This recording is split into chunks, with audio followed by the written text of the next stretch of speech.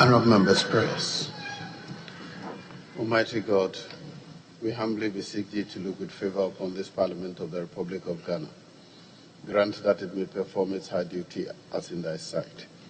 Give divine guidance to the President of the Republic. Endow members of Parliament and ministers of state with discernment and vision, integrity and courage, that through the labours of government, this land and people may be well and truly served. Thy good purposes for the common human life be realized in our midst. O God, grant us the vision of our country, fair as it might be, country of righteousness, none shall wrong his neighbor, country of plenty, where evil and poverty shall be done away with, country of brotherhood, where all success shall be service, and honor shall be given to the deserving, country of where government shall rest on the will of the people and the love for the common good. Bless the efforts of those who struggle to make this vision live in reality. Inspire and strengthen our people that they may give time, thought, and sacrifice to speed the day of the coming beauty of Ghana and Africa. Amen.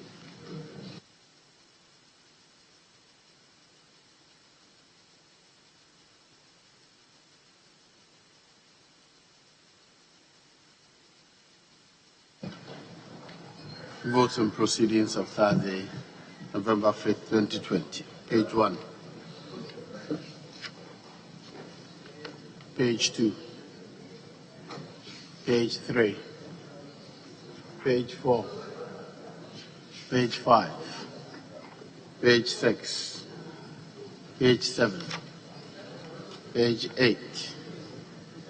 Page 9. Page 10. Page 11, page 12, page 13, 14, 15, 16, 17, 18, 19, 20, page 21, 22, 23. Yes, Honourable Member for. I will win. Thank you, Mr. Speaker. Mr. Speaker, some of us don't have the other paper. So. Well, we are working on the vote and proceedings now. Do you have a copy of the vote and proceedings? I don't know whether leader has everything with you. Speaker, we are at the stage of votes and proceedings, not other paper. I'll continue. 24, 25. 26, 27, 28. Yes, Honourable Minister for Justice. Thank you, Mr. Speaker. Mr. Speaker, paragraph 13 at page 28. My designation has been repeated after the name and ought to be deleted. Thank you very much. Thank you. Table office will ensure the correction. Page 29, 30, 31, 32, 33, page 34, 35, 36, page 37, 38, 39, page 40, page 41, 42, 43, 44, 45, 46, 47, 48, page 49, page 50, 51, 52, 53, 54, 55, page 56, 57, 58, 59, page 60, 61, 62, 63, 64, 66, 67, 68, 69, page 70, 71, 72, 73, 74, 75, 76, 77, 78, 79, 80. Yes, page 80. Mr. Speaker, on 80, General Kotia was here in the committee of the whole meeting as part of those who gave the briefing, but I can't find his name on the votes and proceedings.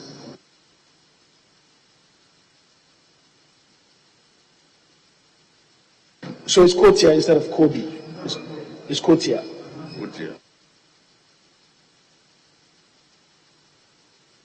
Very well. Shall the correction be effected by the table office? Yes. Speaker, page 80, Mrs. Kati. She's Miss Kati Adi. Thank you.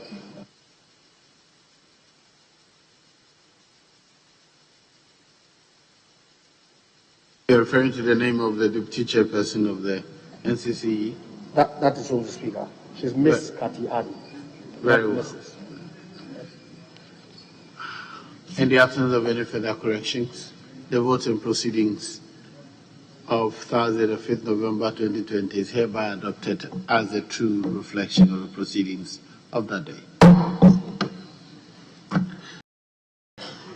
There's an official report of Tuesday, 27th October.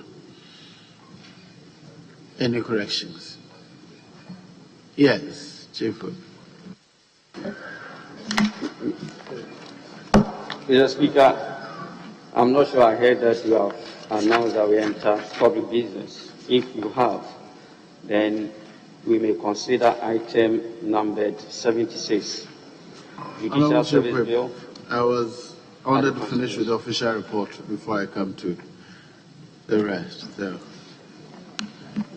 any corrections? In the absence of any corrections, the official report of Tuesday, 27th October 2020 is hereby adopted as a true record of proceedings.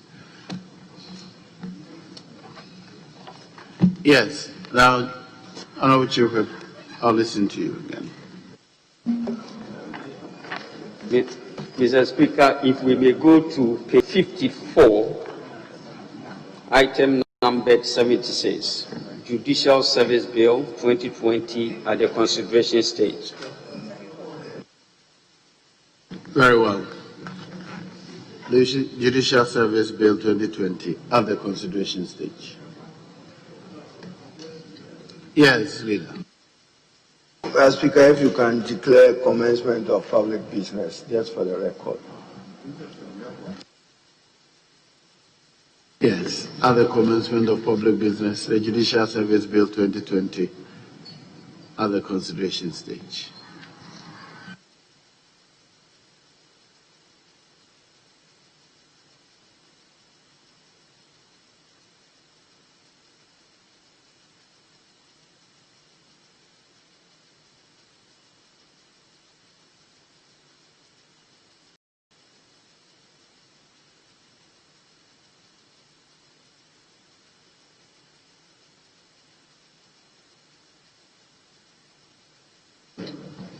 Clause 1.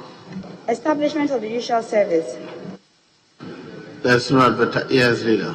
Mr. Speaker, there is no advertised amendment, but probably just for you to direct the draft person. Clause 1 reads, "There is established by this Act the judicial service in accordance with Article 190 of the Constitution." I'm satisfied. Very well. All in favor of Clause 1 being a part of the bill, say aye. All against that, say no. The ayes have it. Clause 1 is ordered to stand part of the bill. Clause 2. Members of the service. Amendment proposed. Chairman of the committee.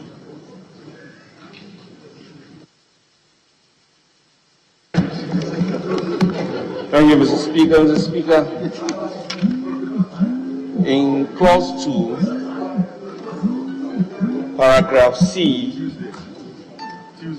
delete and insert the following: the persons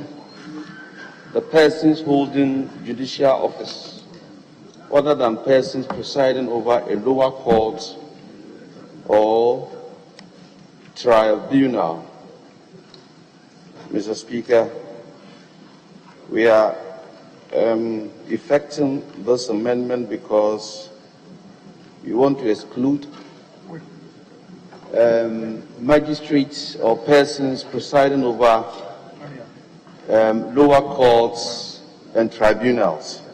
So if we talk about persons holding judicial office, Mr. Speaker, simply put, we're referring to persons who work for the judicial service, excluding magistrates and or persons presiding over tribunals and lower courts. All in favor of the proposed amendment, say aye. All against, say no. The ayes have it. And this carried. Item II. Chairman. Mr. Speaker, in clause 2, paragraph D, delete that maybe. So it reads any other persons employed for the service. It's neater this way. So moved. All in favor of the proposed amendment, say aye. All against, say no. The ayes have it. The amendment is carried. Now, clause 2 as amended. Yes, Honorable Member for Boko Central. Thank you very much, Mr. Speaker. Mr. Speaker, fundamentally, I think we need to consider the composition of what is referred to as the judicial service. So, Speaker, it says that the members of the service are, and then the Chief Justice is mentioned, who is the head of the service, and then B, and then C. We're not there yet. No, in two, clause 2 of the bill. Mr. Speaker, the judicial service, as we know, is under an existing CA, which is CA10, which is a bit more elaborate. We have mentioned members of the judicial service. Indeed, the judicial service and in CA10 covers all the judges. All the judges are members of the judicial service. But in this current legislation, we are seeking to restrict the membership of the judicial service. And I do not see in the memorandum a sufficient explanation for why we are departing from the arrangement in CA10. Because I take a view that at the time of the enactment of the Constitution, what appears to have happened is that the Constitution has incorporated all judges, from the Chief Justice to the lowest judge, and if subsequently a court's act establishes a court, those judges will come under the Constitution. And so the question is, do we need to have the Chief Justice alone as a member of the judicial service, leaving out all the judges? Because the governing council of the judicial service is the council. We have virtually reenacted the council, which is in the Constitution. And so why do we treat the Chief Justice separately from the rest of the judges in clause 2 and say that he is a member of the service, and all the other, judges are not treated as members of the service? And yet, in the Constitution, the Chief Justice and all the judges are members of the judiciary. And in the council, the governing council, you find out also that the Chief Justice is there. So let's define the judicial service, strictly speaking, as the non-judges who have not been captured in the Constitution. That is my proposal. So let's take out the Chief Justice and treat all others who are not judges, from the Judicial Secretary to the staff and all the others, so that the Chief Justice and the judges of the higher courts, the superior courts and the lower courts, have all been captured in the Constitution and the Courts Act. So, Mr. Speaker, that is why I am rising at this stage to say that fundamentally that entire clause and the way it seeks to define the judicial service need to be reconsidered. Mr. Speaker, the chairman and the AG are here. If they have a sufficient explanation for why they seek to treat the Chief Justice separately, I would like to hear the explanation. Oh, no. Yes, Honorable. Mr. Speaker, I beg to agree with my colleague, the Honorable Mahama Ayarga. We are dealing with a nomenclature of technical words. Judicial service, akin to the parliamentary service. The judiciary, an organ of state. All judges, from the Chief Justice, superior courts of adjudicature and others, up to high court and others, are part of the judiciary, not the judicial service. The judicial is like saying the speaker is part of the parliamentary service. He may preside over the board of the parliamentary service. But if you take the parliamentary service, you have the clerk as the head of the bureaucracy of the parliamentary service.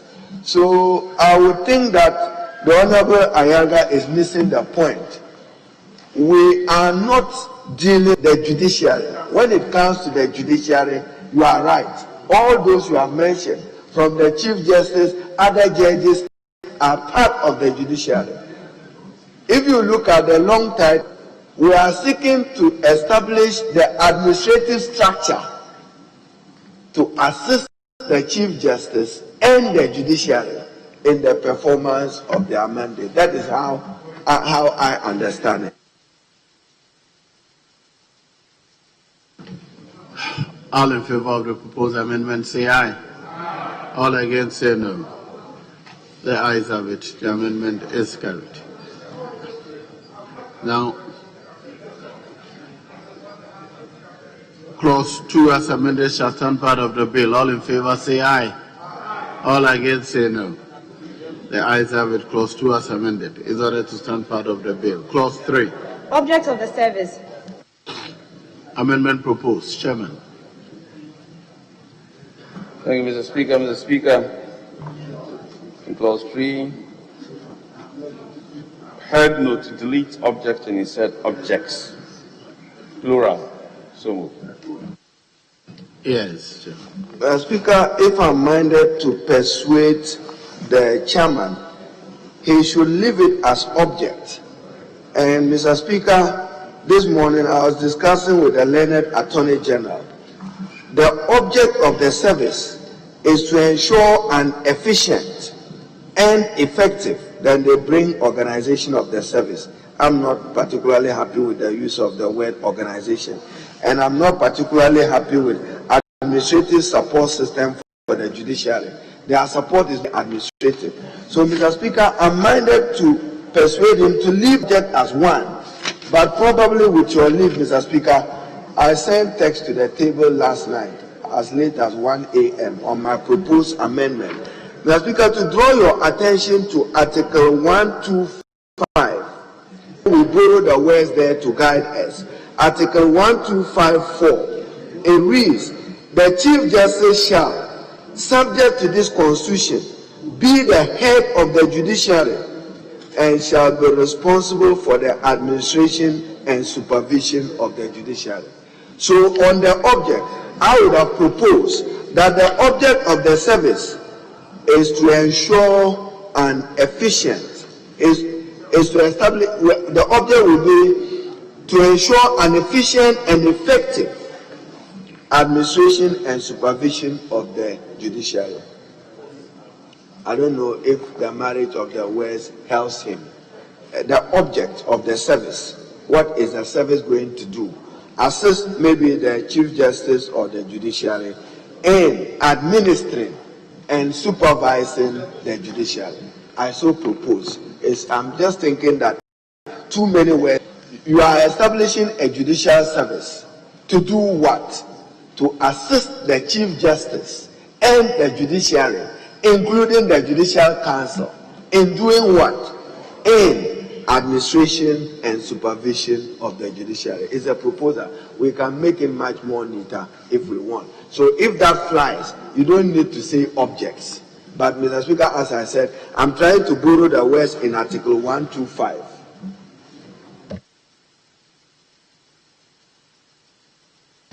Yes, Chairman. I don't know. I can't see the difference between your argument and what is here. It's just that it's been broken into two. Put them together, the same thing. Yes. Yeah, Mr. Speaker, I have listened to the minority leader, and he is urging us to adopt the language of Article 125(4) of the Constitution. 125(4) of the Constitution. 125(4) of the Constitution. If I'm right, 125(4) says the Chief Justice shall, subject to this Constitution, be the head of the judiciary and shall be responsible for the administration and supervision of the judiciary. Mr. Speaker, this is a mandate vested in the Chief Justice by Constitution. We cannot be seen and seeking to vest any other person with this responsibility other than the Chief Justice. But for borrowing of words, we can borrow some of the words in 1254, but the way he wants us to craft it, that supervision of the judiciary, that is where, respectfully, I have a problem.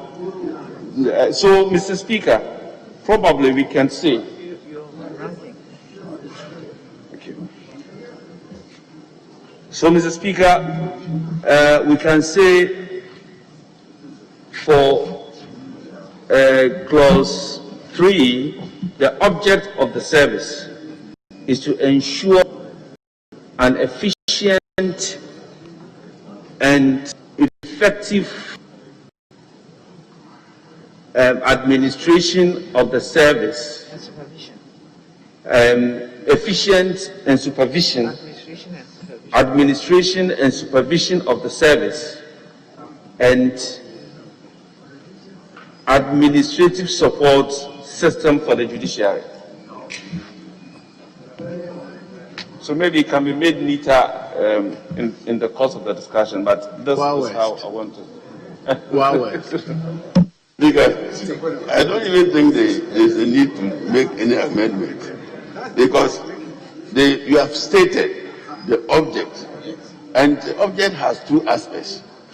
And so I don't think we should change it to S to make it objects. These are not two different things. The sentence as said, the object of the service is to ensure an efficient and effective A, organization, and B, administrative support system for the judiciary. That's it, that's all. They don't need, they are not different objects. It's just one. Mr. Speaker, I withdraw, with your leave, I withdraw my proposed amendment. But after organization, can we add management? Organization and management of the service. Management of the service. But I have no strong, it's organization enough, not management of the service.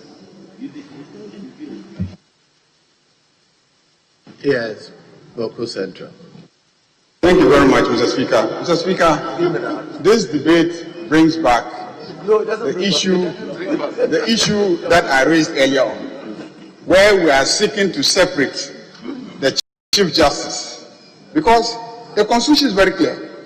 It says that the Chief Justice shall, subject to constitutional, not subject to any other act, subject to this Constitution, be the head of the judiciary and shall be responsible for the administration and supervision of the judiciary. What does the service do? What does the service do if not to provide administrative services? If not to provide administrative services. So the Chief Justice is the head of the administration. Yes. That's what I'm seeking to do. Honourable members, I'll put the question. Today I stayed here for this. I'm being denied my right to say aye. Yes. Mr. Speaker, the argument has been urged on the House that we leave the objects as it is and not add an S. So if we carry the question the way it is, then the object will be carrying an S. So we should take out the S and leave it. The proposed amendment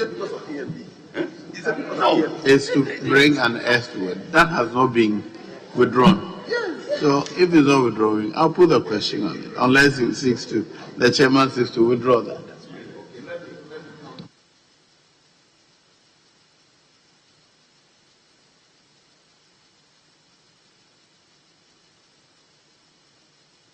Yes. So, Mr. Speaker, Mr. Speaker,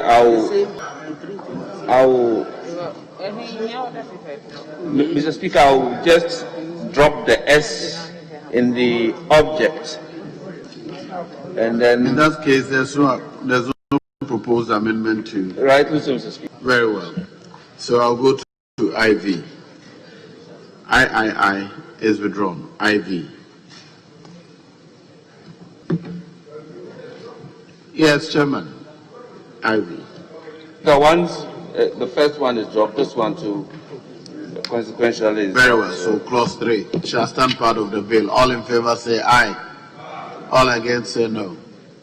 The ayes have it. Clause 3 is ordered to stand part of the bill. Clause 4.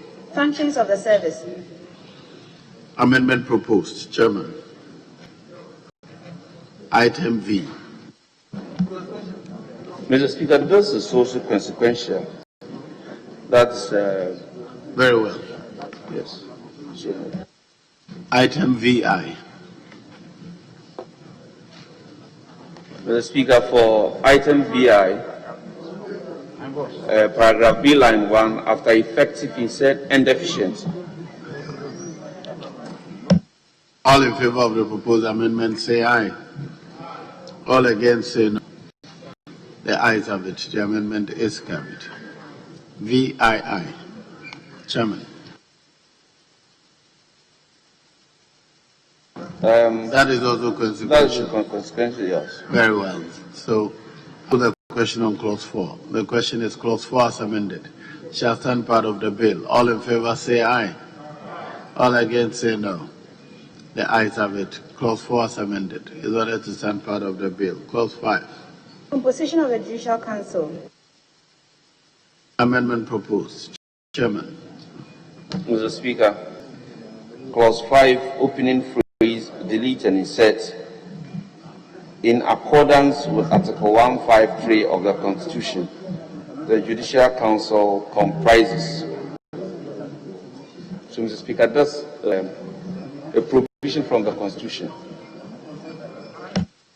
Members, all in favor of the proposed amendment say aye. All against say no. The ayes have it. The amendment is carried. And clause 5, yes.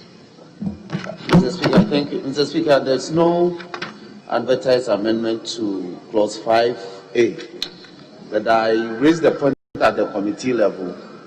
I was defeated, but I intend to raise it here. Mr. Speaker, my position is that the use of the word chairman in 5A, I am of the opinion that even though the argument is that this is emanating from the Constitution, there's no consistency with that to the use of chairperson under clause 8, which is meetings of the Judicial Council.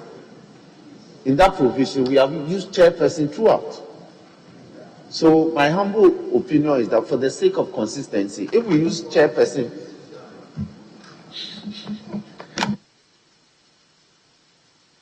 no, but the point is well made. We have to be consistent. If we choose chairperson, then we should use chairperson all through. If we use chairman, then we should use chairman all through. Either of them can be interpreted to mean the same, but we have to be consistent. Yes, West. Despite the fact that the Constitution keeps chairman in all the articles, we, since 1993, have always used chairperson because we are also sensitive to rules about gender, being gender sensitive. So it is important that we change it. This is a subsidiary legislation. We compare to the thing. So it's chairperson.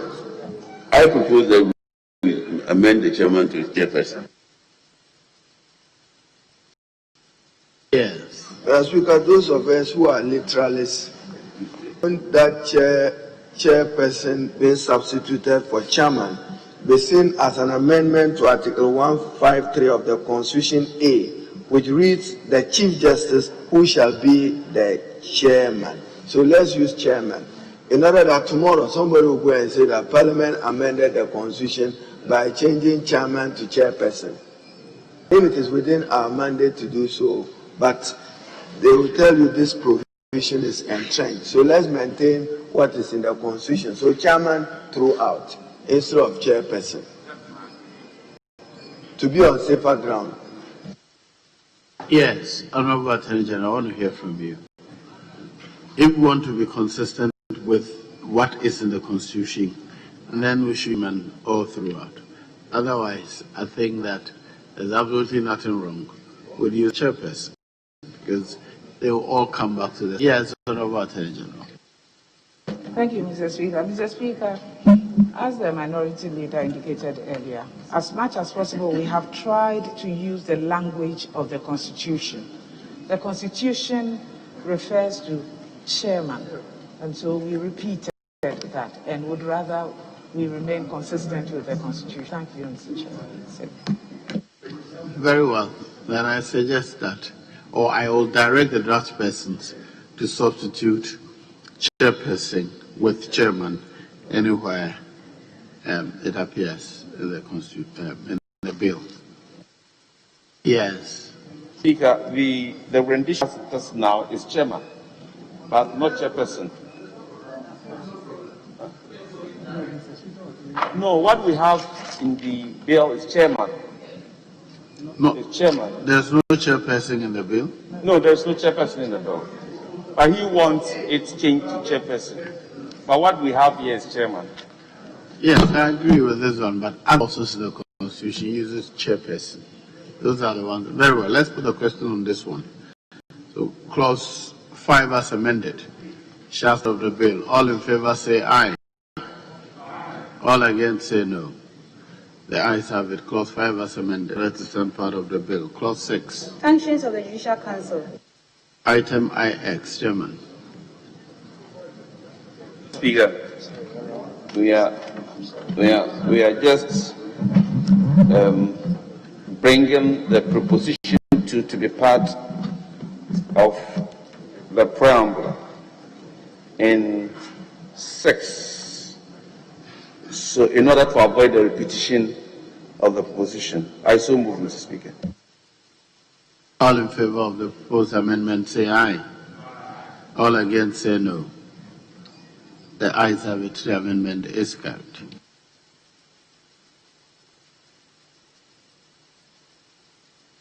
I notice that all the other amendments are to delete 2. Well, once we have adopted it, I'll direct the draft persons to remove the rest. Yes, Honorable Leader. Speaker, my clause 6. It is also a direct lift from Article 154 of the Constitution, and it reads the functions of the Judicial Council. I just thought that for emphasis, just as in 5, you brought in Article 1 on 6.2, bring in Article 154. The functions of the judicial service.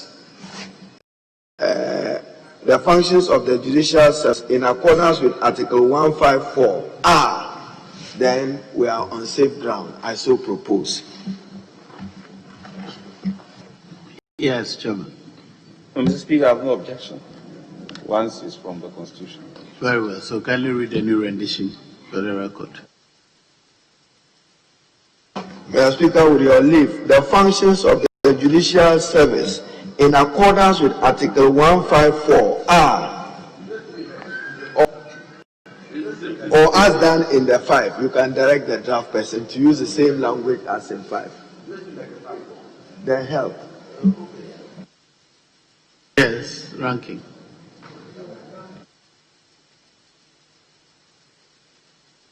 Advising that we phrase it like we did in 5, in accordance with Article 153, 154 of the Constitution, the functions of the... All in favor of the proposed amendment say aye. All against say no. The ayes have it. The amendment is carried. Now, Clause 6 as amended. Sharp.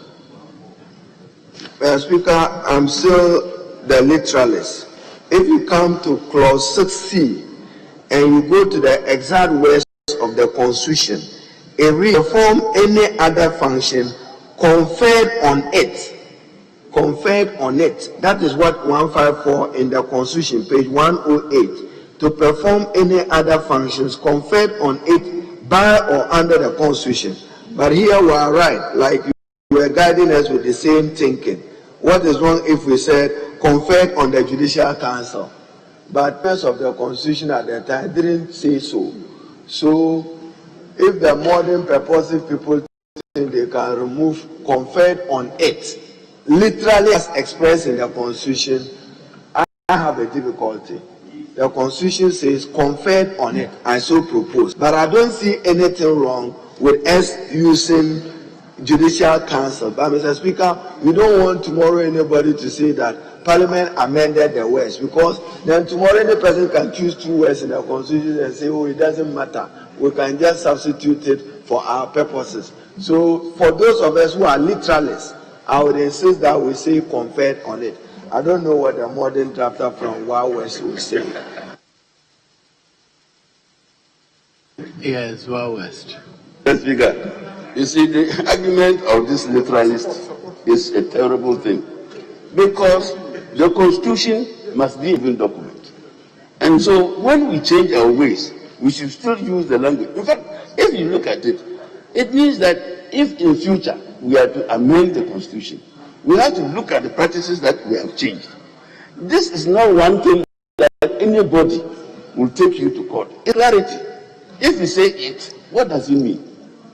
And no judge will sit down and say you have amended the Constitution.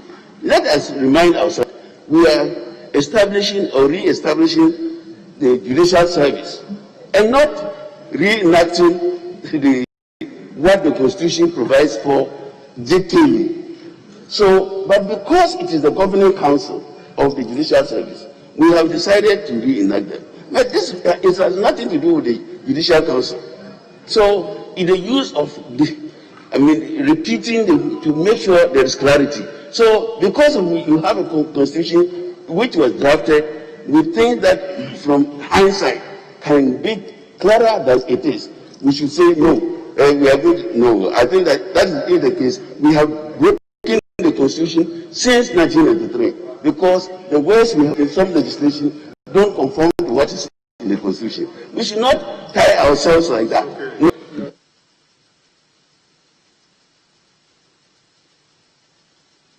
Yes, Boko Central.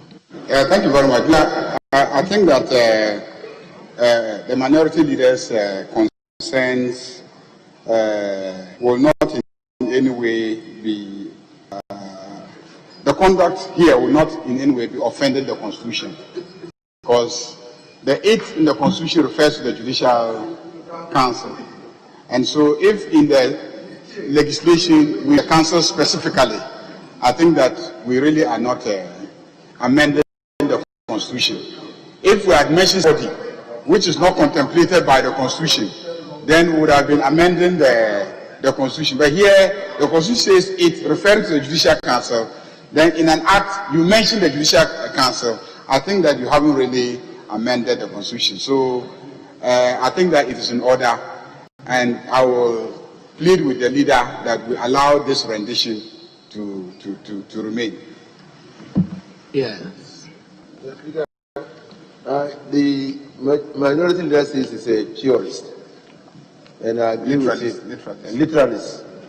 I agree with him, but his interpretation of being a literalist. No decision. We are not debating the interpretation of literalist. Sit down. So, Speaker, the litmus test for an amendment or anything inconsistent in the Constitution is provided in Article 1(2). That is the litmus test. Article 1(2) doesn't say that you are prevented from making an act of Parliament that clarifies the Constitution. It doesn't say that. It only says that that act must not be inconsistent with the Constitution. So, with a question. Yes.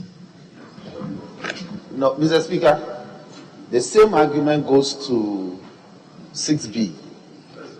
In 6B, the function of the forum that we seek to ascribe to the council doesn't commence until when we get to assist. So, to be a forum for consideration, all that are attributes. So, for me, I think it's important that in this provision, we can state that the functions of the council are B, to assist the Chief Justice. Because to say that to be a forum for consideration and discussion of matters relating to the discharge, all those are not functions. They are just attributes. The function actually argument as contained in the Constitution. Mr. Speaker. Argument as contained in the Constitution. Mr. Speaker, that is very well. So we will not change that one. All in favor of Clause 6 as amended, being a part of the bill, say aye. All against, say no. The ayes have it. Clause 6 as amended is ordered to stand part of the bill. I direct the draft persons to remove all the 2 after the same have been brought up in Clause 6, item IX. Clause 7. Tenure of office of members of the Judicial Council. Amendment proposed. Chairman. Mr. Speaker, in Clause 7, subclause 3, subclause 3, paragraph E, line 3, delete that person and insert the member. Mr. Speaker, that is the correct word. All in favor of the proposed amendment, say aye. All against, say no.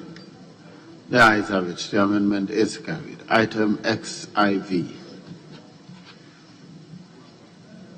Chairman, yes. Mr. Speaker, in Clause 7, subclause 5, line 2, delete person, insert member. All in favor of the proposed amendment, say aye. All against, say no.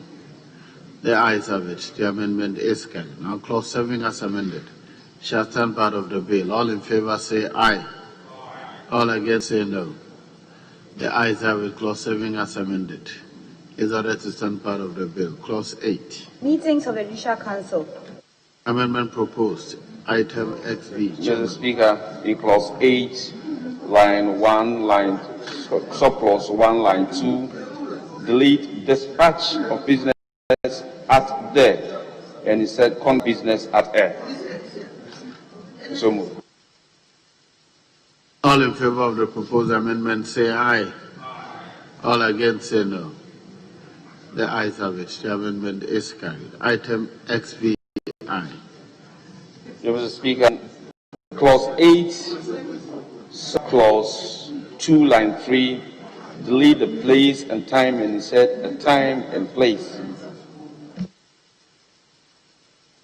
All in favor of the proposed amendment say aye. All against say no. The ayes have it. The amendment is carried. Item XVI. Chairman. This is in subclause 3, line 1, delete 11 and insert 9. In line 2, delete of the Judicial Council. Mr. Speaker, I so move. All in favor of the proposed amendment say aye. All against say no. The ayes have it. The amendment is carried. Item XVI. Mr. Speaker, the last amendment is in relation to subclause 8, line 2, delete meetings, and he said meetings of the Judicial Council, just to avoid the use of the possessive pronoun. So move. All in favor of the proposed amendment say aye. All against say no. The ayes have it. The amendment is carried. Now, clause 8, as variously amended, shall stand part of the bill. All in favor say aye. All against say no. The ayes have it. Clause 8, as variously amended. Yes, Honorable. Mr. Speaker, when you are done with 8, then I'll seek your leave to raise something fundamental. Very well. So, clause 8 as amended shall stand part of the bill. Clause 9. Yes, now you can raise your fundamental. Mr. Speaker, let me seek your leave and indulgence. And probably you have to forgive me because I may not be in the chamber immediately. Clause 2, we have to rethink clause 2. I do not think that the Chief Justice must be designated as a member of the service. The Chief Justice cannot be a member of the service. He is the head of the judiciary organ and the head of the service. So enlisting members, we cannot lift him as a member. He cannot be a member. The head. He is the head of it. And it is the members of the service. The members of the service are A, the Chief Justice, who is the head. Then, okay, change the head notes to read head and members of the service for clarity. But, Mr. Speaker, is the Speaker a member of the parliamentary service? No. So how can the Chief Justice be a member of the judicial service? No, the judiciary, Mr. Speaker, that's why I'm raising a fundamental issue. The judiciary should not be confused as being same with the judicial service. Should not. Because, Mr. Speaker, again, I come to Article 125, but I'll be guided by the Attorney General and the Honorable Yilechire, who stated the modern drafting. It says the judicial power of Ghana is vested in the judiciary. Then the Chief Justice shall, subject to this Constitution, be the head of the judiciary. Be the head of the judiciary, not head of judicial service. The Constitution, Mr. Speaker, Article 1254, I'm quoting it for the purpose of the record. The Chief Justice shall, subject to this Constitution, be the head of the judiciary, and the emphasis might not the judicial service, and shall be responsible for administration and supervision of the judiciary, the judicial service. So to make him a member of the judicial service is to reduce, Mr. Speaker, your good self to be a member of the parliamentary service headed by the clerk of parliament. How can we reduce the Chief Justice to that? So we have to rethink it. Honorable Nisa and Yilechire, you went to do your modern drafting. We are the. So let's cure it with clarity, or at all just do away with it and let him be his head of check.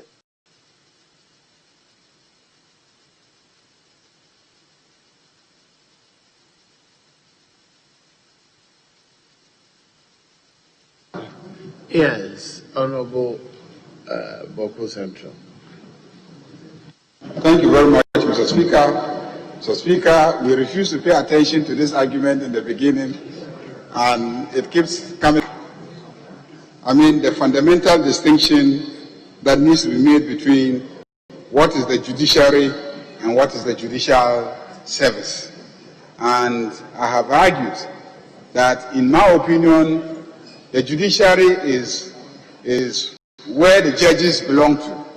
The judicial service is the administrative structure that provides service to the judiciary.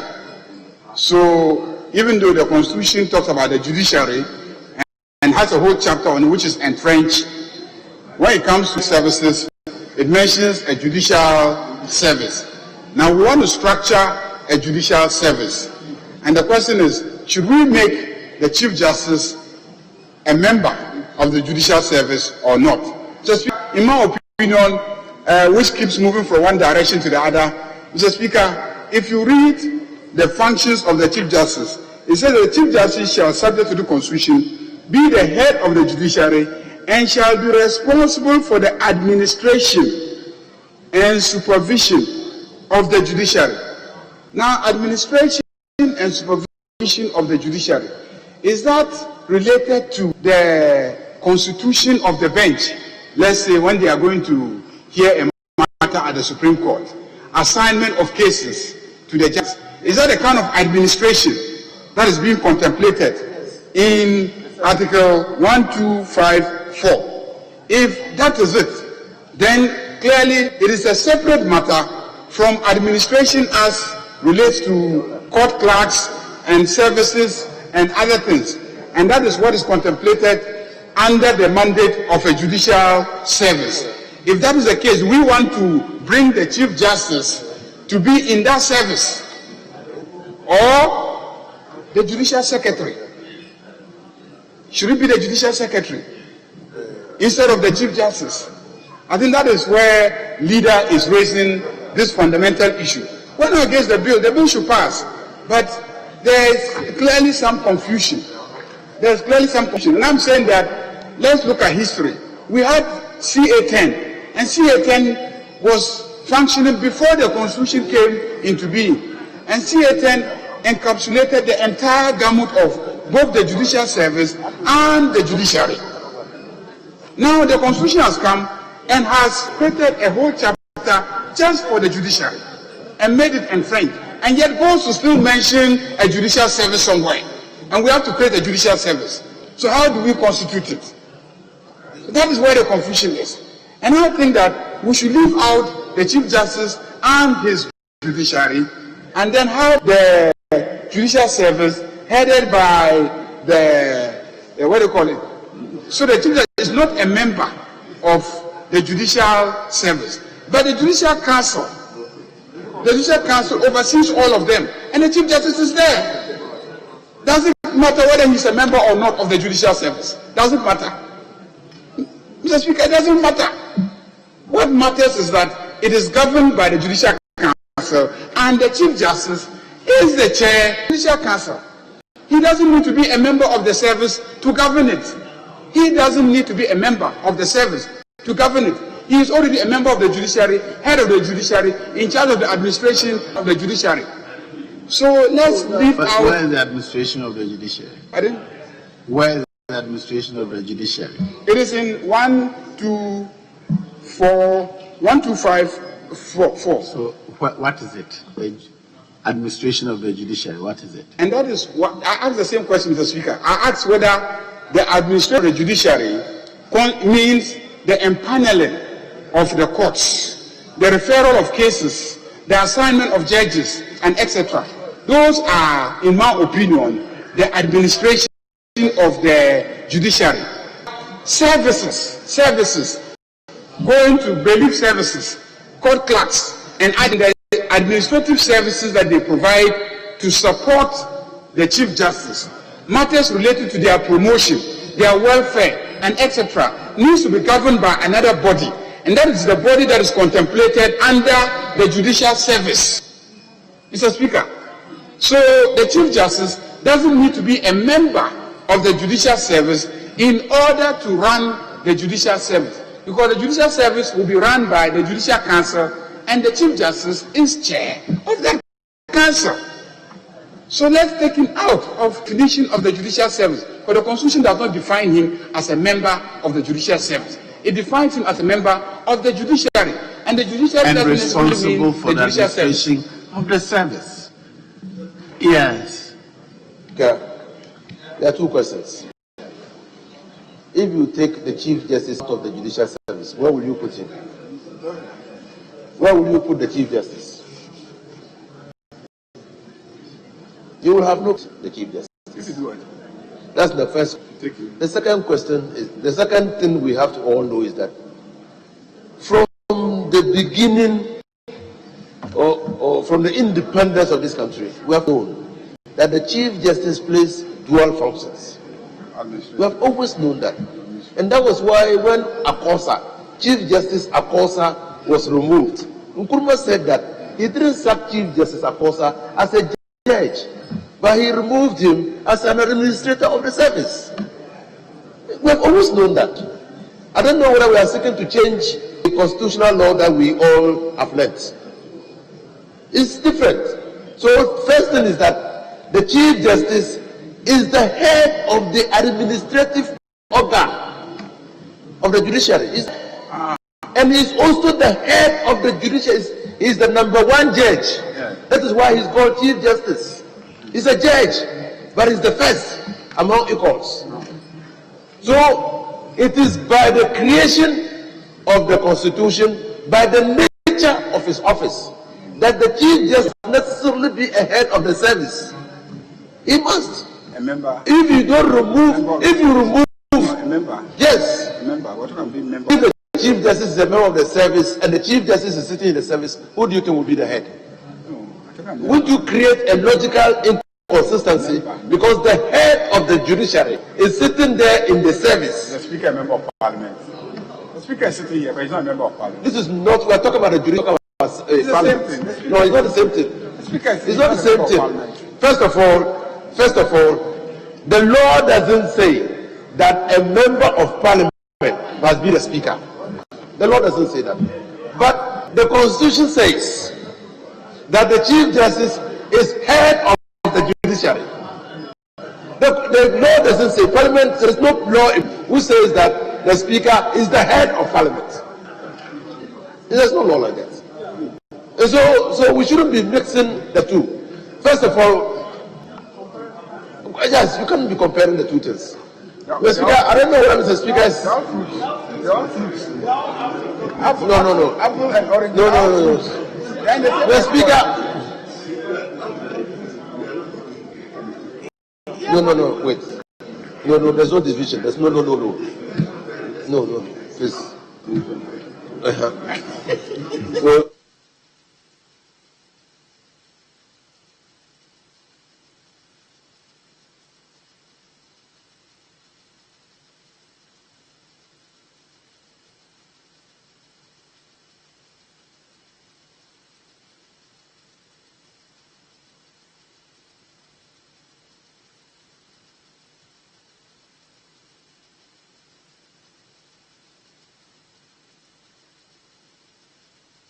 Yeah, sorry, I was seeking advice. the conferring, I needed to stop so that you could finish. Yes, please continue. Mr. Speaker, I'm saying that, first of all, we need to understand that the judiciary is not like Parliament. Judges are not elected to their offices. And because the Speaker is not elected, he can't be the head of the service. These people get recruited and go through a system to the head. That's the first thing. The second thing we all need to know is that the judicial service is being created for the purposes of administering the service that is contemplated, for which a judicial council has been provided. The third thing is that we all know through our constitutional law practice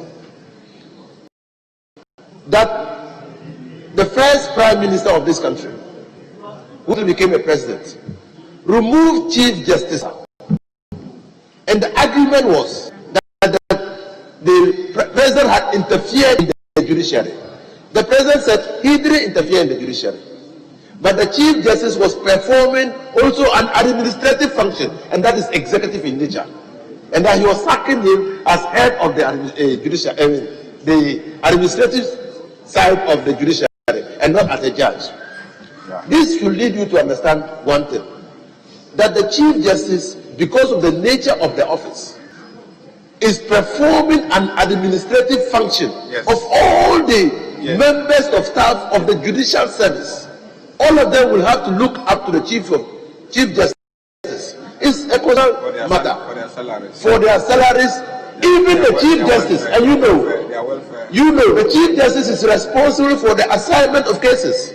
But that's what I point I made. Yes, and it's not an administrative function. It's an administrative function. As well as even empaneling the courts. That is what I've said. And so that is why clause 2 of the bill says that the Chief Justice is the head of the judicial service, and as members, he is also the head of the judicial service. Members, we've taken a decision on that. Any member who wishes to bring that back for second consideration, you may have. So please, let's clause 9.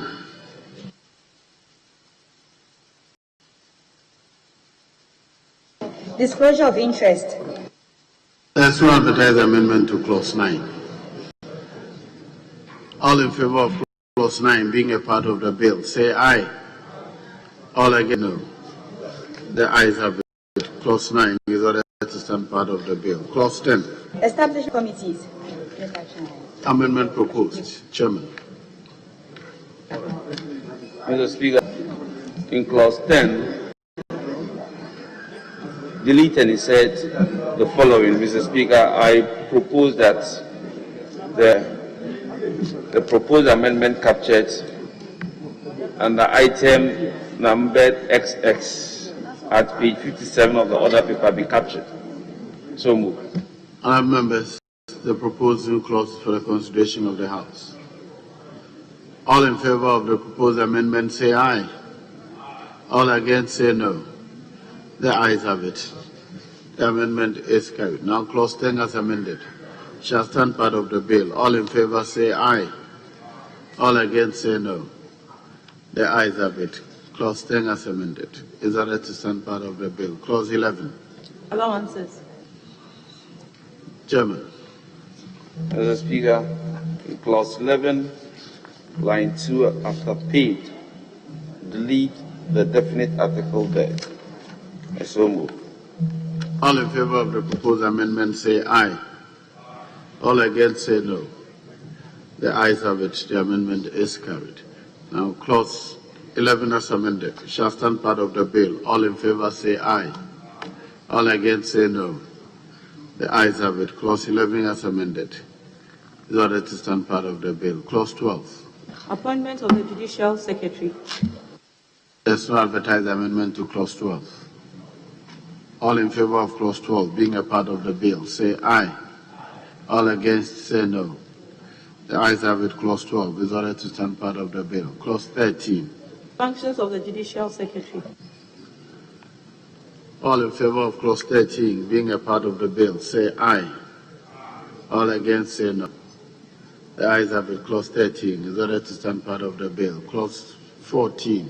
Appointment of the Deputy Judicial Secretary. Clause 14 shall stand part of the bill. All in favour say aye. All against say no.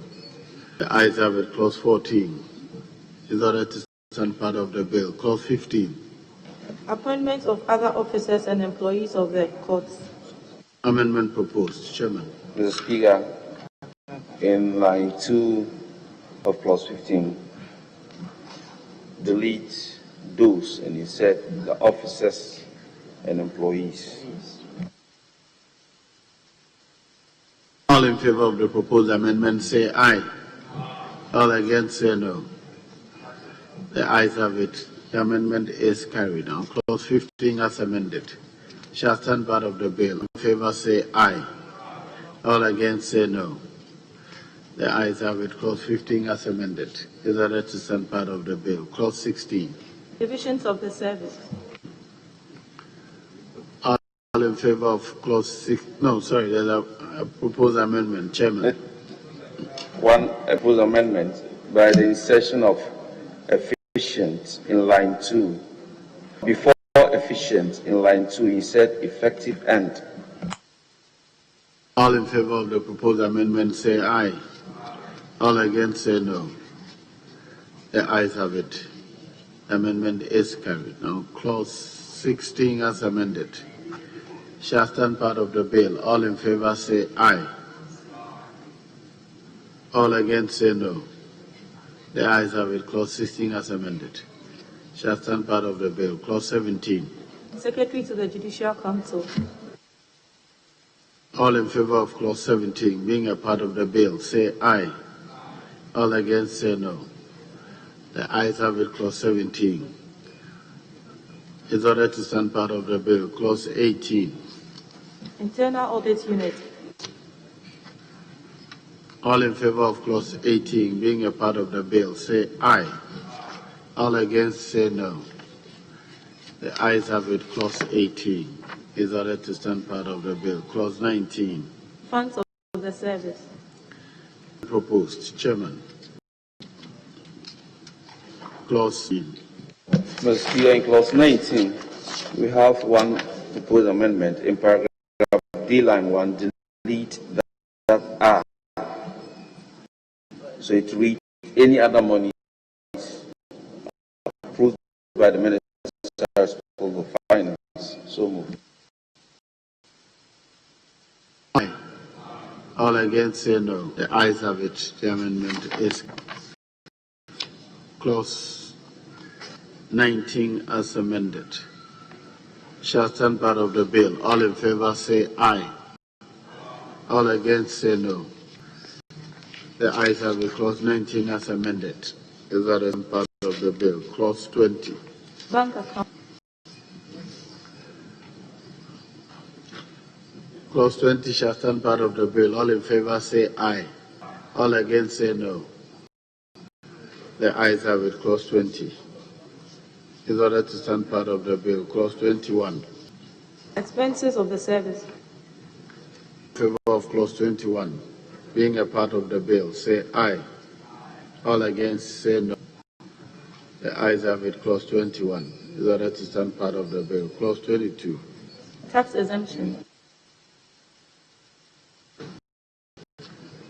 All in favor of clause 22 being a part of the bill say aye. All against say no. The ayes have it. Clause 22 is ordered to stand part of the bill. Clause 23. Accounts and audit. Amendment proposed. Chairman.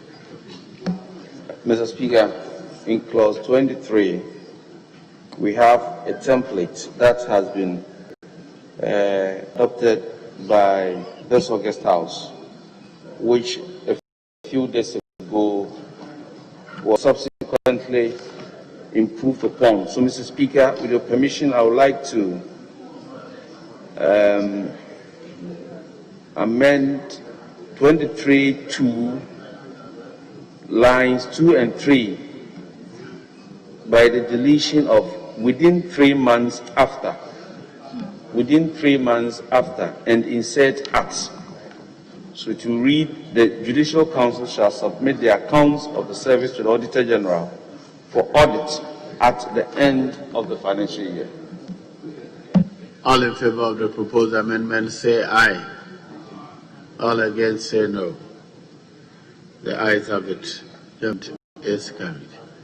Now clause 23 as amended shall stand part of the bill. All in favor say aye. All against say no. The ayes have it. Clause 23 as amended is ordered to stand part of the bill. Clause 24. Financial year. All in favor of clause 24 being a part of the bill say aye. All against say no. The ayes have it. Clause 23 as amended is ordered to, clause 24 is ordered to part of the bill. Clause 25. Annual reports and other reports. Amendment proposed. Chairman.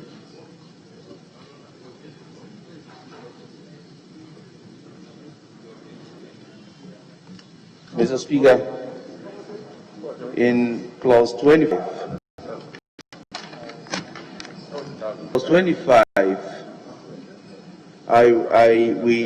we are deleting and inserting a new provision. But, Mr. Speaker, I would like to seek your leave and effect a little amendment in clause 25 by the insertion of the Chief Justice and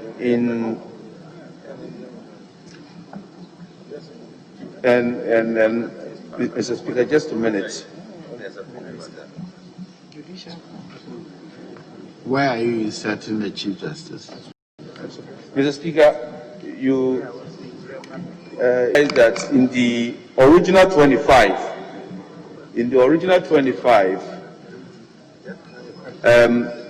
this is how it reads. It says that the audit reports, copies of the audit report shall be submitted to the Judicial Council and the Chief Justice. And then he is the head of the service, so it is proper and appropriate that the person who heads the service is given a copy of the audit report, but that is missing in the proposed amendment. And I would like to seek your leave and indulgence to insert that one in the proposed amendment so that it will capture the sense of clause 25. So, Mr. Speaker, 25 as being proposed should therefore read, the Judicial Council shall, within 30 days after the receipt of the annual report, submit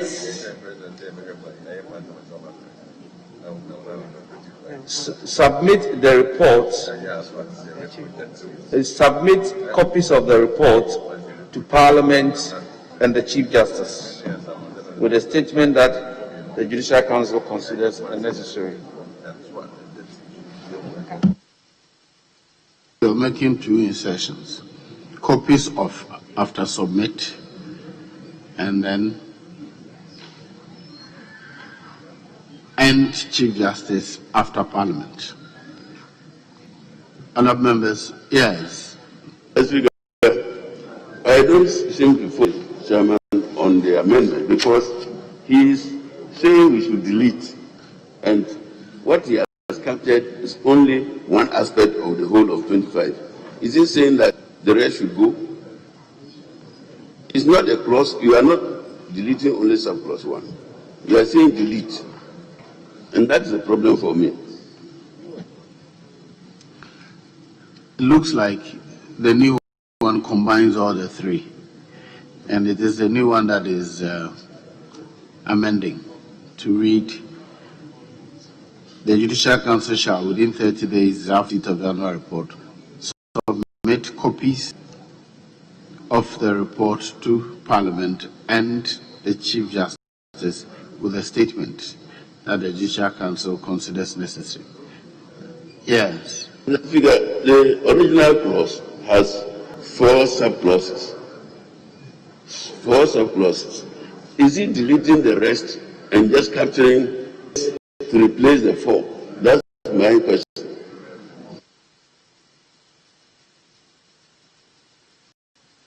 Mr. Speaker, I realize that in original 25, there is no Parliament, and we wanted 25 to be crafted in a way that the Judicial Secretary will be obligated to submit a copy of the audit report to Parliament.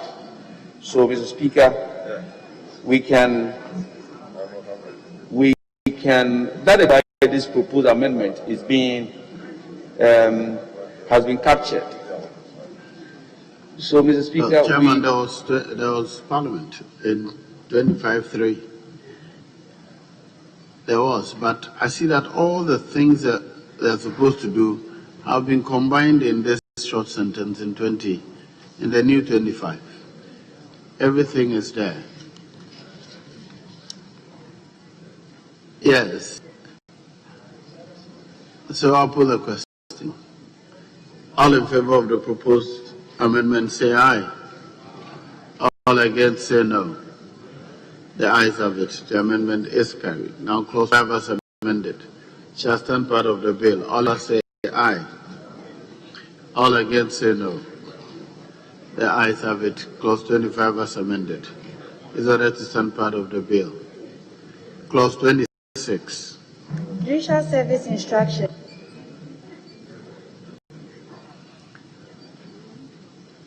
Well, Chairman, is the new clause supposed to replace 26?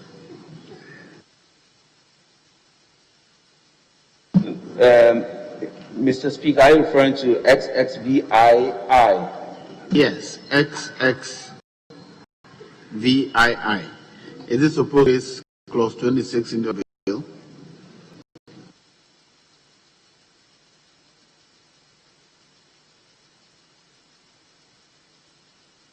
No, Mr. Speaker, this is a new clause. This is a new Very well. clause So altogether. clause 26 will remain. There's no advertised amendment to clause 26. All in favor of clause 26 being a part of the bill, say aye. All against, say no. The ayes have it. Clause 26 is ordered to stand part of the bill. New clause.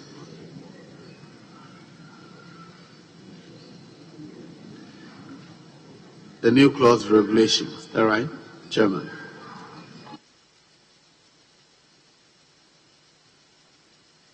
New clause is regulation, yes, Mr. Speaker. So, Mr. Speaker, we are adding the following new clause. So, Mr. Speaker, I pray that the new proposed amendment, as captured in the order paper at page 58. But Yeah. why should the president approve regulations in the judiciary? The evidence 159, the Chief Justice may act in accordance with the advice of the Judicial Council and with approval of the President. Does the Constitution say so? With approval of the President? I'm not sure of that. I think the Constitution provides for it. That's why it's captured like that.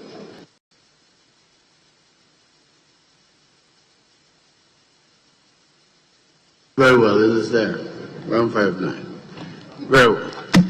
All in favor of the proposed new clause say aye. All against say no. The ayes have it. The new clause is ordered to stand part of the bill. Clause 27. Interpretation.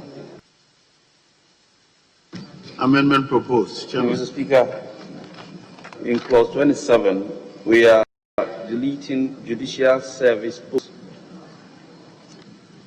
It's become redundant because of an amendment we did at clause 2C. Clause 2C takes care of judicial service posts, so we thought that it became redundant. Very well. All in favor of the proposed amendment say aye. All against say no. The ayes have it. The amendment is carried. Clause 28. Repeal and savings. Amendment proposed. Chairman. The Speaker, in clause 28 of clause 1, delete and insert the following. The following enactments are repealed: Judicial Service Act 1960 CA10 and Judicial Service Amendment Law 1984 PNDC Law 89. Mr. Speaker, I so move. All in favor of the proposed amendment say aye. All against say no.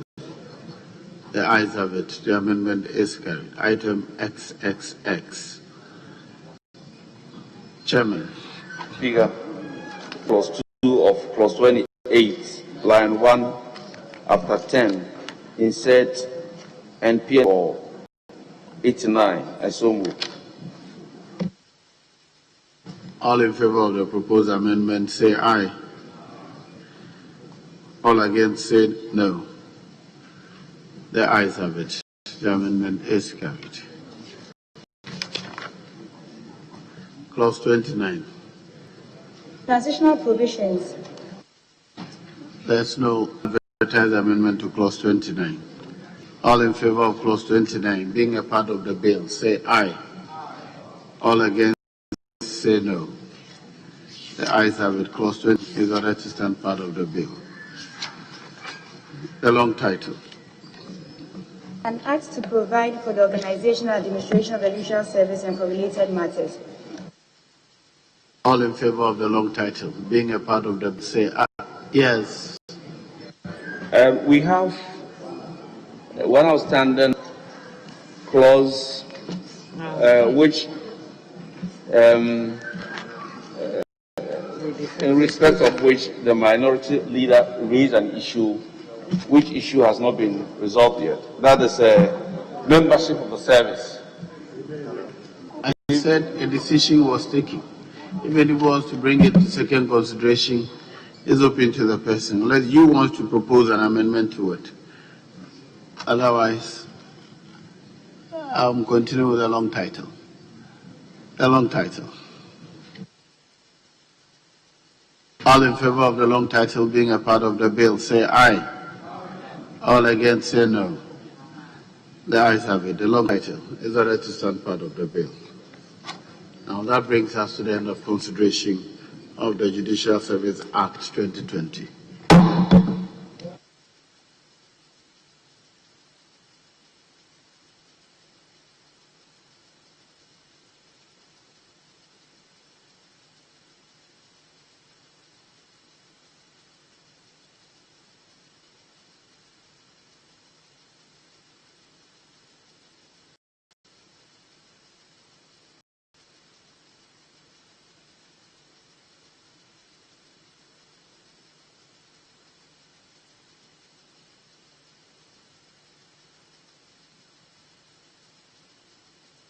Yes, Honorable Leader.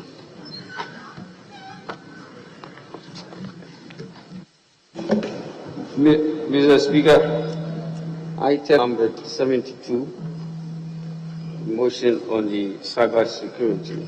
Minister for Communications.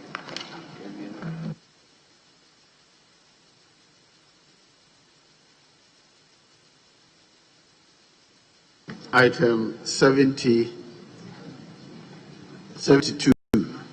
Yes.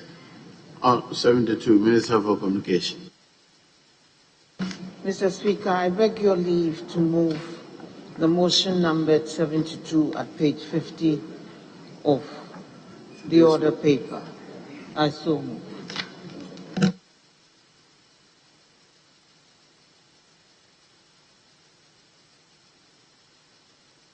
Yes, Honorable Member for Communication. Mr. Speaker, I rise to second the motion. Honorable Members, it's a procedural motion. So any as are in favor of the motion, say aye. All against, say no. The ayes have it. The motion is carried. Item 73. The Cyber Security Bill 2020 at the consideration stage.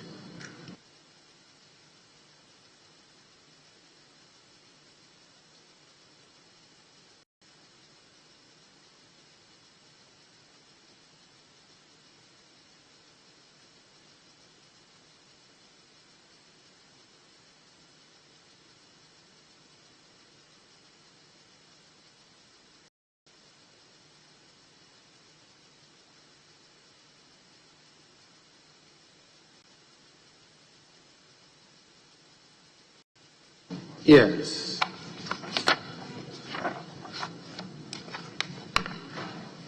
Yes, Honorable Member for. We are now being given copies of the bill. I was here too late.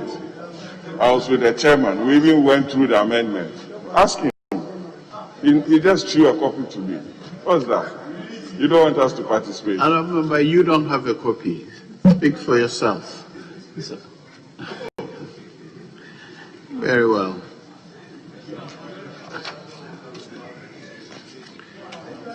Clause 1. Application. There's no advertised amendment to 1. All in favor of clause 1 being a part of the bill, say aye. All against that, say no. The ayes have it. Clause 1 is ordered to stand part of the bill. Clause 2. Establishment of the Cyber Security Authority. All in favor of clause 2 being a part of the bill, say aye. All against, say no. The ayes have it. Clause 2 is ordered to stand part of the bill. Clause 3. All in favor of clause 3 being a part of the bill, say aye. Yes. Mr. Speaker, since there seems to be no listed amendments, if you call the clauses in that range so that you put a question so we can move a bit faster. So clauses 1 through 30 doesn't seem to have any issue. So that the reason, Mr. Speaker, the reason the mace is tilted is that the rules are relaxed. Thank you. Yes, available leader. What's your view, available leader? You want them to be taken together? Mr. Speaker, it is practice. It depends on your style.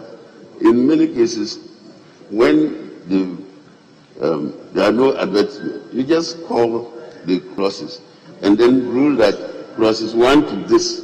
Once there is no advert, form part of the bill. It goes faster. Otherwise, sometimes if you allow some other people, they will just bring in some typographical error or something. The main point is that this bill, the way from 1 to 31, if you want to go, today is Friday. Has it gone through winnowing? Mr. Speaker, all those troublesome winnowers. Are you speaking to the mic? My friends, I'm part of them. My friends, that was trouble. We've all looked at giving it. Speaker, I support the proposal of the chairman, says that we are not troublesome. They are not troublesome. Troublesome is withdrawn, Mr. Speaker. They are not troublesome at all. Mr. Speaker, the bill has been in the House for some time. Any member who is mindful should have advertised his amendment as of today. So once there is no advertised amendment on the Speaker can call it in block and then we'll move fast. Very well, so I'm going through them. Clause 3, 4, 5, 6, 7, 8, 9, 10, 11, 12, 13, 14, 15, 16, 17, 18, 19, 20, 21, 22, 23, 24, 25, 26, 27, 29, 30. All in favor of the four clauses being a part of the bill, say aye. Aye. All against, say no. The ayes have it. Clauses 3 through to 30 are ordered to stand part of the bill. Clause 31. Sources of monies for the fund. Amendment proposed. Thank you, Mr. Speaker. Mr. Speaker, clause 31 amendment proposed. Add the following new paragraphs. Mr. Speaker, I would like to point the House to 3 paragraphs contained in the item listed on pages 50 and 51 of today's order paper. Mr. Speaker, when the committee presented its report yesterday, we made a point that looking at the sources of funds in the bill for the authority, for the fund being created for the authority, we felt that we needed to improve the revenue streams. And so these clauses are making provisions to improve the sources of funds into the fund. And that is what we are proposing. Thank you.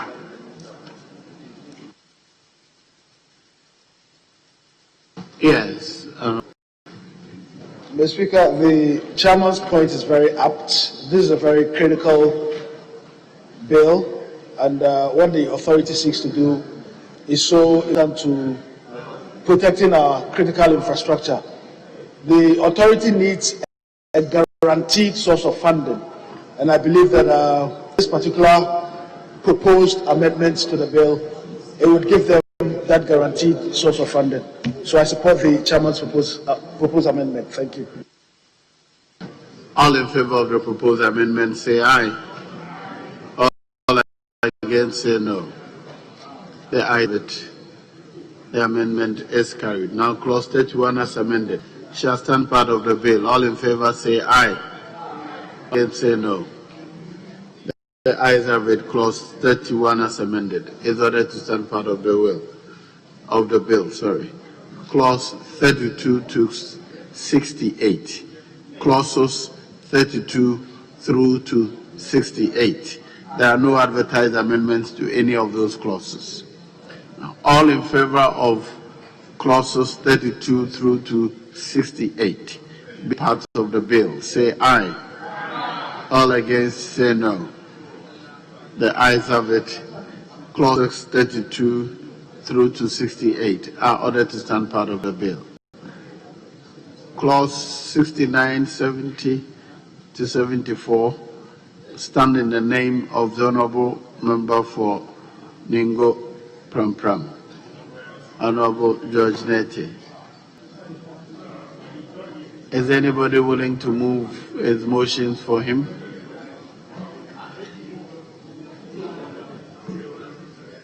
Very well. In his absence, I will put the specific questions on those bills. On those clauses. Clause 69. Application for production order of subscriber information.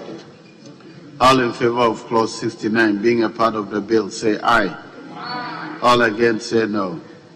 The ayes have it. Clause 69 is ordered to stand part of the bill. Clause 70. Issue of production order of subscriber information. All in favor of clause 70 being a part of the bill, say aye. Against, say no. The ayes have it. Clause 70 is ordered to stand part of the bill. Clause 71. Application for interception of traffic data. All in favor of clause 71 being a part of the bill, say aye. All against, say no. The ayes have it. Clause 71 is ordered to stand part of the bill. Clause 72. Issue of interception warrants for traffic data. All in favor of clause 72 being a part of the bill, say aye. All against, say no. The ayes have clause 72 is ordered to stand part of the bill. Clause 73. Application for interception of content data. Yes, Honorable Member. Yeah, Mr. Speaker. The proposal for these amendments, Honorable St. George, is of the view that, Mr. Speaker, I seek your leave to have the authority of St. George, yes, to move this amendment. Mr. Speaker, look, from 74, we are on 74 now. Mr. Speaker, 73. 73, yes. Yes. Mr. Speaker, when we take a critical look at 73 and even 72, you realize that the National Security Authority, which is also proposing to bring before this House a bill, has large similarities. And the thinking is that these functions will be more suitable under the National Security Bill that is soon to be before this House. Mr. Speaker, we believe strongly that we don't make laws. It's not in anticipation. Mr. Speaker, the bill is already... Are you the Speaker? Speaker, when we make laws, we want to ensure that there's some harmony. We want to avoid duplication. In anticipation of possible duplication, it will be necessary, as it were, to put in perspective the laws that we are currently making. And when you look at the what's the model?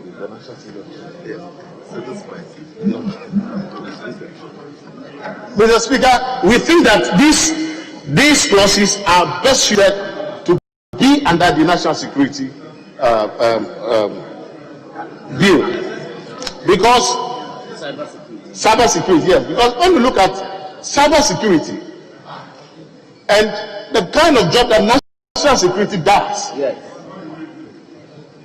obviously falls within the remit of national security.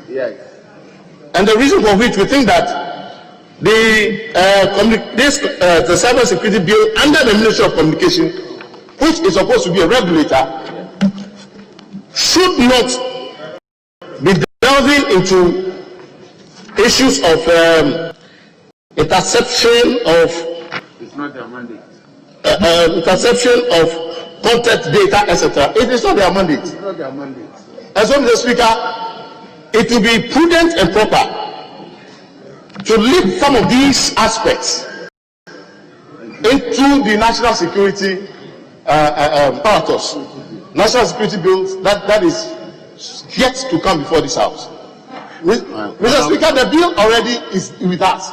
The national security bill is already with us, and we are likely to be taking it maybe tomorrow, Saturday, and see.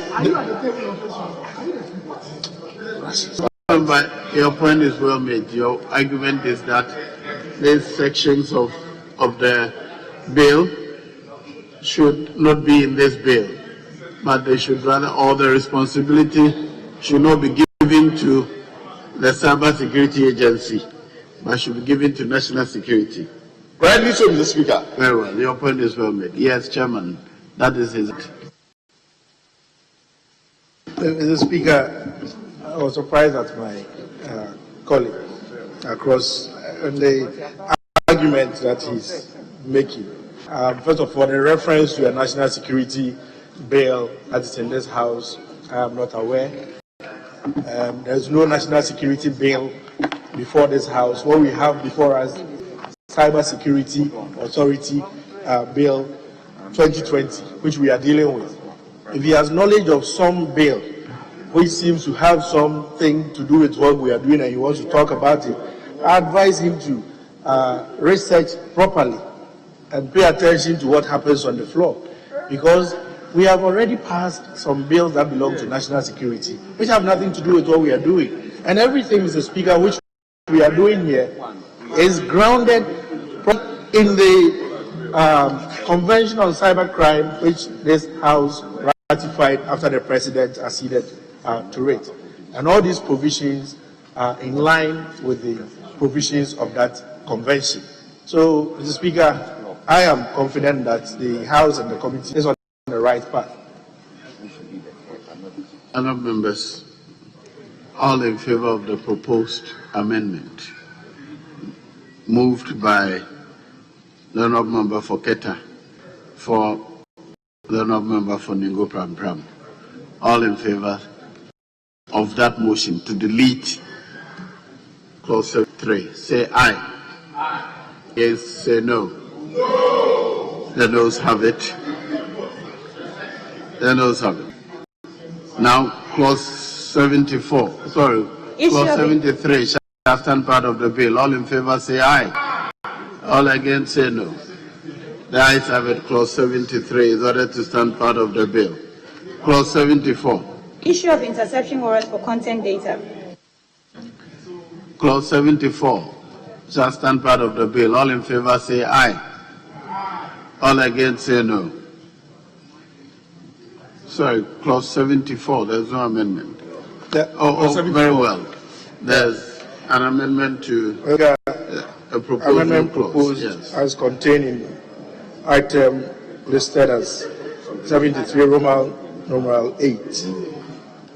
Mr. Speaker, the committee took note of the fact that in certain jurisdictions there is authority given to certain levels of investigative agencies, some officers in some investigative agencies, to have the capacity to order the interception of traffic and content data, even before securing a court warrant. But our committee felt that we could not make that proposition. However, we want the Chief Justice to make available designated courts or judges to whom these officers, at any time as the need arises, go to and procure the requisite warrants. And so this is what this particular amendment proposes to do. Very well. All in favour of the proposal clause say aye. Aye. All against say no. The ayes have it. The amendment is carried. Now clause 74 as amended shall stand part of the bill. All in favor say aye. Yes, Honorable Member for Daboya. Speaker, I note that VIII, it's an additional.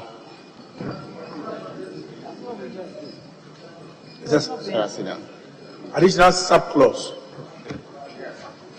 Yes. I'm saying that I want to propose a further amendment to it. You waited till I have put the question on it. Very well. Let me hear your further amendment. Speaker, thanks for the opportunity. Speaker, at times and instances, subject to the provisions of this section, the Chief Justice shall designate a court or a justice of the High Court for the purpose of considering a request for warrant made under this section.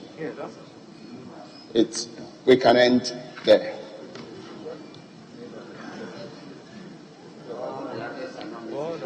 You're suggesting that we can delete at times and instances where yes, under this section where the need arises. Very well. I think yes. Yes, Honorable. Is this the last? Mr. Speaker, I have no query with him. I'll go with him. Very well. All in favor of the proposed amendment say aye. All against say no. The ayes have it. The amendment is carried. Now clause 4 as amended shall stand part of the bill. All in favor say aye. All against say no. The ayes have it. Clause 74 as amended is ordered to stand part of the bill. Now clause 75. Duration of a introduction order or an interception warrant. All in favor of clause 75 being a part of the bill say aye. All against say no. The ayes have it. Clause 75 is ordered to stand part of the bill. Clause 76. Interception capability. All in favor of clause 76 being a part of the bill say aye. All against say no. The ayes have it. Clause 76 is ordered to stand part of the bill. Clause 77. Retention of data. All in favor of clause 77 being a part of the bill say aye. All against say no. The ayes have it. Clause 77 is ordered to stand part of the bill. Clause 78 through to 86. 78 through to 86. All in favor of those clauses being a part of the bill say aye. All against say no. The ayes have it. Clause 78 through to 86 are ordered to stand part of the bill. Clause 87. Blocking, filtering, and taking down of illegal content. Amendment proposed. Chairman. Thank you, Mr. Speaker. Mr. Speaker, amendment proposed clause 87, subclause 2, paragraph C. Delete the. All in favor of the proposed amendment say aye. All against say no. The ayes have it. The amendment is carried. Now clause 87 as amended. Shall stand part of the bill. All in favor say aye. All against say no. The ayes have it. Clause 87 as amended is ordered to stand part of the bill. Clause 88 through to 95. 8 to 95. In favor of those clauses being parts of the bill say aye. All against that say no. The ayes have it. Clause 88 through to 95. 88 through to 95 are ordered to stop the bill. Clause 96. Interpretation. Amendment proposed. Chairman, item XIII.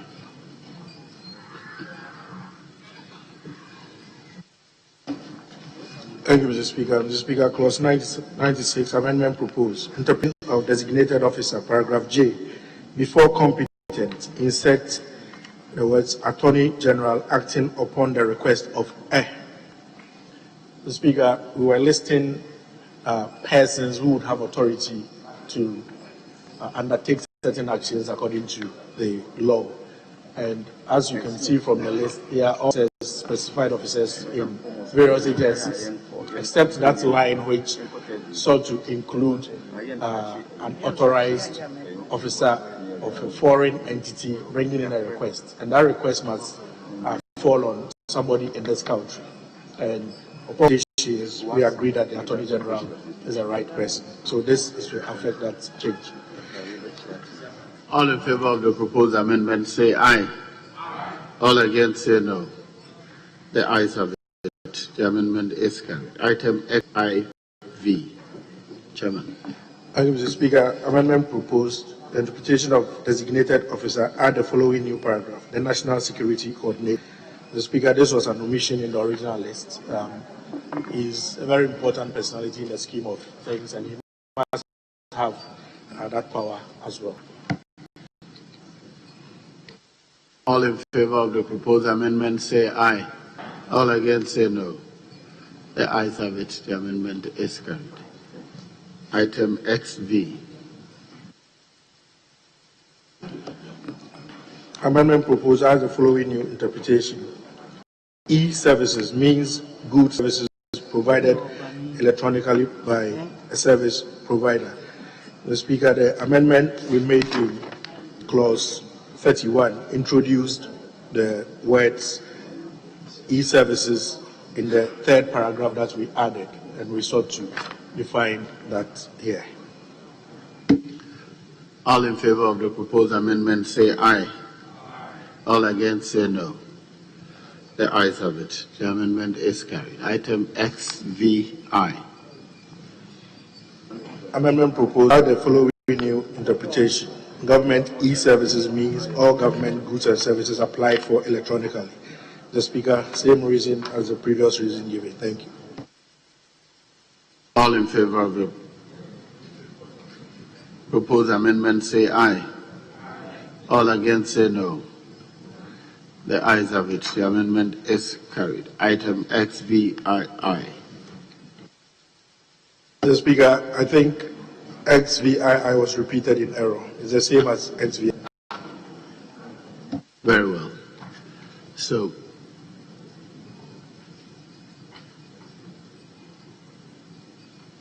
clause 96 as variously amended shall stand part of the bill. All in favor say aye. All against say no. The ayes have it. Clause 96 as variously amended is ordered to stand part of the bill. Proposed new clause XVI.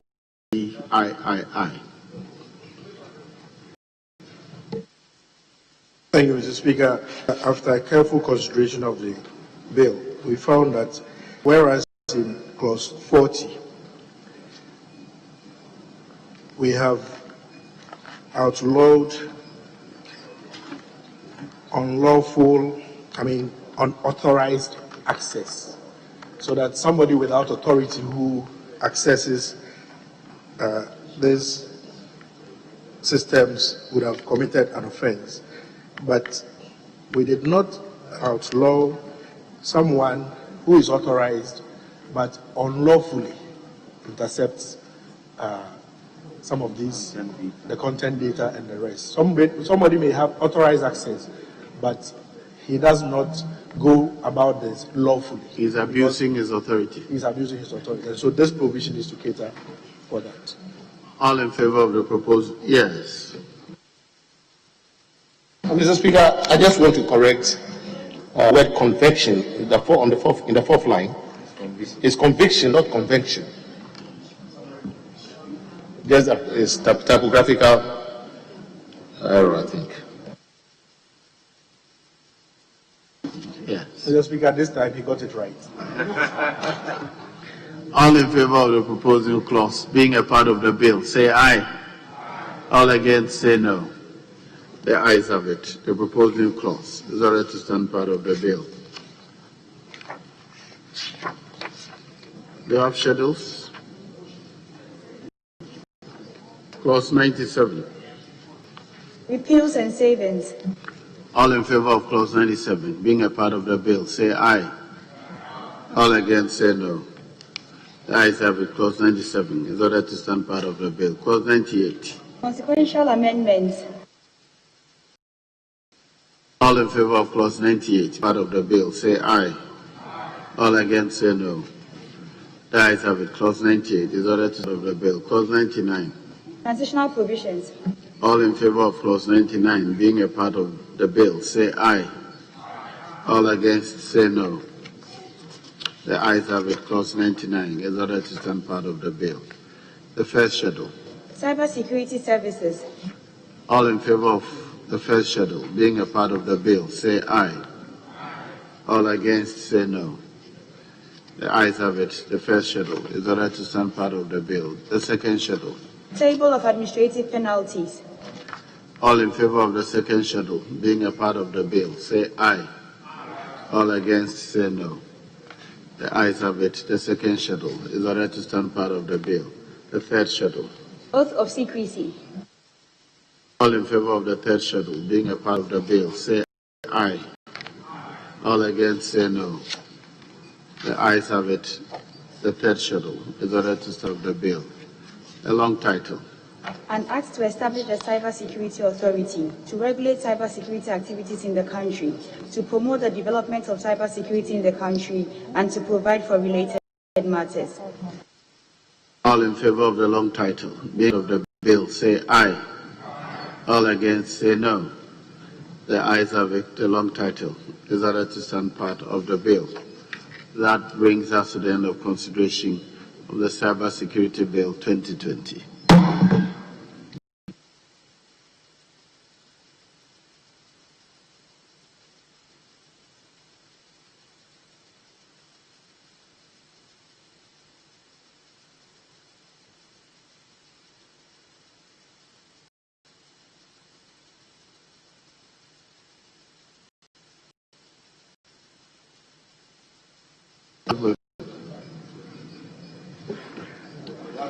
Mr. Speaker, item number 74, motion, and then we'll do 75.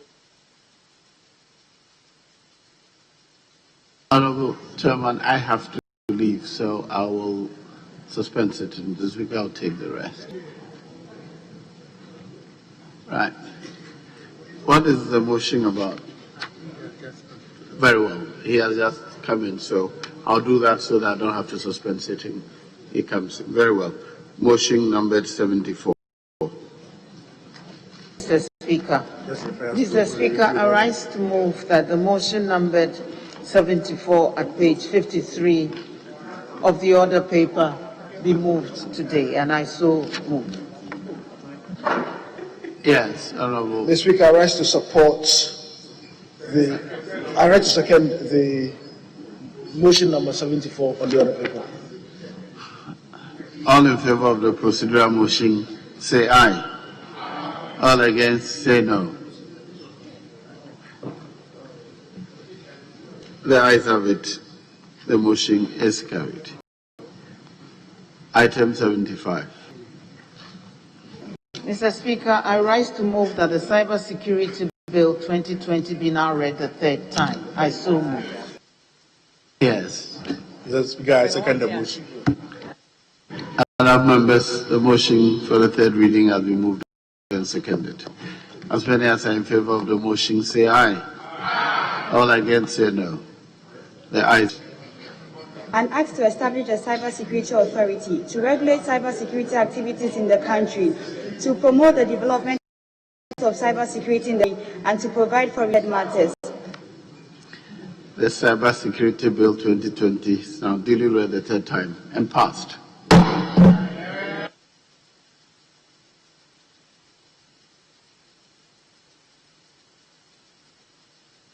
Yes, Chairman. Mr. Speaker, if we may return to items numbered 77 and 78. I think some consultations have been done, and we can do the third reading for the Judicial Service Bill. Very well. Item 77. Honorable Attorney General and Minister for Justice, you may move the motion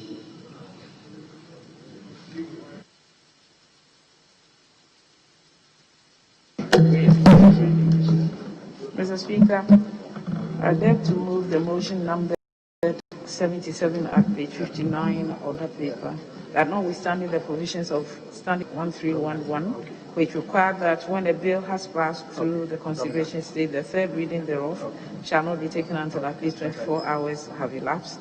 The motion of the third reading of the Judicial Service Bill 2020 may be moved today. I so move.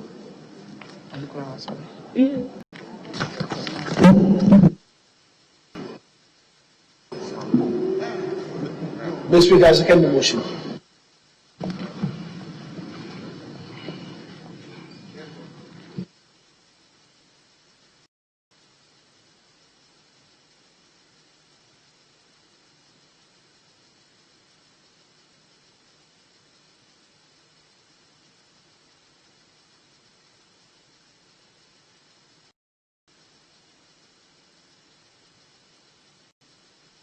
Honourable members, the procedural motion has been moved and seconded.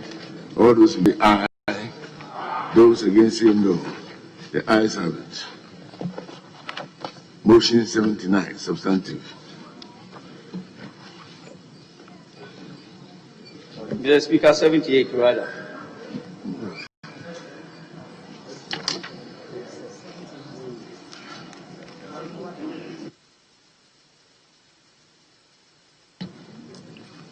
Motion 80.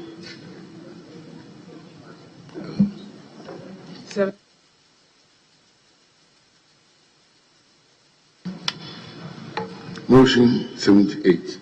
Honourable Leonard Tunji. Thank you, Mr. Speaker.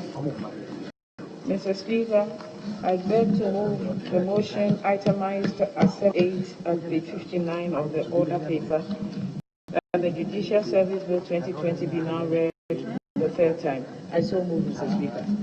Thank you very much, Attorney General. Yes, seconded by. Thank you, Chairman. Mr. Speaker, I second the motion. All those in favor say aye. Those against say no. The ayes have it. An act to provide for the organization and administration of the Judicial Service and for related matters. The Judicial Service Bill 2020 is duly read the third time and passed. Shall we take 79? Motion.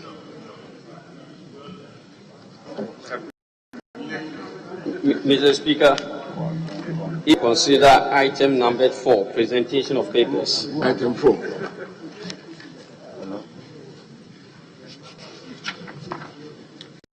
Item number 4.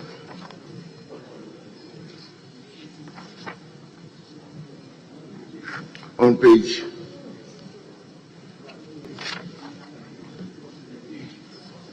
4. Item 4. 4A. Chairman of the Finance. Aye. Report of the Finance Committee on the waiver of import duties, import VAT, get fund levy, NHIL, exim levy, special imports levy, and domestic VAT amounting to Ghana cedi equivalent of 24,174,437 euros on imports, on local purchases, on materials, equipment, and works to be procured in respect of the construction and equipping of a new 330-bed maternity block at the Kolebu Teaching Hospital. The report is duly presented and so distributed to honourable members. Aye, aye.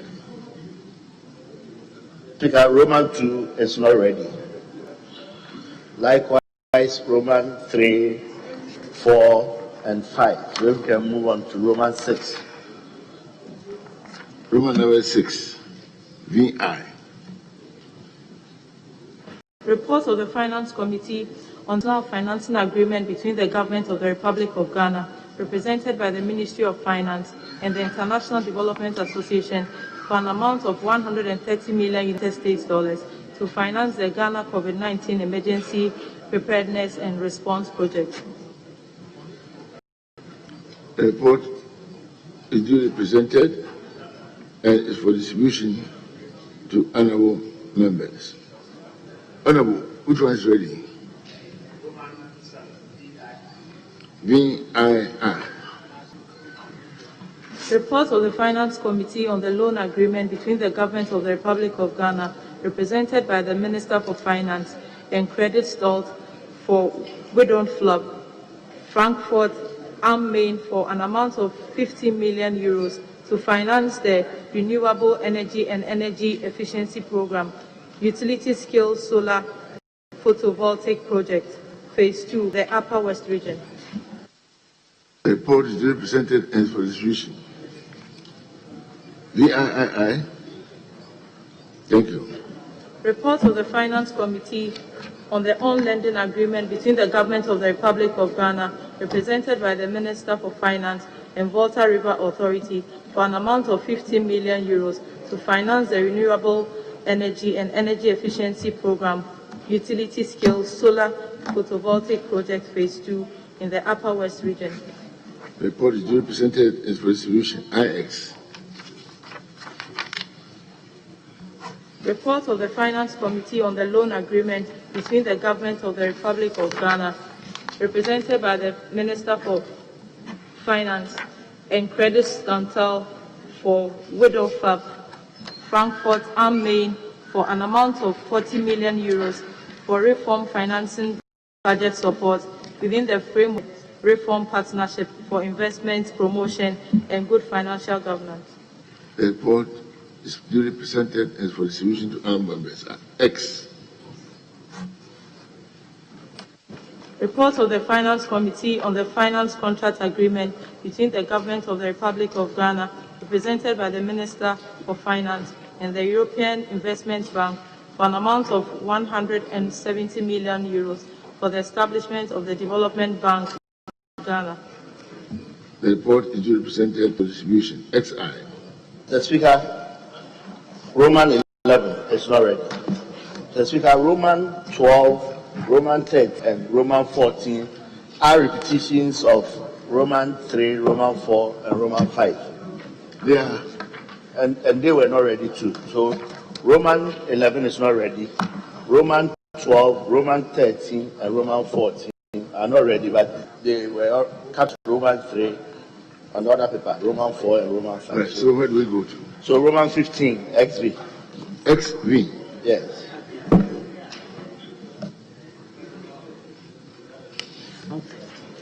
Report of the Finance Committee on the 10 loan facility agreement among the Government of the Republic of Ghana, represented by the Ministry of Finance, Dutch Bank, AG Frankfurt Branch, as arranger and original lender, and TMF Global Services UK Limited as facility agent for an amount of 66,264,275 euros to finance the design and construction of 85 kilometers of arterial roads and critical local road development project in Teshinogwa, Accra.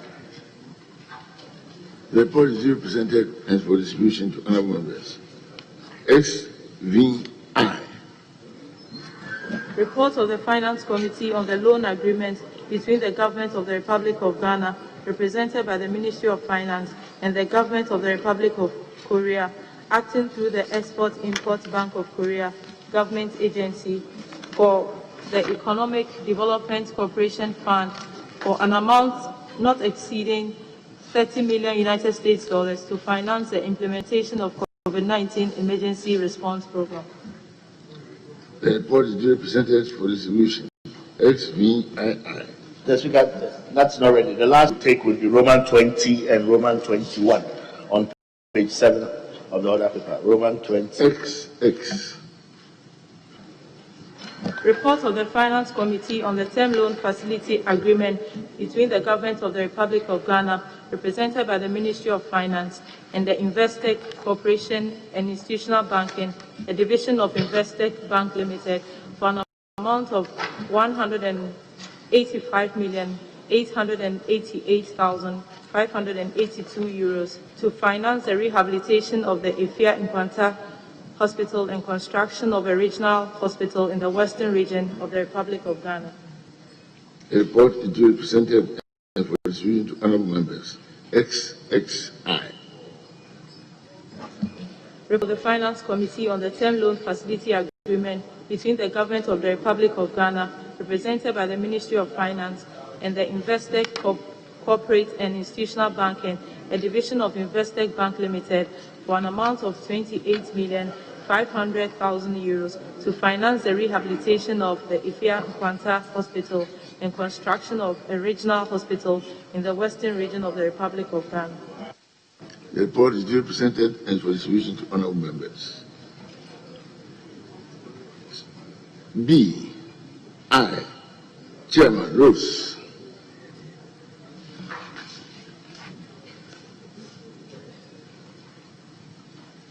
Report of the Committee on Roads and Transport on the contract agreement between the Government of the Republic of Ghana, represented by the Ministry of Transport, and VDL Bus Roselie NV of Belgium for an amount of 12,182,500 euros for the of 45 intercity VDL buses for public transport, spare parts, tools, and technical assistance training service to the Ministry of Transport, Republic of Ghana, Contract 1.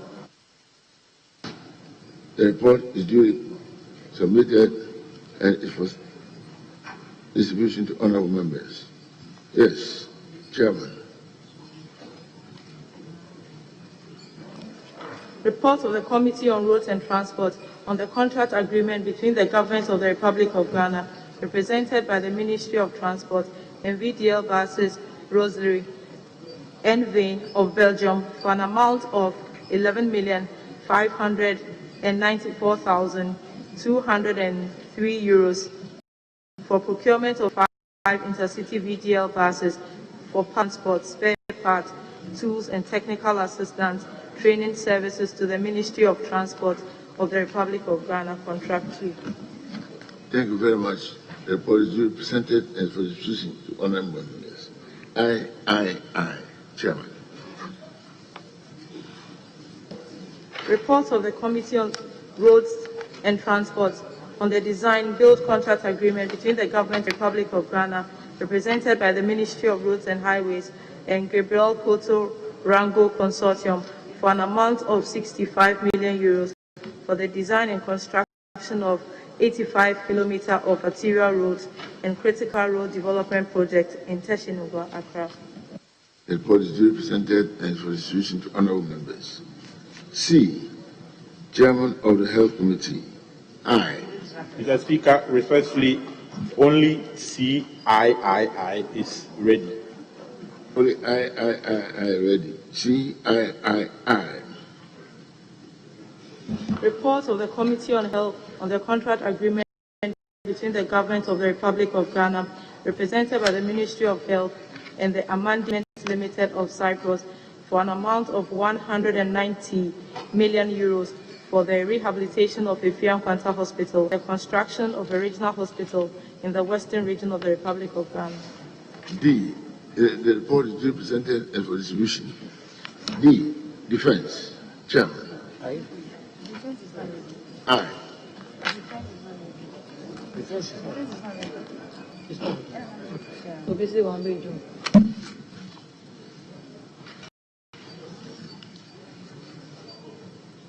Yes. Where do we move to then? Leader. Honorable Majority Chief Whip. Mr. Speaker, item number 57. Item number 57. 57. 57. 57 on page 44. Page.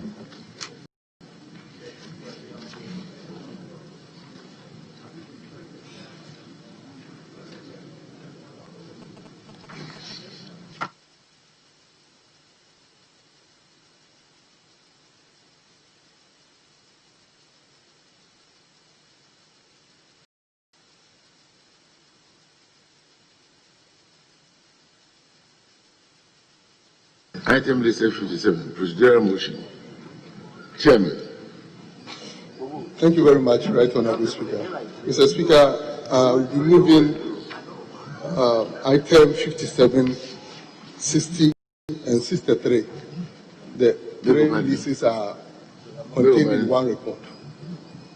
Item 57. 57, 60, 63. 57, and then 60, and 60. And 63. Yes, Mr. Speaker. Yes. Okay. Thank you very much, Mr. Speaker. Mr. Speaker, I beg to move that the motion listed as 57 on page 44, 60 on page 46, and 63 on page 47 be taken now. I so move. Thank you very much. Who seconds the motion?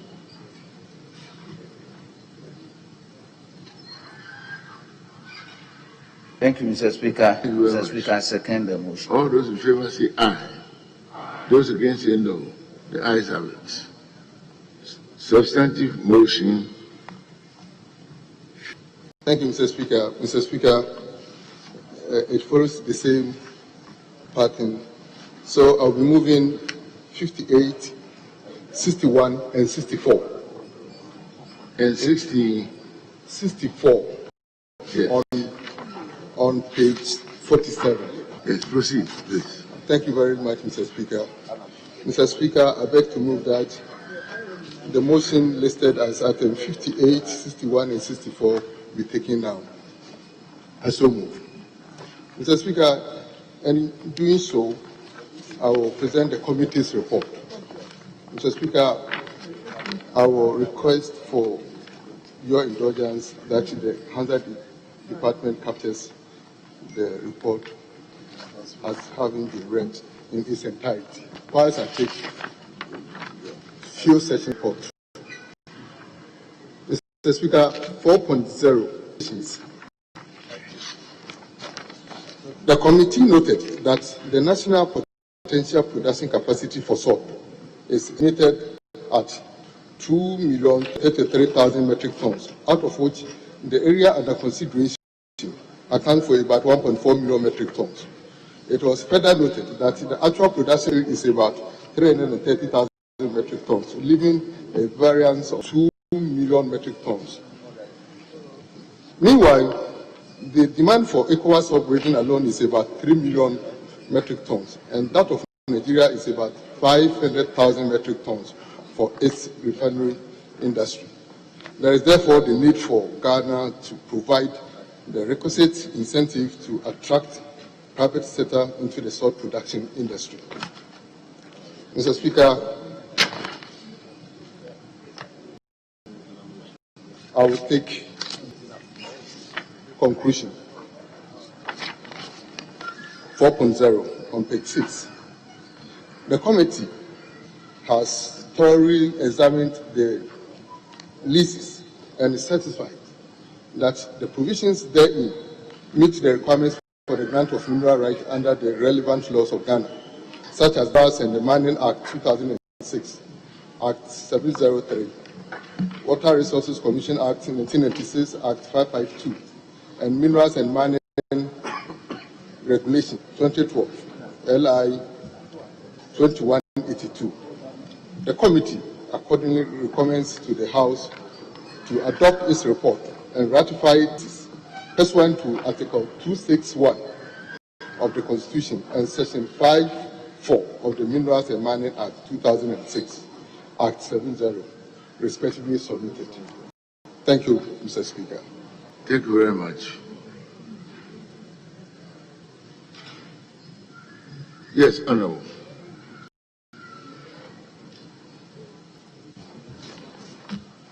I thank Mr. Speaker for the opportunity to contribute to the motion on the floor. Mr. Speaker, I think this is a very good project, considering the impact it is going to have on the community, creating jobs for the teeming youth, the commercial benefits of the salt, and the environmental sustainability measures. However, Mr. Speaker, I have a little bit of issue under 3.1, And but I want, Mr. Speaker, I want to read line 5, not line 4. Due to conflict which erupted between the people and the investors, the government had to intervene and eventually to cancel the 30-year mining leases granted to two companies, namely Vacuum Salt Products Limited and Star Chemical Industries.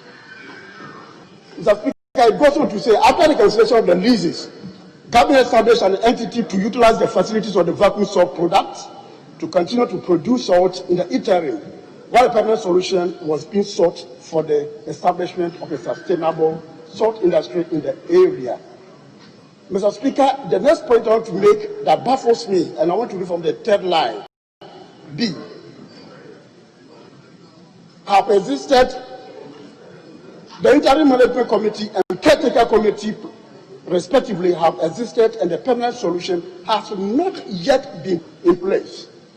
Now, Mr. Speaker, if you look at the report of the committee, the company that is going to take and do the mining that is going to impact on the people and the government as a whole, because we are going to derive a lot of money out of this. Now, I wanted the committee to furnish with information on the problem that was pending that time that the government had to intervene, and now it's a new company altogether. Mr. Speaker, I want to find, is it not going to create another between the people and that old company, that Vacuum Salt Limited and the rest of it, and the new company that is giving the 30-year lease to do the mining? Mr. Speaker, to conclude, now, as I said earlier, this is a very good project because Nigeria, if you look at the amount of salt that they will need per annum, it is going to do us a lot of good, and the employment creation that is going to give to the people of that particular area. However, we need to consider the conflict that may be generated out of this new company that is going to take over. Yes, I thank you for the opportunity. Thank you very much. Yes, Honorable. Mr. Speaker, the honorable member who just spoke said he was contributing to the debate. He did not indicate that he was seconding the motion. He may say so for the records. I thank you, Mr. Speaker. I rise to second the motion to contribute and make this observation as I've already indicated.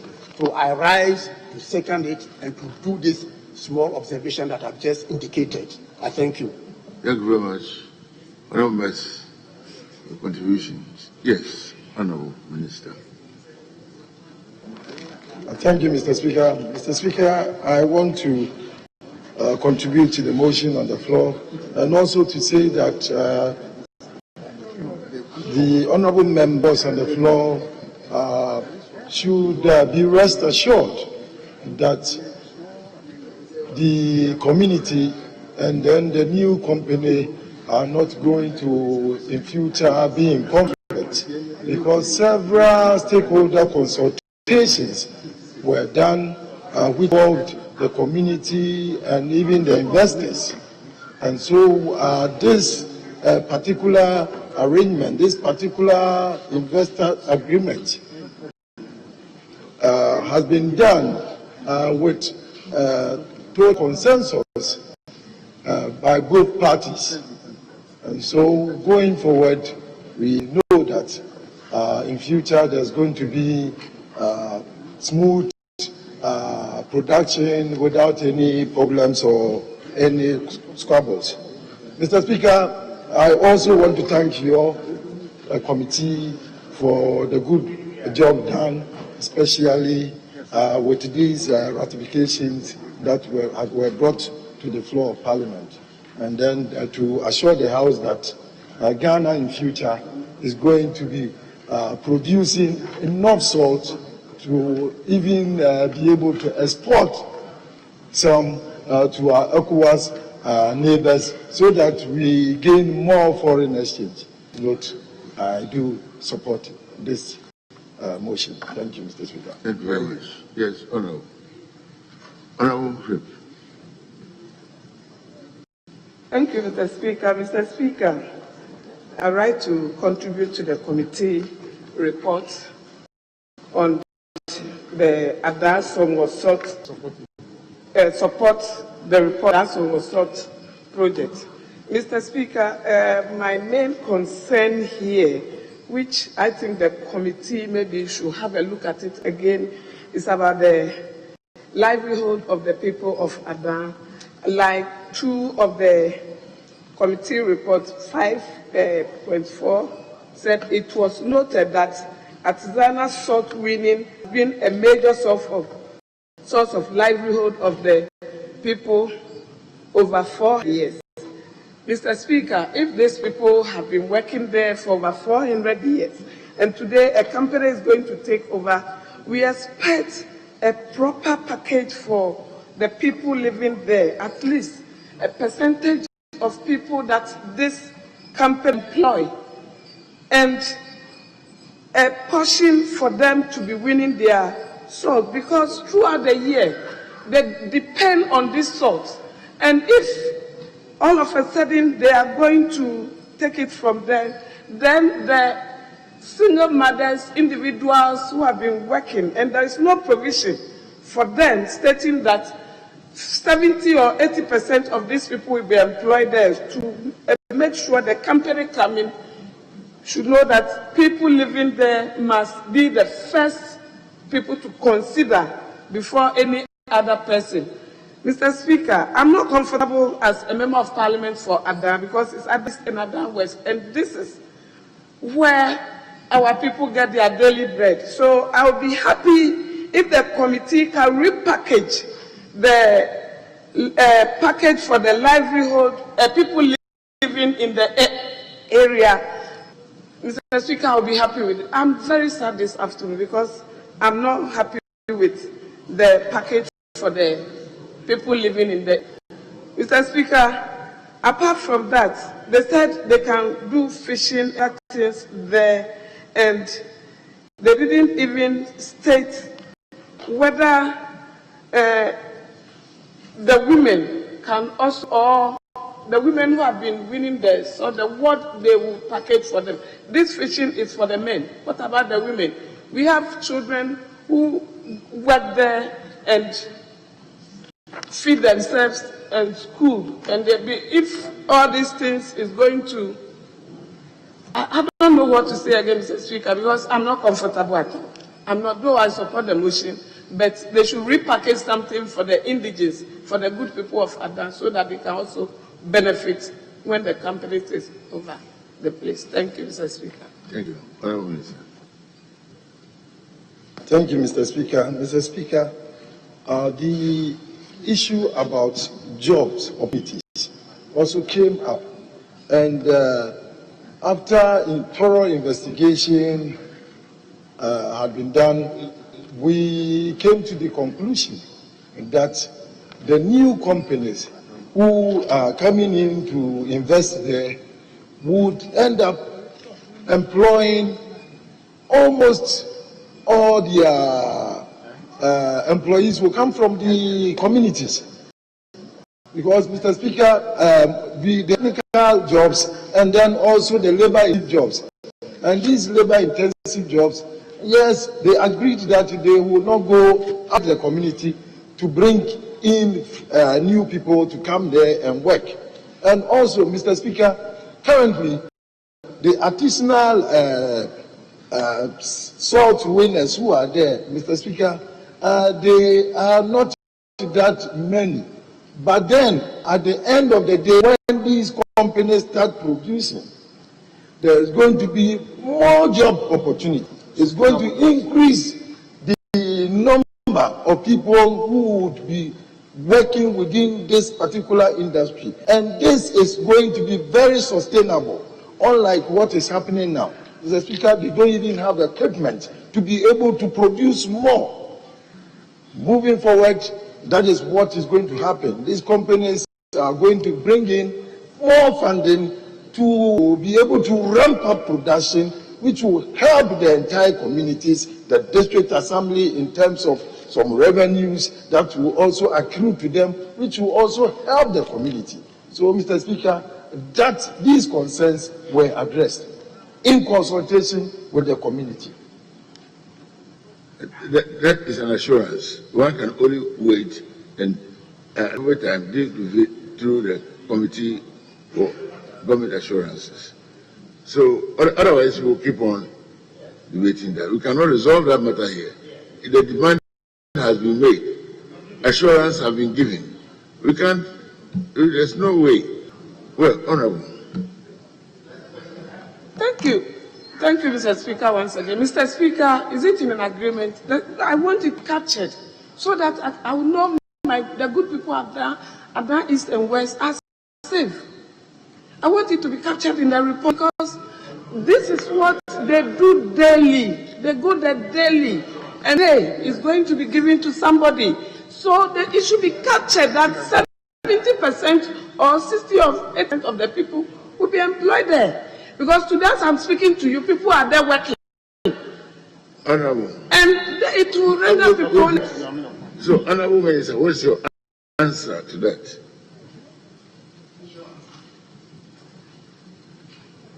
Thank you, Mr. Speaker. I arise to assure the honourable member that the well-being and then the job opportunities for the communities that she's concerned about has been addressed. Mr. Speaker, is even in the investment document. The agreement is even in there. It's not the report. That can everything captured in the agreement cannot be captured in the committee's report. So it is in, and I would assure the honourable member that I'll even make sure you get a copy of that so that you peruse and then so that you'll be happy with it. Thank you, Mr. Speaker. Shall we go? Thank you. Honourable members, at the conclusion of the debate, all those in favour of the motions 58, 61, and 64 say aye. All those against say no. The ayes have it. Now, Honourable Minister will move motions 59, 62, and 65 for resolutions. Honourable Deputy Minister, you may proceed. Thank you, Mr. Speaker. Mr. Speaker, I beg to move that resolution numbered 59, 63, and then 65. No. 62. So 59, 62, and 65. It should be taken. Thank you very much. And must be adopted. Seconder. Thank you, Mr. Speaker. I rise to second the motion. Honourable members, the adoption of resolutions 59, 62, and 65 have been moved and seconded. All those in favour say aye. Those against say no. The ayes have it. The resolutions have been adopted accordingly. Yes, Honourable. Mr. Speaker, item listed as 66. Item the third 66. reading of We Power Authority Amendment Bill. Item 66. Motion. Minister for Energy. Mr. Speaker, we seek permission for the Deputy Minister for Energy to do so on behalf of the Minister. Please go on.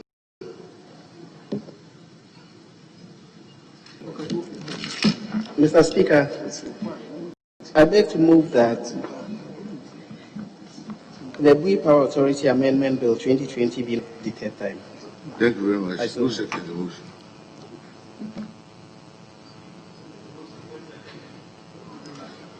Thank you, Right Honourable Speaker. I rise to second the motion. Thank you. All those in favour say aye. Those against say no. The ayes have it. An act to amend the Bui Power Authority Act 2007 at 740 to provide for the authority to develop renewable energy and other clean energy alternatives in the country for related matters. The Power Authority Amendment Bill 2020 is duly read a third time and passed. Yes. Mr. Speaker, item listed as 69, Renewable Energy Amendment Bill 2020.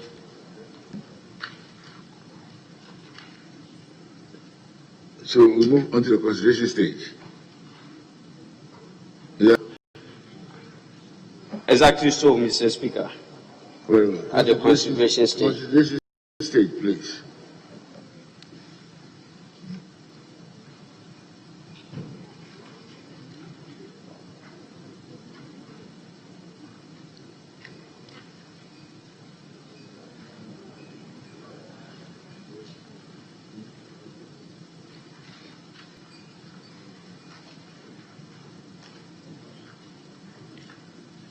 Renewable Energy Amendment Bill 2020 at the consideration stage. I plus 2.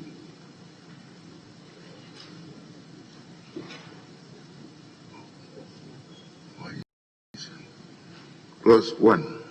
Section 25 of Act 832 amended. Yes. No amendment listed.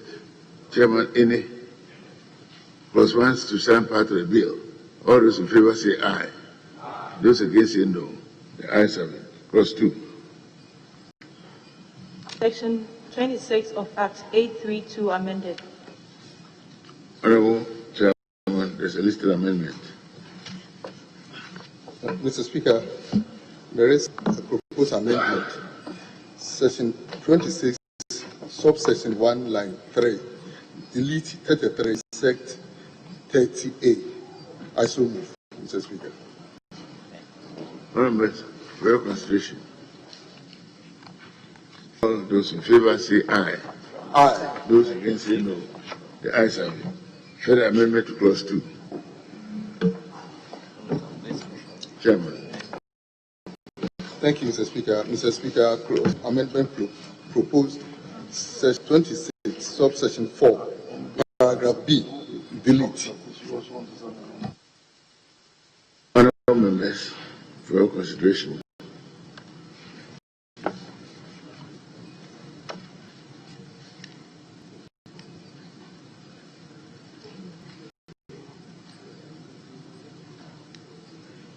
All those in favor of the amendment say aye. Those against say no. The ayes have it. Amendment is duly carried. Any further amendment to clause 2? Chairman.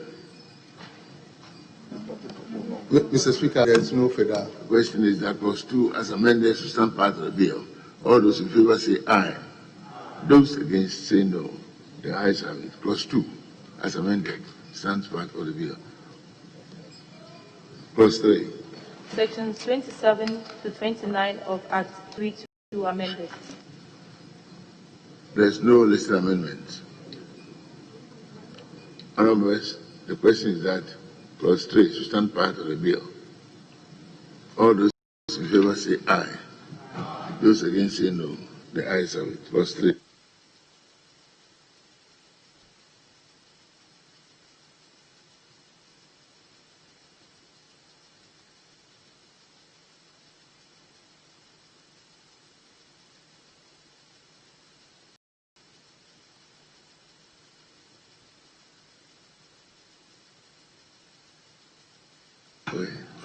Clause 4.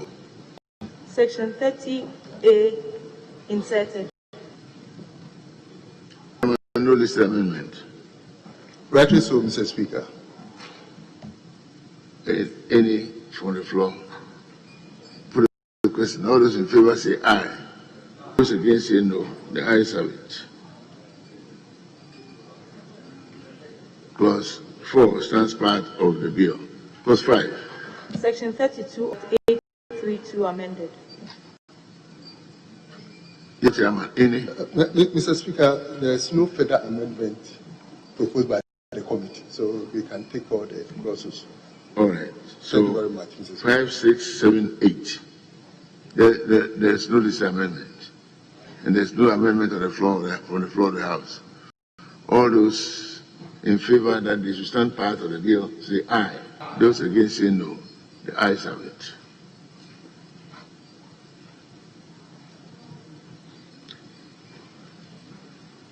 Long title.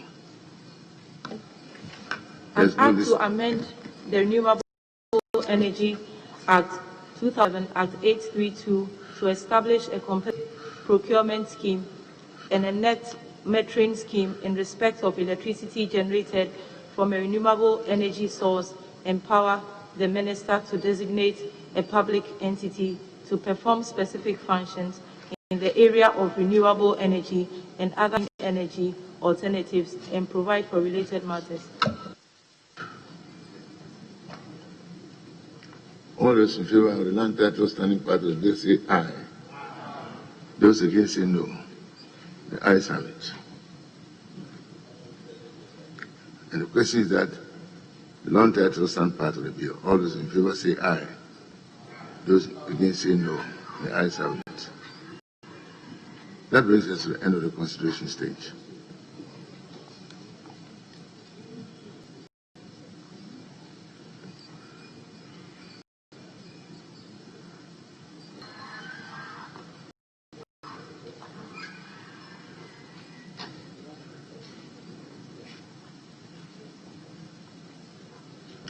Honorable Chief Whip. Mr. Speaker, we may proceed to consider items listed as 70 and 71. Item 70.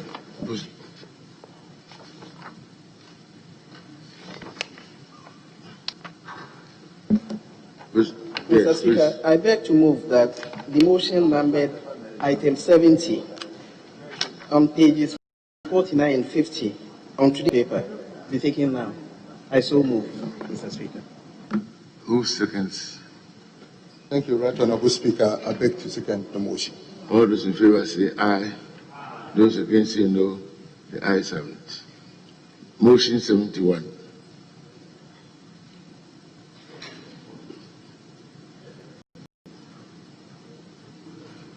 Mr. Speaker, I beg to move that the Renewable Energy Amendment Bill 2020 is the third time. I so move. Who seconds it? Mr. Speaker, I write to second the motion. All those in favor say aye. Those against say no. The ayes. An act to amend the Renewable Energy Act 2011 Act 832 to establish a competitive procurement scheme and a net metering scheme in respect to electricity generated from a renewable energy source, empower the minister to designate a public entity to specific functions in the area of renewable energy and other clean energy alternatives and provide for related matters. The Renewable Energy Amendment Bill 2020 is duly read the third time and passed. Yes, Honorable Leader. Thank you, Mr. Speaker. We go back to page 10 of the other paper, item listed as 6. The chairman for the Finance Committee will lead. Page number.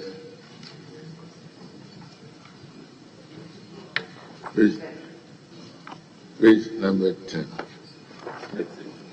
Page 10, item 6. Thank you. Item 6. Procedural page motion, 10. Chairman. Speaker, move the procedural motion 6 and 9 together. Procedural motion 6 and 9. 6 and 9 together.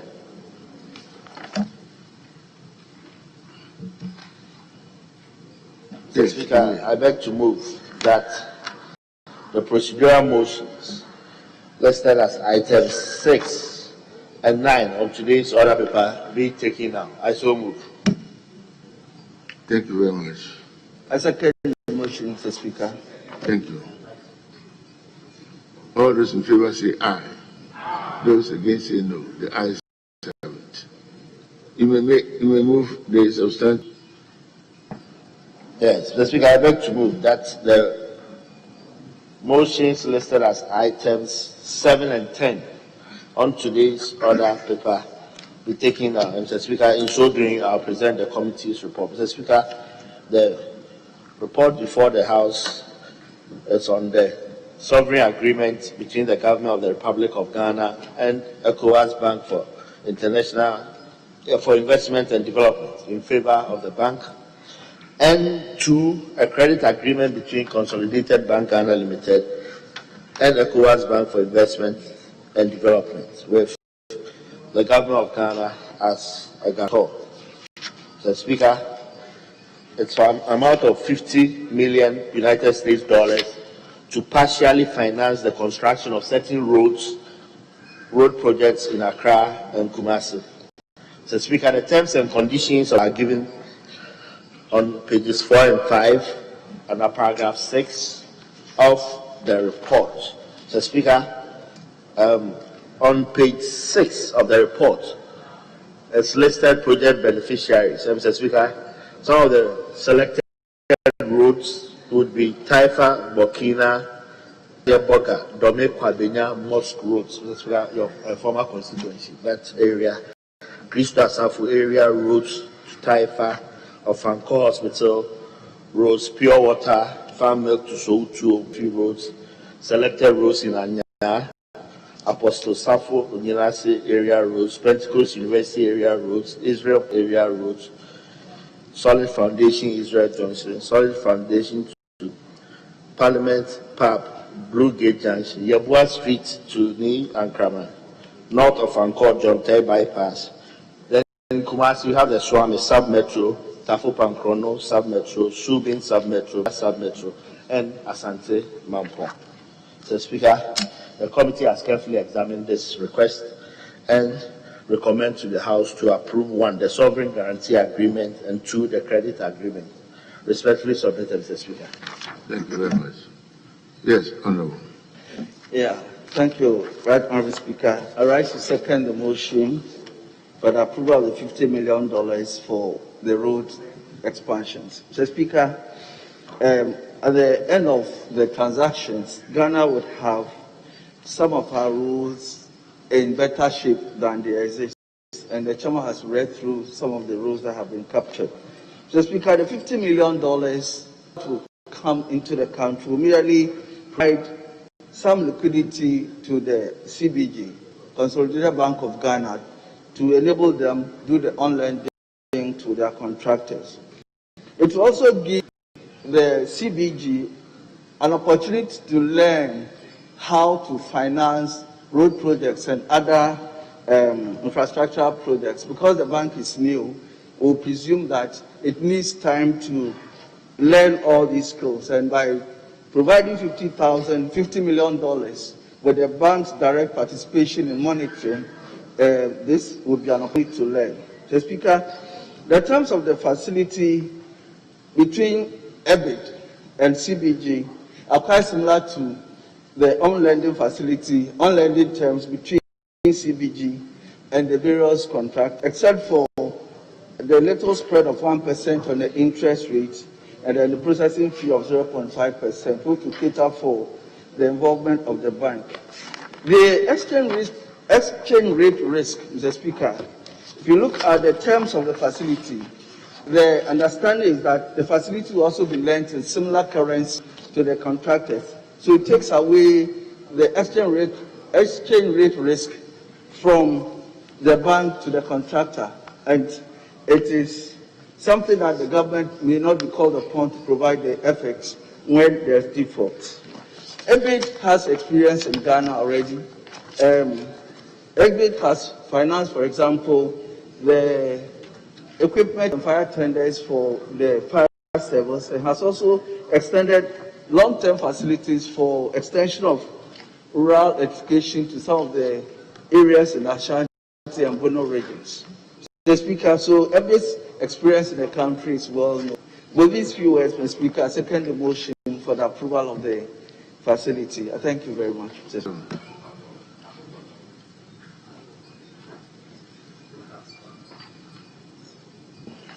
Thank you, Mr. Speaker. I will need a bit of attention from the the chairman of the committee, Mr. Speaker, this is a loan agreement between ECOWAS Bank for Investment and Development and CBG, that is Consolidated Bank of Ghana, for which government is providing a sovereign guarantee.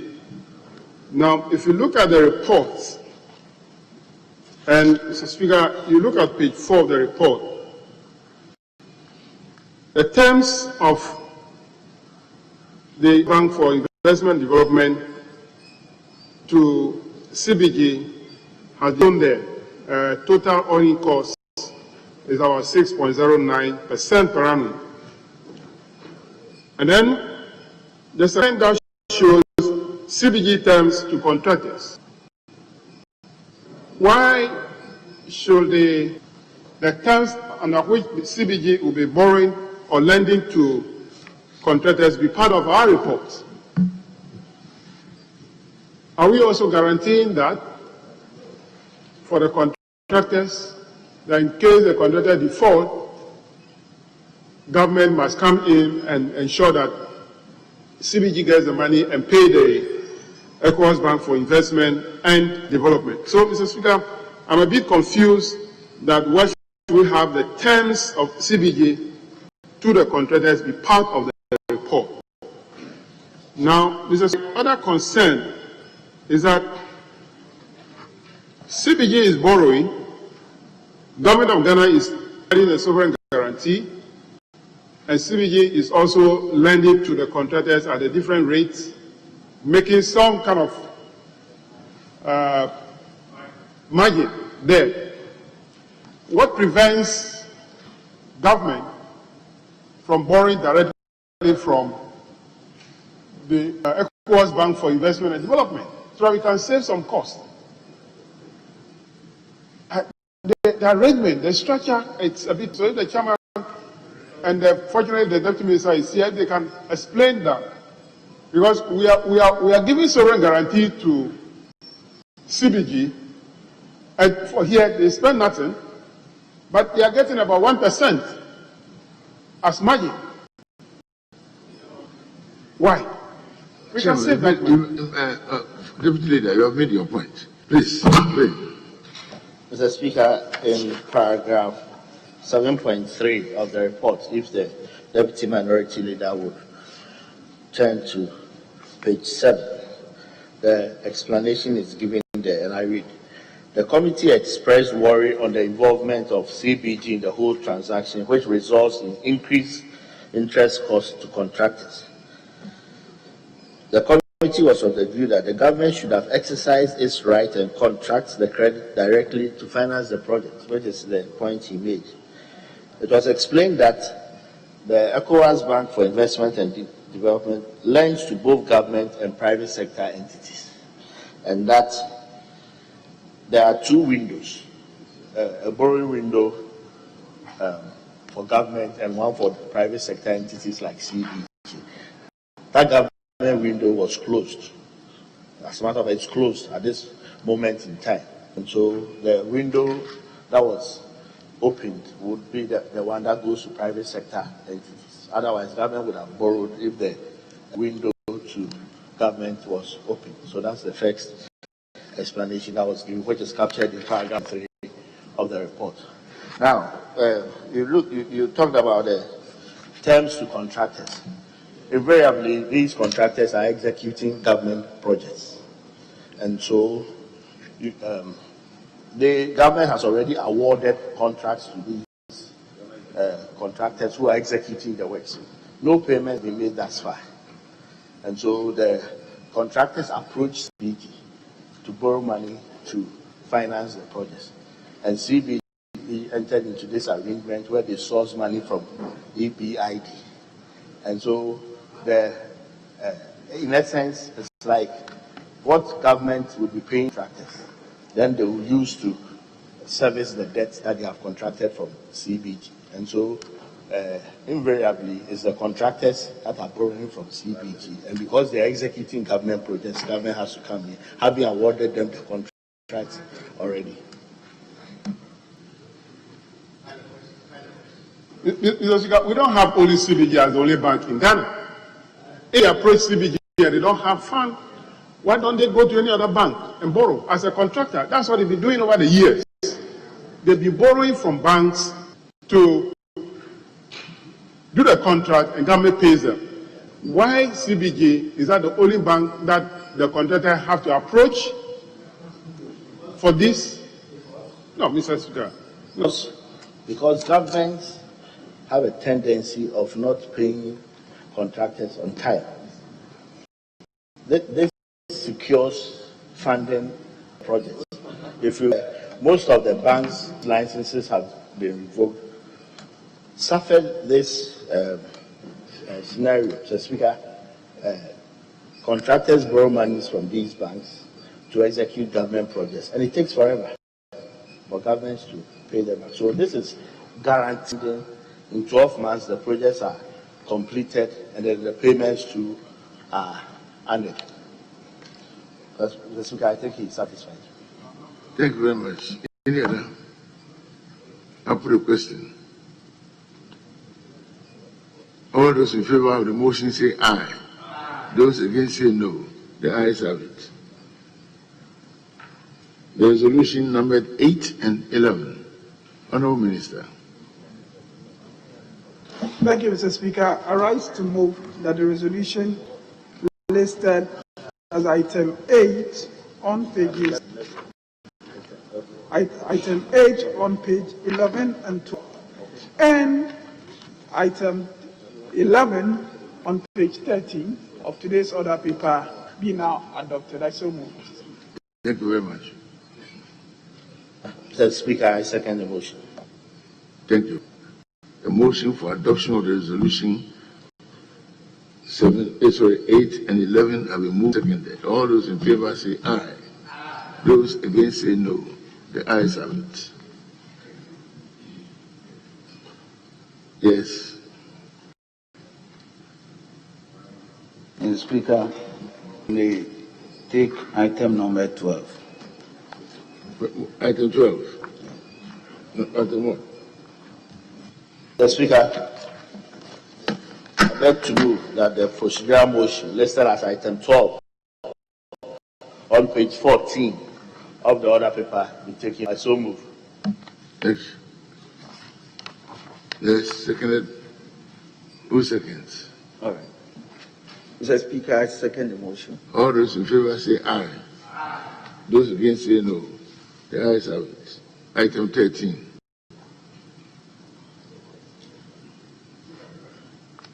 Mr. Speaker, I beg to move that the motion listed as item 13 on page 14 of the order paper be taken down. Mr. Speaker, this report is on the additional financing agreement between the government and ING Bank of Belgium for 4.7 million euros, being the loan component of the cost of 7,012,498 euros to finance the Upper East Region water supply.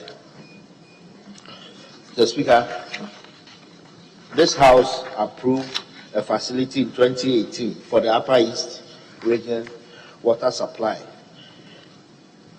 The government has come back for... Chairman, submit the, let's capture the report and then just tell us.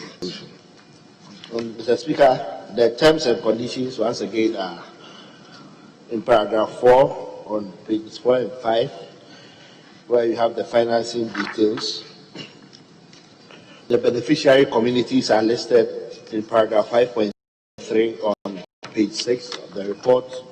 Mr. Speaker, the committee has carefully examined the agreement and financing terms to be highly concessional. The committee therefore recommends to the House to approve this report and the loan amount for to finance the Upper East Region water supply project in accordance with the Constitution. I so submit, Mr. Speaker. Thank you very much. Yes. Honorable, please. The Speaker, I rise to second motion, and it's only just to say that, Mr. Speaker, these are we say water is life, and these are funds that are being secured to support the provision of water to the people in Upper East. Speaker, the terms are favorable, given that the grace period of about 3 years and the repayment period of 10 years with an interest rate that is 6 months Eurobor plus 1.5, and a grant element of about 46%.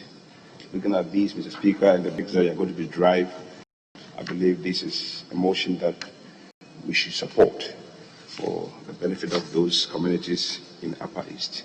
With these few words, Mr. Speaker, thank you for the opportunity. Thank you very much. Yes, any other comments? Yes, Honorable. So, Scott, I think that this agreement that has a grant element of 45%. So the terms are favorable to us, and for that matter, we should go ahead and approve it. Thank you. Thank you very much. Should I put the question? All those in favor say aye. Those against say no. The ayes have it. Resolution 14, Minister.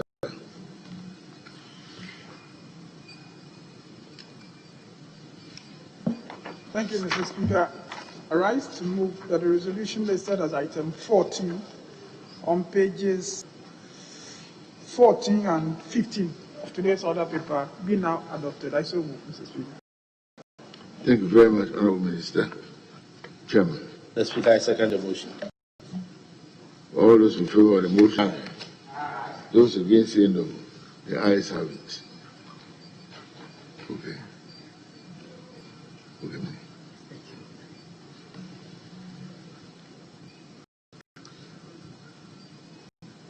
The resolution has been duly carried. Honorable members, considering the nature of work ahead of us and the time, I direct that sitting continues beyond the normal hours. Item 15. Mr. Speaker, I beg that the procedural motion listed as item 15 on page 16 of the order paper be taken now. I so move. Oh, yes. Seconded by? Mr. Speaker, I second the motion. All those in favor say aye. Those against say no. The ayes have it. 16. Mr. Speaker, I beg to move that the motion listed as item 16 on the order paper be taken now. Mr. Speaker, I will present the report of the committee. Mr. Speaker, this report of the Finance Committee is on the financing agreement between the Republic of Ghana, represented by the Ministry of Finance, and the International Development Association for an amount of $250 million United States dollars to finance the Ghana Development Finance Project. Mr. Speaker, the project has 4 components, and these are given allocations to each component. There's a line of credit of 175 million, technical assistance 10.5 million, partial credit guarantee facility of 56.5 million, capitalization of the partial credit guarantee facility 50 million, capacity building of market operators 1.5 million. So, Speaker, the terms and conditions of this IDA loan are given in paragraph 6 on 6 of the report. So, Speaker, the committee is of the view that the request will go a long way to improve access to credit to medium and small enterprises, as well as opening up the economy and creation of jobs. The committee therefore recommends to the House to adopt this report and approve the financing agreement between the Government of Ghana and IDA for an amount of $250 million United States dollars. Respectfully submitted, Mr. Speaker. Thank you very much. Yes. Thank you, Mr. Speaker, for the opportunity to contribute to the motion, item number 16 on page 16 of the second, I should say, Mr. Speaker, the motion numbered item number 16 on page 16 of the paper. Speaker, credit is quite important. And in spite of what the number of banks we have in Ghana, medium to long-term credits are sometimes difficult to find. So this development bank, Mr. Speaker, will be able to provide access to credit that will enable small and medium-sized business to support the government's agenda of transforming the economy and creating jobs. Mr. Speaker, I think the terms are very favorable, and 30 years to pay it is quite a long time, with grace period of 5 years. Mr. Speaker, this is good, and I encourage the rest of my colleagues to support the motion. Thank you for the opportunity. Thank you very much. Any other comment? Yes. Deputy Minority Leader. Mr. Speaker, this is a loan facility that we are taking from the IDA, $250 million to finance the Ghana Development Finance Project. So this project is basically about the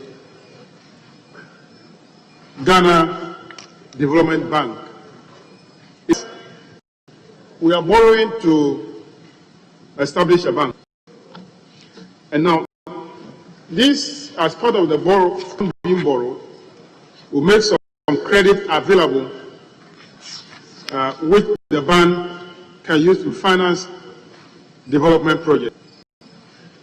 An amount of $250 million that we are borrowing, the component that is available as a credit line is only about 185 million. In fact, the subcomponent of component 1 make credit line of credit of 175 million. Now, if you look at the technical assistance component, about $10.5 million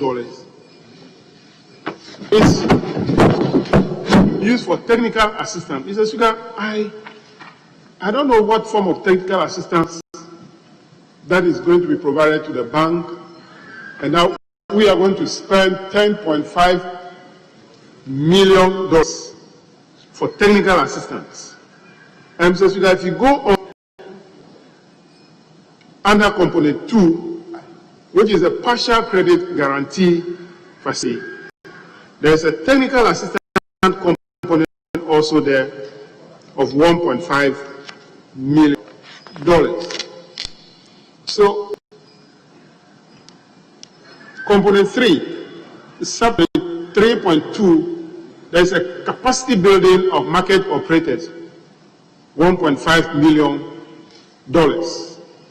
And project management and monitoring and evaluation, $2 million.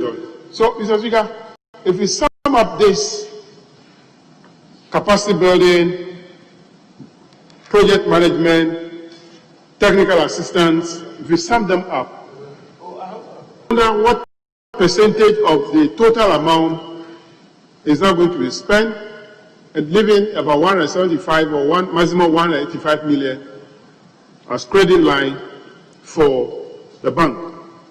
So I'm wondering if we should, as a country, as a bank, do we actually evaluate the benefit to get vis-a-vis the cost we're incurring for the amount we are borrowing? Because the debt servicing component is there, but the $250 million that we are borrowing, a chunk of it will not be made available for credit. We're going to spend that one, which is going to be a sunk cost as part of the establishment of the bank. So, Mr. Speaker, if we are doing this into ourselves, I'm not sure that the growth and the development of our country can be assured, and those people who went to negotiate for this facility, I don't know whether they've taken a lot of issues into consideration.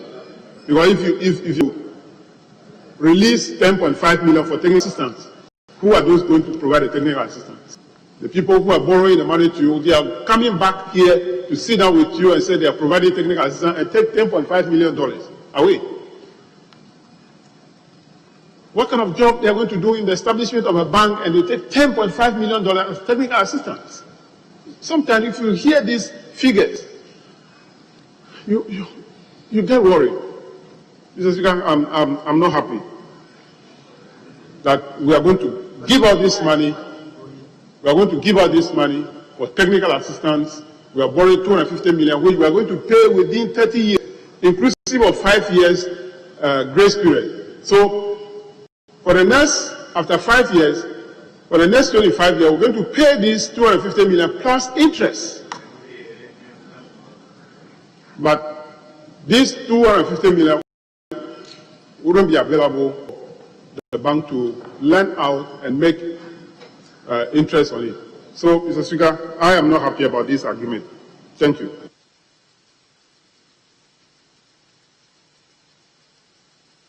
Honourable Majority Whip. Thank you, Mr. Speaker, for the opportunity to encourage members to also support the motion. Mr. Speaker, we improve on our hands-on technical knowledge, and very soon we're going to produce professional, medal-level, competency-based persons in this country. And the key objective is to make them build the capacity to be self-employed. And with that capital, it becomes very difficult to become self-employed by such hands-on, technically skilled people. Reason why we're taking some other loans very soon to build the state-of-the-art TVET and ensure that we improve on the technical knowledge of people.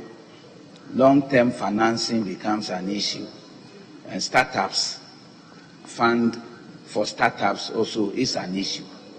Therefore, if we are trying to build a development bank to ensure there's a long-term funding or facility for such persons in our country, so as to improve on livelihood, improve on employment, reduce poverty, make Ghana very competitive in terms of technical know-how and going forward, getting our products quality finishing so we can compete in the world market. I think it's a good idea. Whatever other concerns that are being raised can be taken a look at. And I think that the committee going forward can also follow up as their responsibility of overseeing the executive and the implementation of some of these facilities, whatever we really want to do. But for me, the principle behind taking the loan is what I'm talking about, that it is a good one. We need to support it with all the input that we have as members of parliament and our obligations as in the 1992 Constitution, whilst we're trying to broaden the horizon of our people and ensure that we're getting the capacity of the people being built up or enhanced. I believe such long-term facilities are better for our people. I thank you for the opportunity, Mr. Speaker. I put a question then. All those in favor of the motion say aye. Those against say no. The ayes have it. Item 17, resolution. Honourable Minister for Finance. Deputy Minister.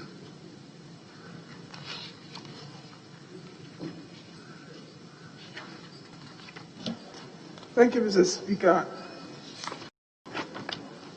I rise to move the resolution listed as item 17 on pages 16 and 17 of today's order paper be now adopted.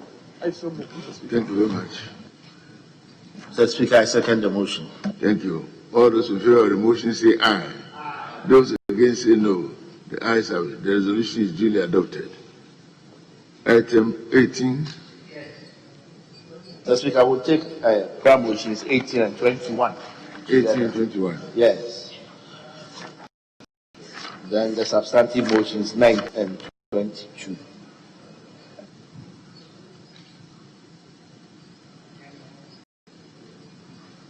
Yes, please.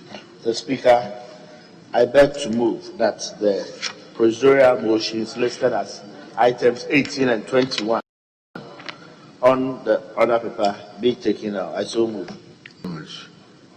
Who seconds? Honorable Yechi. Yes, Speaker, a second motion. Thank you very much. All those in favor say aye. Those against say no. Let's have it.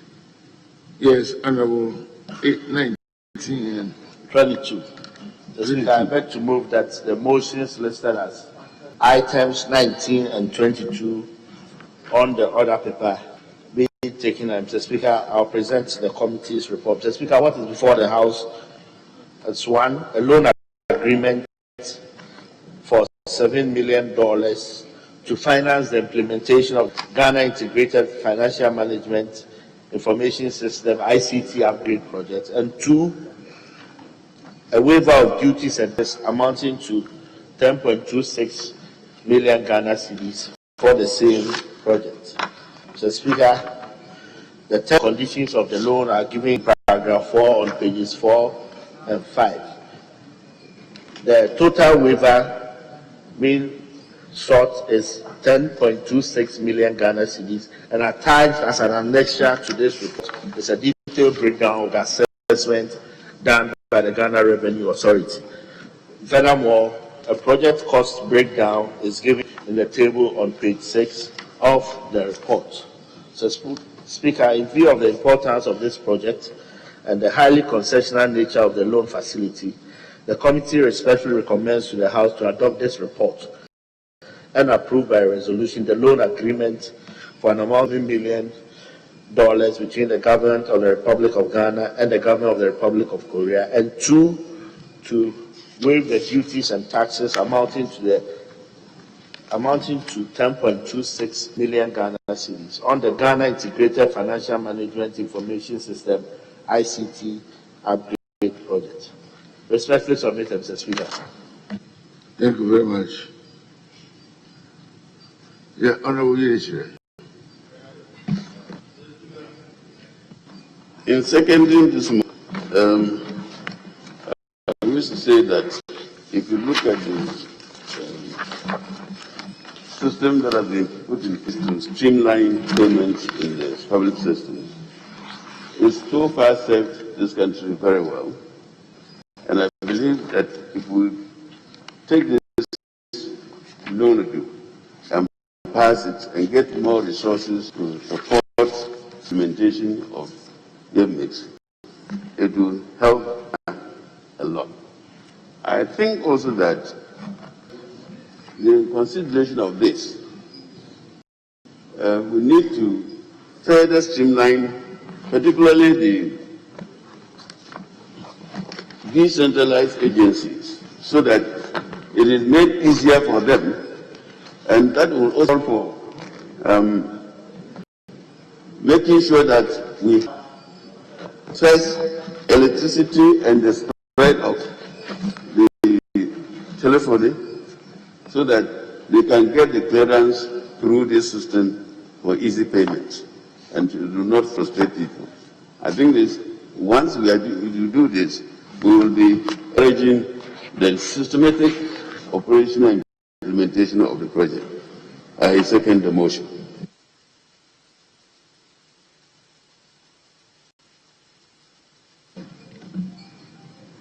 Yes. Thank you, Mr. Speaker, for the opportunity to contribute to the motions that have been discussed. And to say that, Mr. Speaker, if you look at the terms and conditions of this loan, as the chairman reported, they are great and good enough for us to consider taking this, because we have 10 years grace period with an interest rate of 4% and about 68% of element. And I believe that good enough for us to consider and support. Speaker, if This motion is accepted, Mr. Speaker. It will improve allocation of public funds, improve accounting for funds spent, and also improve the improve efficiency and effectiveness of public accountants. I believe this is something that I support, and I want to encourage the rest of my colleagues to support it. Thank you very much, Mr. Speaker, for the opportunity. Honourable members, I put a question. All those in favour of the motions listed 19 and 22 say aye. Those against say no. The ayes have it. Now, resolution 20 and 23. Honourable Minister.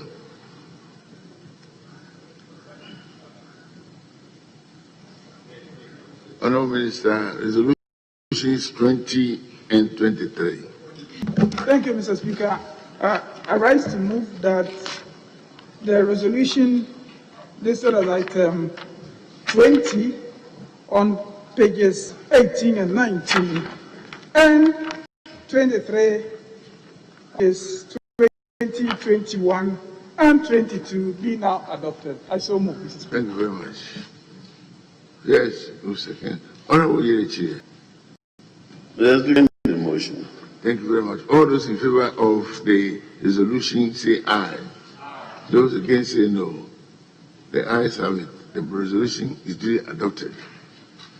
Yes, Honourable Whip. Where do we go from here? Item.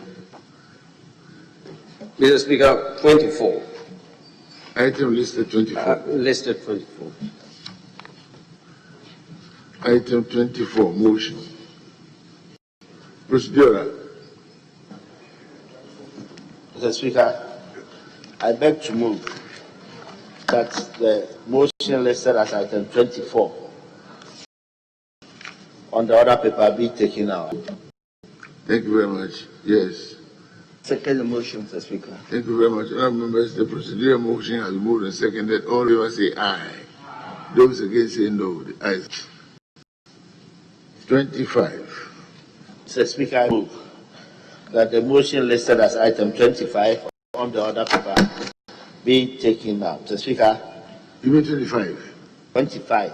Yes, please go. Mr. Speaker, I'll present the report. Mr. Speaker, the report is on the request for the waiver of fees and taxes amounting to 15.1 million euros on materials, equipment and services to be procured in respect Mina Fishing Port Rehabilitation and Expansion Project by Michel's Bell Sea Limited and International Marine Engine Consultants.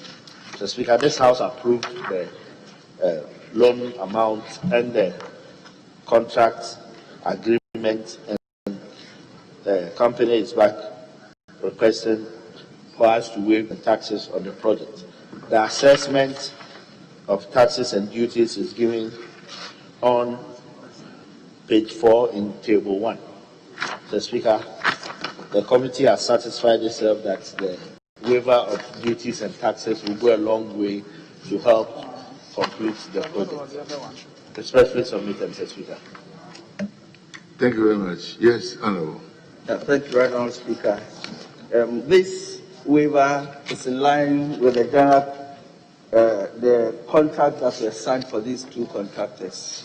It puts the payments or the waiver of this on the central government. Mr. Speaker, if you look at the amount, the distribution, you can see that there's now an almost 50% supplies from the country. That shows how much Ghanaians are getting involved with the development of the country. The other 50 would be empty, and the levies have been assessed by GRA and they've been certified to be correct. With these few, I second the motion, Mr. Speaker. Thank you very much. The motion has been seconded. Honourable members, in the absence of any other statement, I'll put a question. All those in favour say aye. Those against say no. The ayes have it. Now the resolution. Honourable Minister. Honourable Minister, resolution on page 23. Resolution listed 26. on page 23. Thank you, Mr. Speaker. I rise to move that the resolution listed as item 26 on pages 23 and 24 be now adopted. I so move. Thank you very much. Speaker, I second the motion. Thank you. All those in favor say aye. Those against say no. The ayes have it. Now, Madam Mr. Chief Whip, where do we go from here?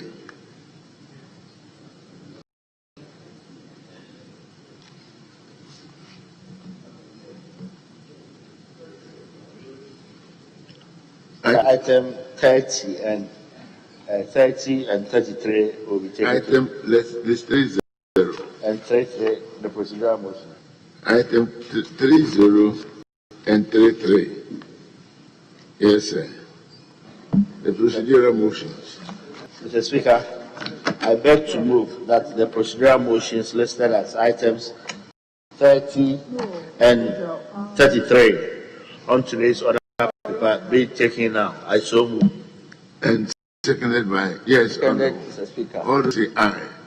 Those against say no. The ayes have it. Then move 31.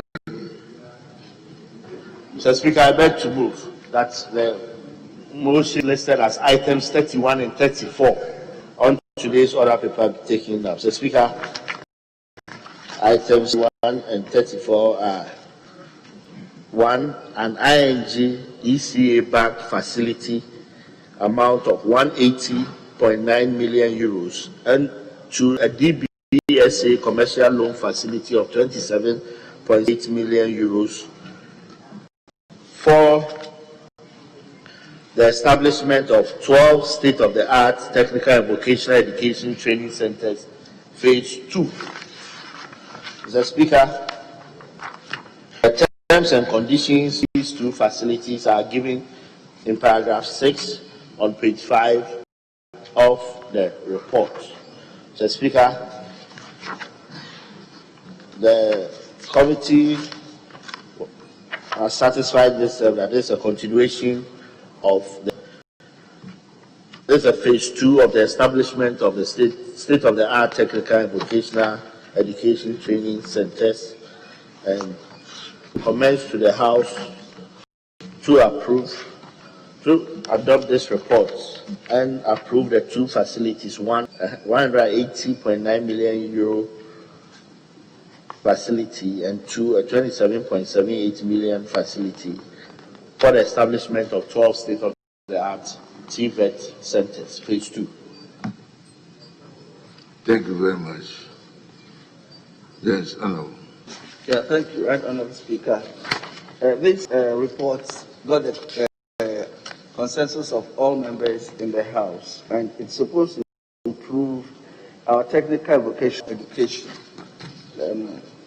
The senior high schools are benefiting, and we have the view that the technical and vocational training institutions are also supported enough. We can have an expanded range of skills to help us in the development of the country. So, Speaker, the terms are satisfactory, very reasonable, and I second the motion. Thank you very much. Thank you very much. Yes. Honorable Deputy Minority. Thank you, Mr. Speaker. Mr. Speaker, if you look at the page 5 of the report, the loan amount, the facility amount for the facility is 180 million euro, which represents about 85% of the contract amount.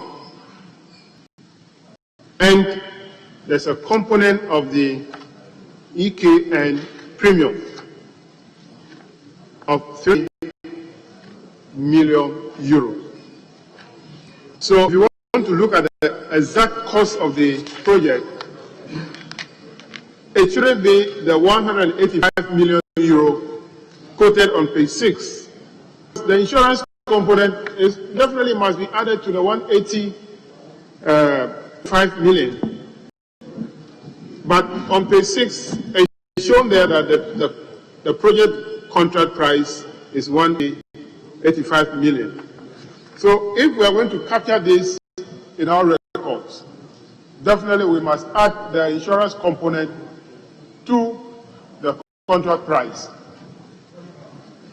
Because it's something that we have not been doing in the past. We only capture the contract price as the cost of the project. But you borrow and pay interest or pay insurance before you're able to secure the fund to the project. So in order for you to know the exact cost of it, it should be the cost of the project plus the cost incurred in terms of insurance. But we can debate it further. But I think that anytime we are doing this, we always capture only the cost of the project, but the component that belong to, or we pay for insurance or interest, we do not add it to it. But I think that we should reconsider the way we capture our transactions in our records. Thank you, Mr. Speaker. Thank you very much. I'll put a question. In favor of the motions 31 and 34 say aye. Those against say no. The ayes have it. Resolutions 32 and 35. Honorable Minister. Mr. Speaker, I thank you. I rise to move that the resolution listed as item 32 on pages 28 and 29, and also resolution 35 on pages 30 and on page 30 be now adopted. I so move. Thank you very much. The motion for adoption of the resolution has moved, seconded by The Speaker, I second the motion. Thank you. All those in favor say aye. Those against say no. The ayes have it, and the resolution is duly adopted.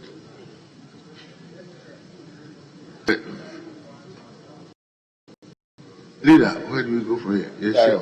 Mr. Speaker, in the series will be 36, and it will be taken with 9, two procedural motions, and there's 37 and 40.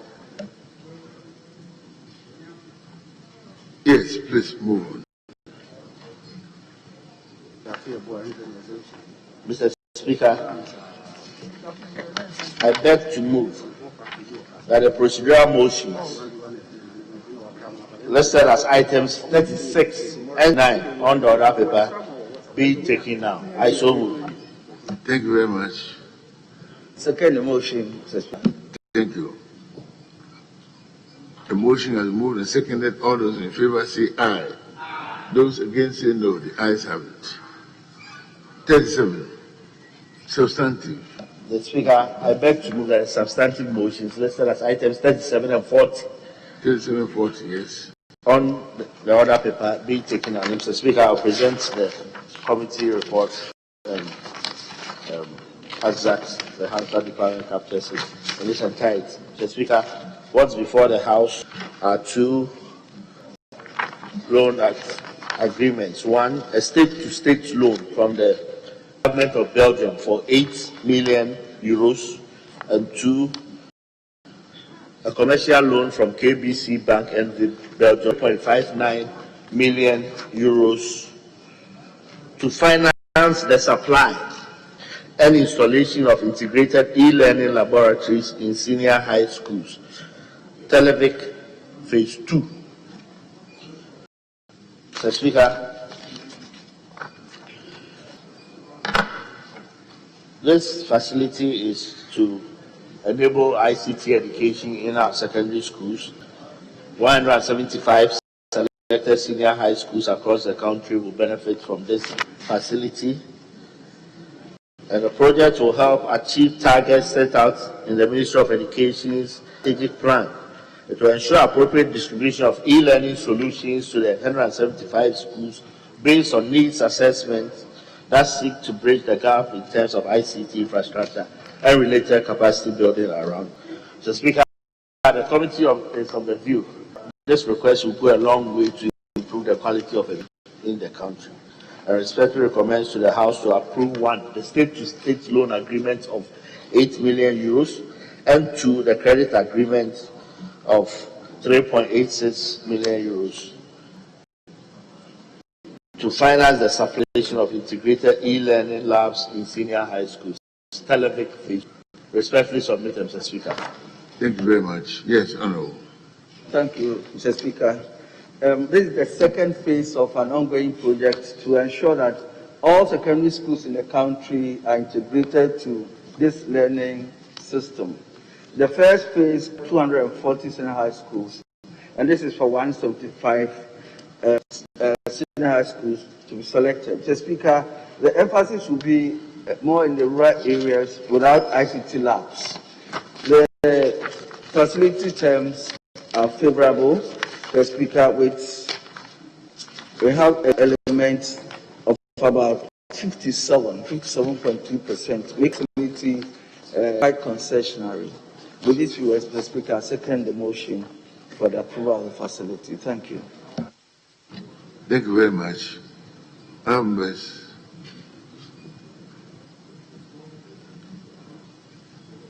All those in favor of the motion say aye. Those against say no. The ayes have it. The motion is duly. The two motions are adopted, 37 and 40. Now, the motions 38 and 41 being resolutions regarding same.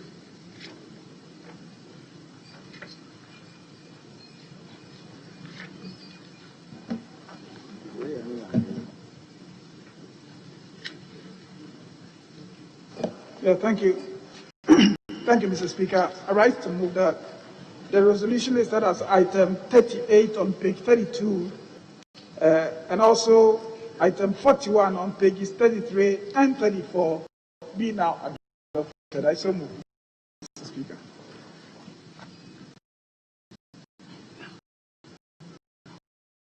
Who seconds? Mr. Speaker, I second the motion. All those in favor say aye. The ayes have it. The resolutions have it. Yes, Honorable Leader. Where do we go from here? Mr. Speaker, we couldn't lay this particular paper listed as 4D. The chairman is available now, if we may permit him to. Please do. On page 10, 4D. Page 10. Page 10, 4D. Yes, Chairman. Page 10. Report of the Committee on Defense and Interior on the contract agreement among the government of the Republic of Ghana, represented by the Ministry of National Security, Hawaii Technologies Company Limited, and the China National Technical Import and Export Corporation for an amount of $100 million United States for the Metropolitan Area ICT Enhanced Traffic Management Project. The report is duly laid and for distribution to honorable members. Yes. Honorable. Yes, Mr. Speaker. We may now look at item listed as 80. Item listed. Borrowers and Lenders Bill 2020 at the consideration stage. Item page 60. Page 87. 67.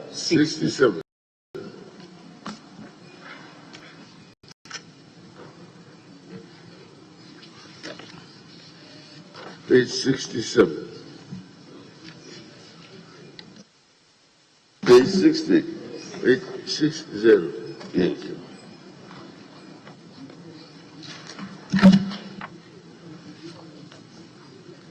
Consideration stage.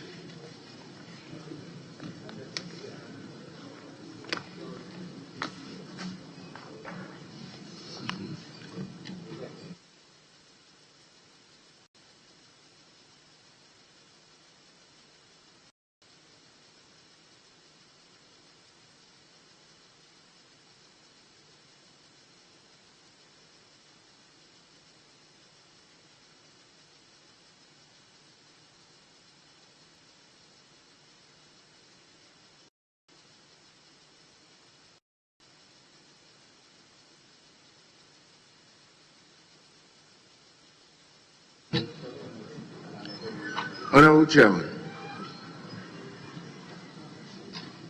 Borrowers and Lenders Bill 2020 Article Constitution State. I, clause 1. Application with respect to security interest. Mr. Speaker, clause 1. Amendment proposed, sub clause 1. Paragraph B, line 2. Delete that is. Mr. Speaker, that is in line 2 does not add any value. If you edit it to read the creation of a security interest, the effectiveness of a security interest against third parties, and priority to interest in tangible property located in this country. That's what I was saying. That is located in this country.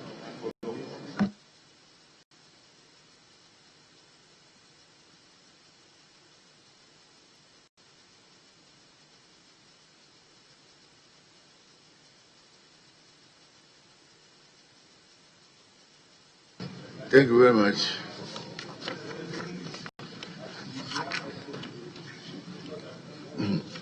Honorable Chairman, are you still canvassing for adoption of your vote?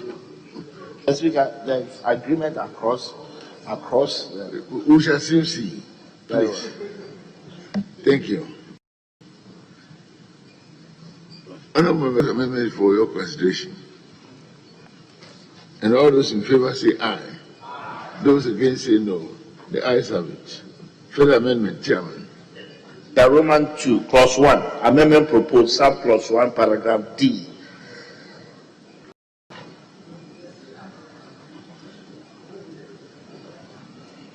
Sub clause paragraph D. Line 1, after effectiveness, insert of a security interest. The Speaker, this consequential amendment will be in Roman 5 and 6.2. In Roman 5 and Roman 6, the amendment we are effecting in Roman 2 would apply to Roman 5 and Roman 6. So if you can. The proposed amendment for your consideration, honorable members, and those in favor say aye. Those against say no. The ayes have it. Aye. Mr. Speaker, Roman 3, clause 1, amendment proposed, sub clause 1, paragraph G, line 1, delete creation, effectiveness, and creation, effectiveness. And it said creation of a security interest, effectiveness of a security interest. Thank you very much. All those in favor say aye. Those against say no. The ayes have it. Further amendment. V. The Speaker, Roman 4, clause 1, proposed as captured on the order paper.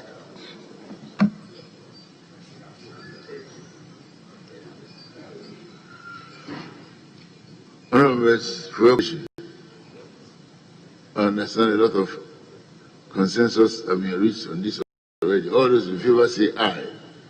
Those against say no. The ayes have it. Further amendment.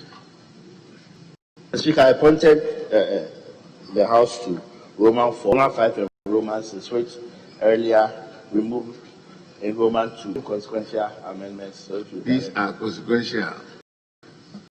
All those in favor say aye. Those against say no.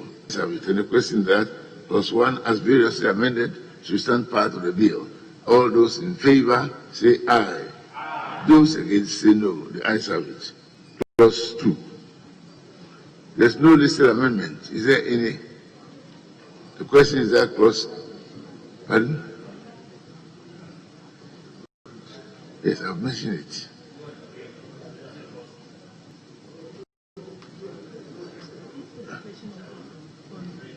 The question, therefore, is that the whole of clause 1, as variously amended, should stand part of the bill. All those in favor say aye. Those against say no. The ayes have it. Clause 2. No listed amendment. Application with respect to other credit agreement. Any amendment? The question, therefore, is that clause 2 should stand part of the bill. All those in favor say aye.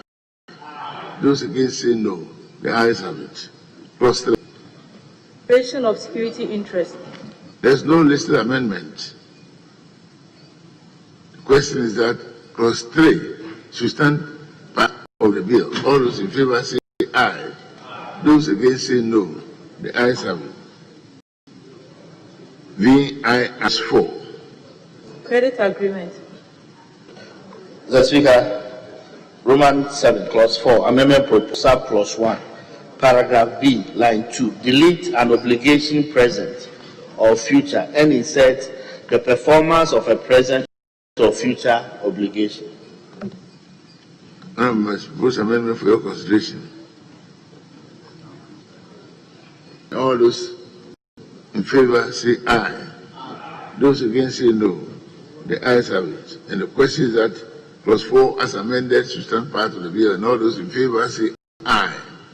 Those against say no. The ayes have it. Clause 5. Execution of a credit agreement. No listed amendments. Any amendment.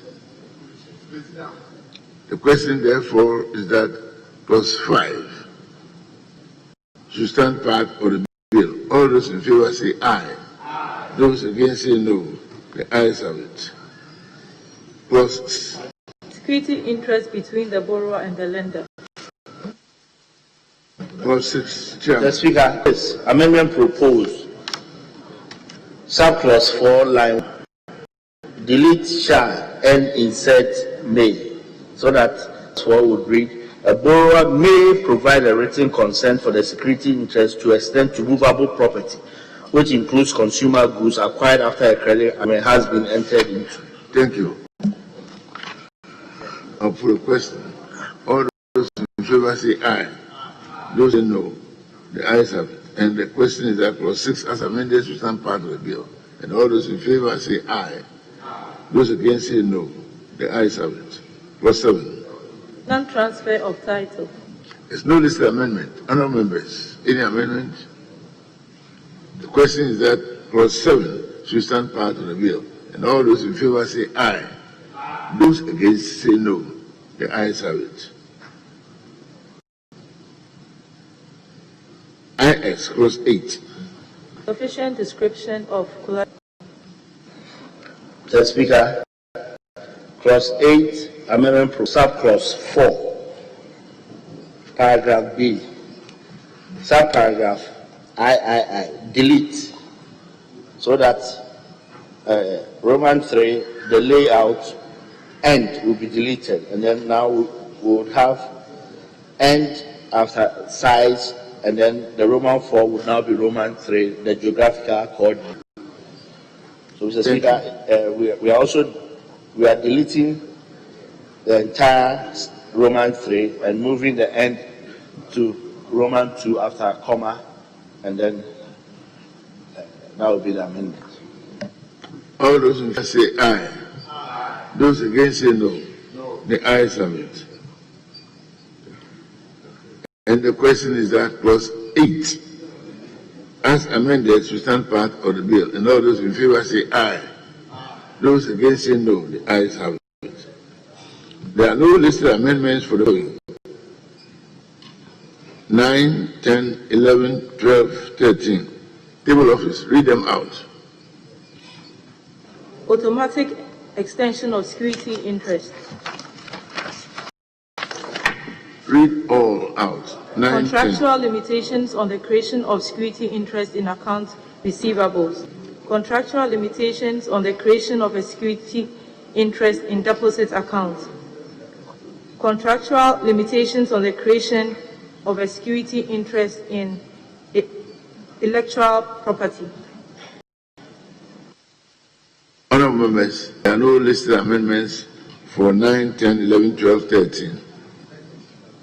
Any amendments to any of these? If not, I'll put a question.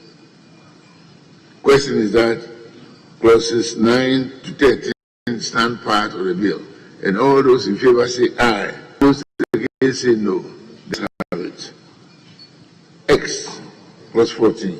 Achieving third-party effectiveness. Honourable Chairman, amendment.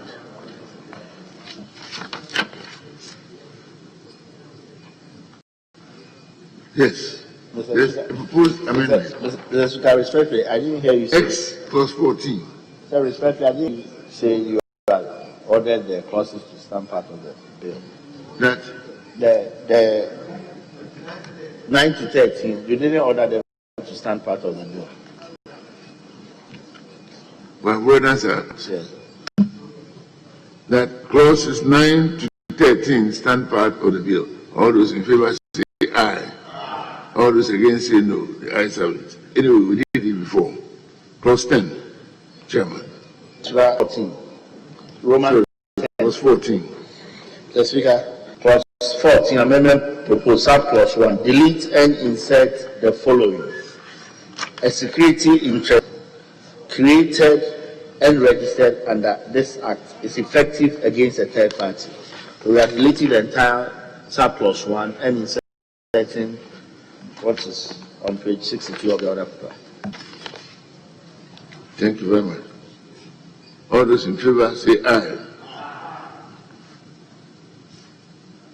All those against say no. The ayes have it.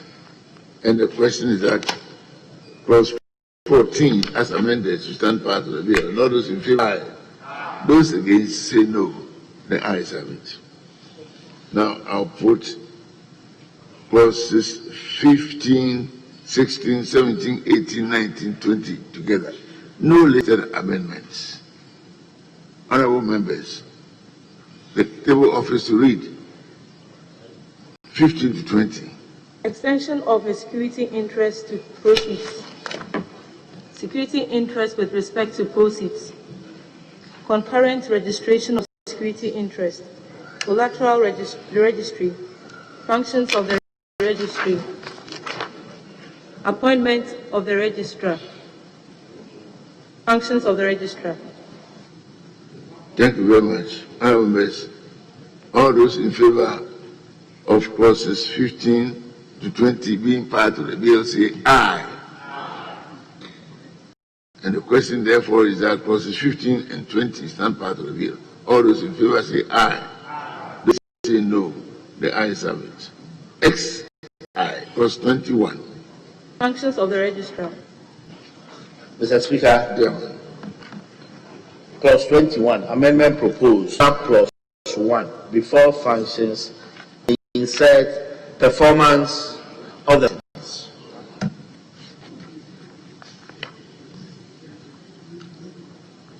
Yes. Honorable members, the proposed amendment is for your consideration. And I put a question. All those in favor say aye. Those against say no. The ayes have it. And the question is that clause 21 as amended to stand part of the bill. All those say aye. Those against say no. The ayes have it. Clause 22. Registration of security interest. Yes, Chairman. Mr. Speaker, clause 22, amendment proposed, subclause 1, line 1, delete that and insert there. And in line 2, before security, delete there and insert that. Transpositional, Mr. Speaker. Honorable members, proposed amendment for your consideration. All those in favor say aye. Those say no. The ayes have it. And the question is that the clause as amended to stand part of the bill. All those in favor say aye. Those against say no. The ayes have it. Honorable Chairman. Mr. Speaker, still on clause 22, Roman 20. Amendment proposed, subclause 2, line 1, delete subject to and insert under. That's very clear. So a lender under the supervision of the bank. Yes. All in favor say aye. Those against say no. The ayes have it. Clause 22, X. Mr. Speaker, XIV, clause 22, amendment proposed, subclause 4, line 3, delete the and insert are regulated by other financial sectors. All those in favor say aye. Those against say no. The ayes have it. The amendment is duly carried. And the question is that clause 22 as amended should stand part of the bill. All in favor say aye. Those against say no. The ayes have it. Clause 23. Particulars of registration. No listed amendments. Honorable members, the question therefore is that clause 23 should stand part of the bill. And all in favor say aye. Those against say no. The ayes have it. Clause 24. Acknowledgement of registration. Chairman. Mr. Speaker, clause 24. Amendment proposed, subclause 191. Before registration, delete there and insert a registrant. So a registrant, not the registrant. Thank you very much. I'll put a question as direct. All those in favor say aye. Those against say no. The ayes have it. The question is that a clause 20 or second one. Yes, further amendment. In Roman 26, amendment proposed, clause 24, subclause 2 line 1A, and it says V. Yes. Mr. Speaker, okay, maybe we put that question. Chairman, please. I already moved the Roman 26, clause 24, delete A, and it says there. So if you put the question on that one. All those in favor say aye. Those against say no. The ayes have it.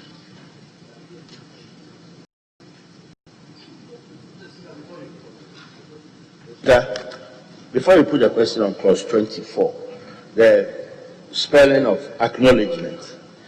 In some instances, there is an E after the G, and then in other instances, there is no E. So if you direct that the British version of acknowledgement be used, the draft version. Yes, Honorable Husseini. Mr. Speaker, in that provision, clause 24, they mixed the American spelling and the British spelling, and we drafted the British language. So the acknowledgement should have E. So you should acknowledgement with the E, and not the one without the E. You are not American. Yes, Chairman. If you haven't directed, then you can put the question of the entire clause 24. I direct him accordingly. Therefore, I put a question that the whole of clause 22 as amended, 24 as amended, should stand part of the bill. All those in favor say aye. Those against say no. The ayes have it. Clause 25. Effectiveness of a registration. Yes. Speaker, in clause 25, amendment proposed is to delete A in the head note so that the head note reads effectiveness of registration. Yes, thank you. Yes, please proceed. Honorable members, the proposed amendment for consideration. All those in favor say aye. Those against say no.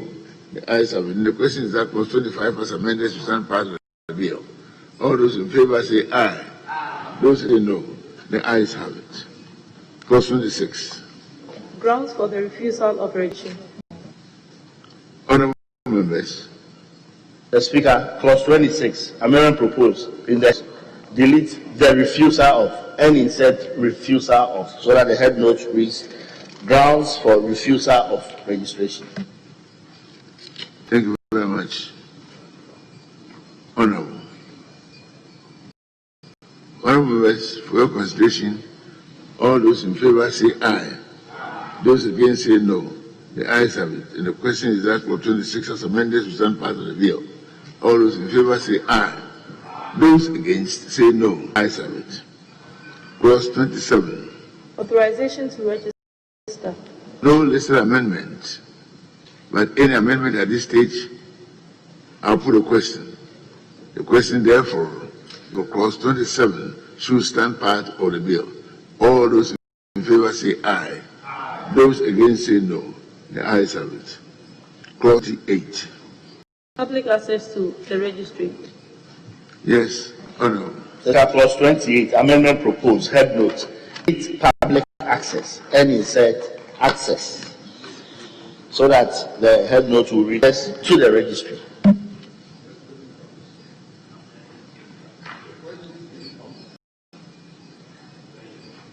And the proposed amendment for your consideration, honorable members.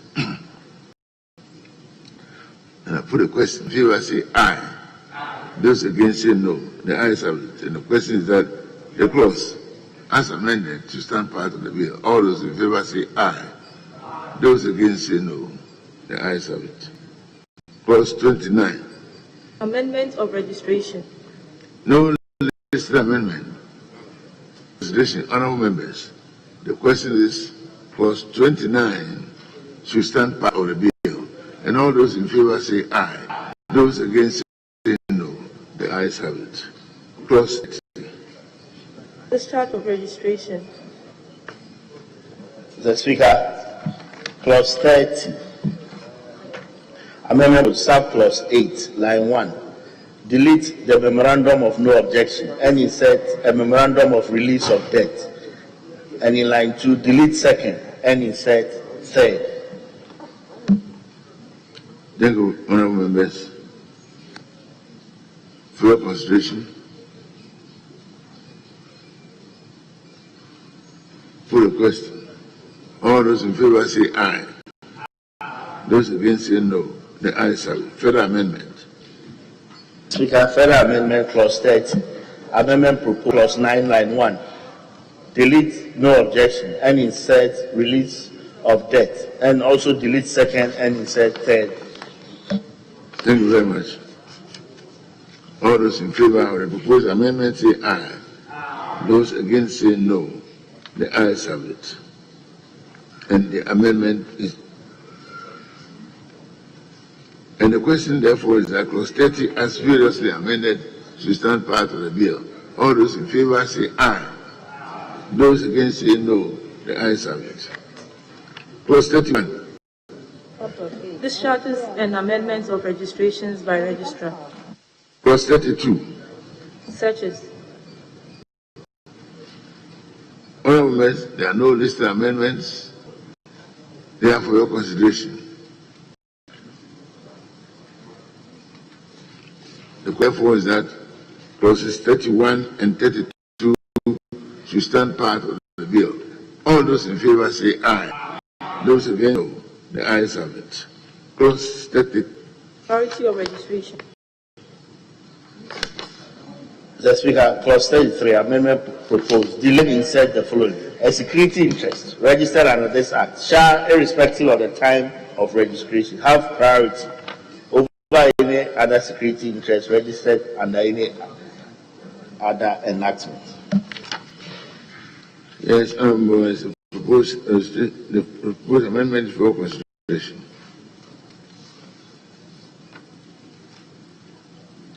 For the question, all those in favor say aye. Those against say no. The ayes have it. The question is that the clause as amended should stand part of the bill. All those in favor say aye.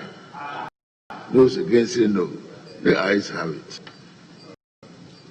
Chairman. Clause 34. Respectfully, you have to put the question of clause 33. Pardon?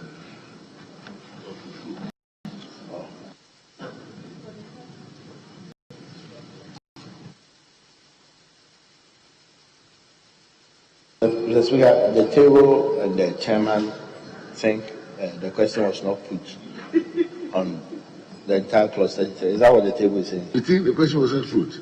Yes, that's what the table. On the clause as a whole? Yes, the table, not me. For avoidance of doubt? Yeah. And that the clause as amended stand part of the bill.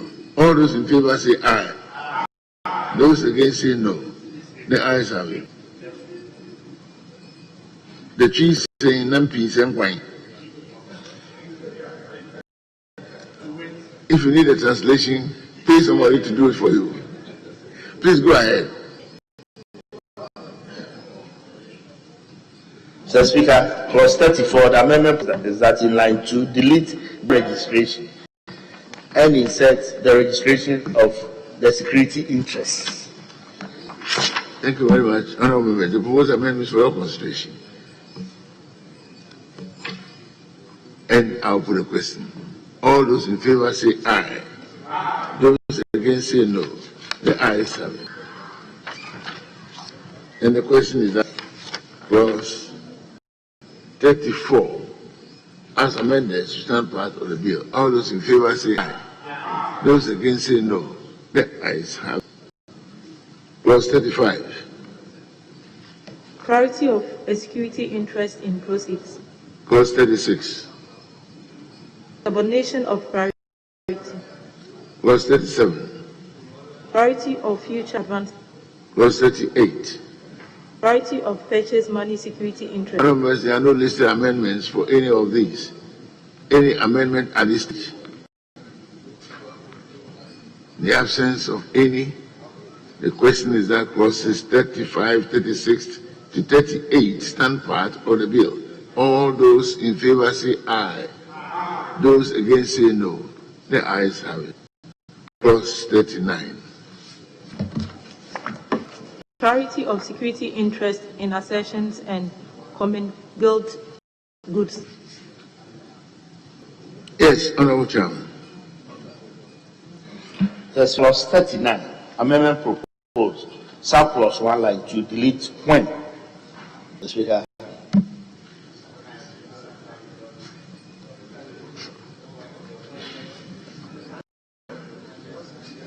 Yes, thank you very much.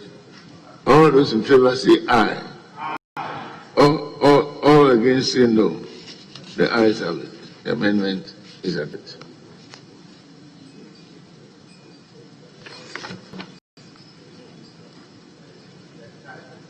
So, clause 34 as a whole. Sorry, clause 39 as a whole stand part of the bill. All those in favor say aye. Those against say no. The ayes have it. Clause 40. Priority with respect to transferred collateral. Clause 41. Priority of transferee of money. Clause 42. Priority of transferee of funds. There are no listed amendments herein. Honorable members, we move an amendment at this stage. Otherwise, the question therefore is that clauses 40, 41, and 42, as they stand, should stand part of the bill. All those in favor say aye. Those against say no. The ayes have it. Clause 43. Priority of a purchaser of a negotiable instrument, a document of title, or a security certificate. Yes, Chairman. Mr. Speaker, clause 43, amendment proposed. Opening phrase line 2, chattel paper, and delete save wherever it appears in the bill. Honorable members, propose amendment for your consideration.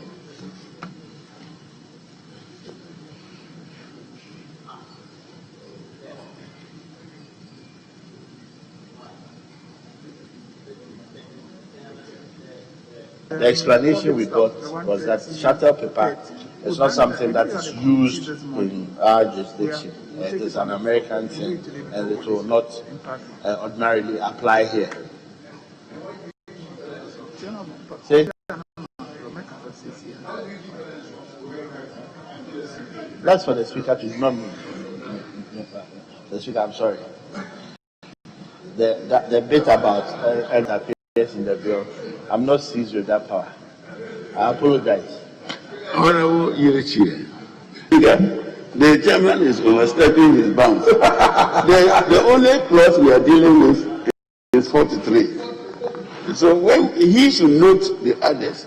So when we reach there, he will tell us it's controversial, but not to say wherever it appears in the bill. So should we go back? Yes, go back to page 1. He has apologized. Okay. So shall we progress? I like quick apologies in Parliament. Yes, Honorable.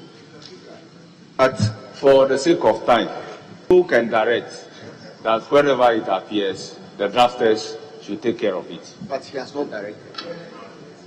So it can request to the Speaker to direct the drafters to do that. Is that the consensus of honorable members? Yes. Then I so direct. Yes, shall we make progress?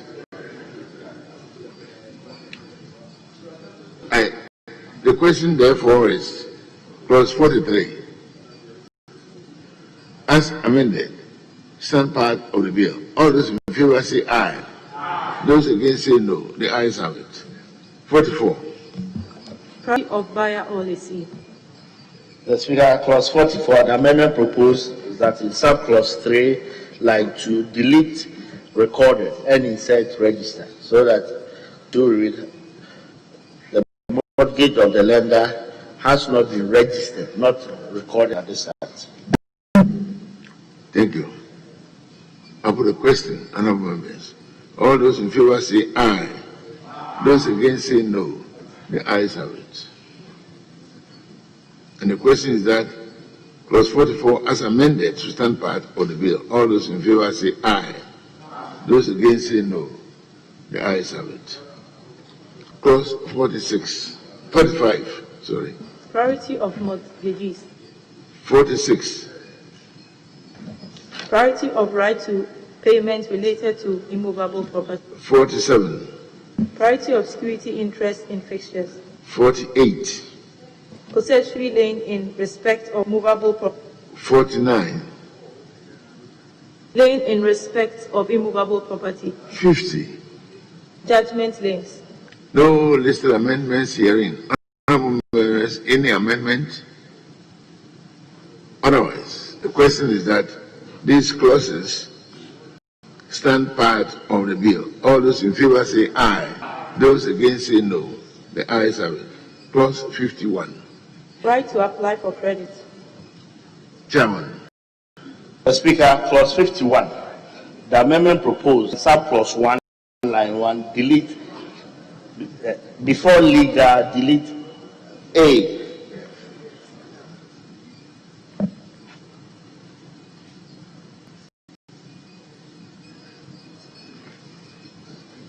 Yes.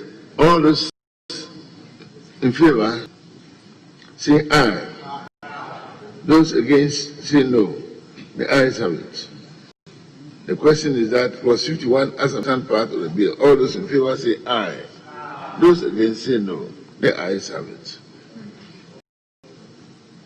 Clause 52. Protection against discrimination in respect of credit. The Speaker, in clause 50, the amendment proposes that in sub-clause 1, line 2, delete disability. Honorable members, the proposed amendment for your consideration.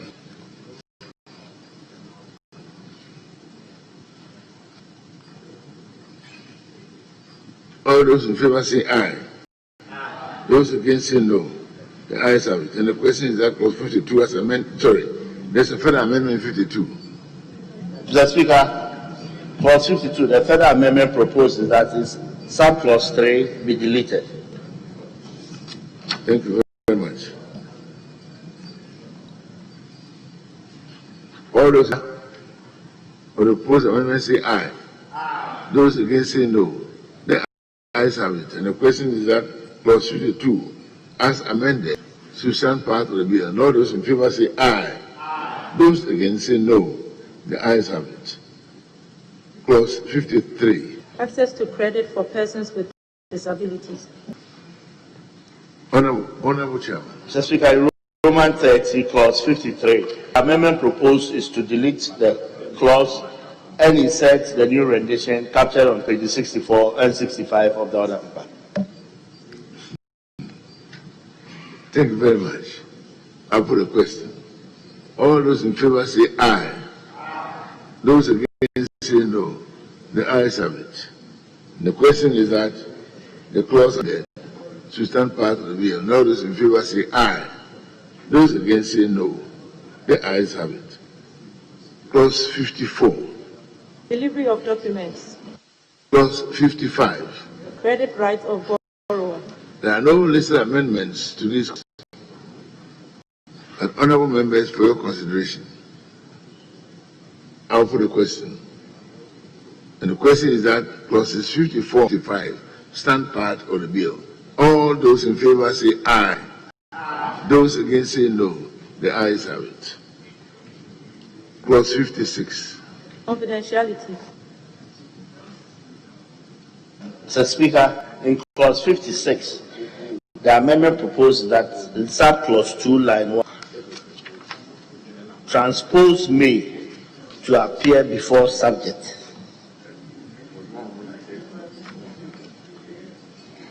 So that the may at the end of line 2 now comes before subject, and 2 reads, despite subsection 1, a lender may, subject to the consent of the borrower, disclose information obtained from the borrower to another person. Thank you very much. Honorable members, for your consideration. All those in favor of the amendment say aye. Those against say no. The ayes have it. And the question, clause 56 as amended, substantive part of the bill. All those in favor say aye. Those against say no. The ayes have it. Clause 57. Pre-arrangement disclosure. Chairman. Mr. Speaker, clause 57, the amendment proposed is that in subclause 3, opening phrase, delete statement shall specify, and insert disclosure statement shall include, so that 3 would read a pre-agreement disclosure statement shall include.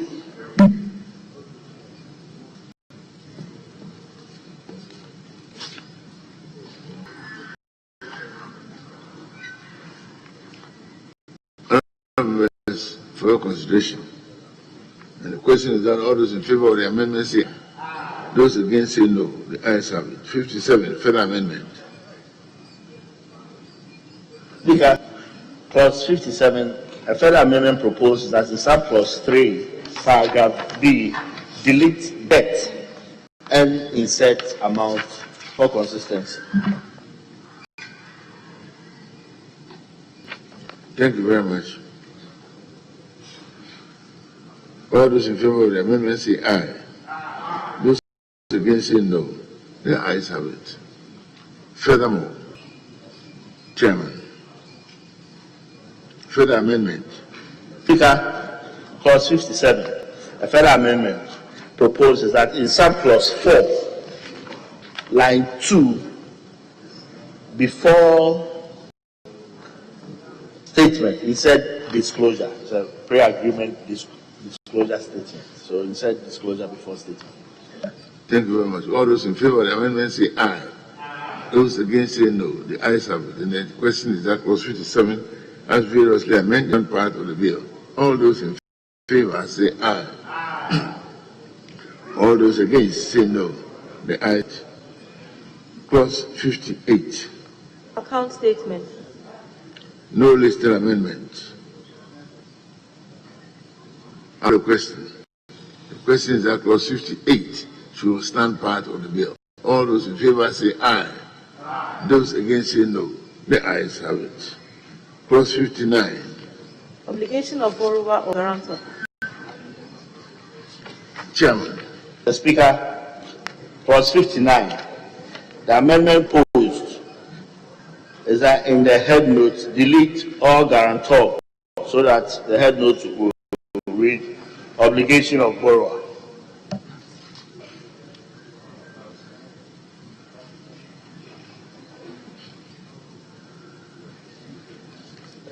Yes, honorable members. The proposed amendment is for your consideration. All those in favor say aye. Those against say no. The ayes have it. Chairman.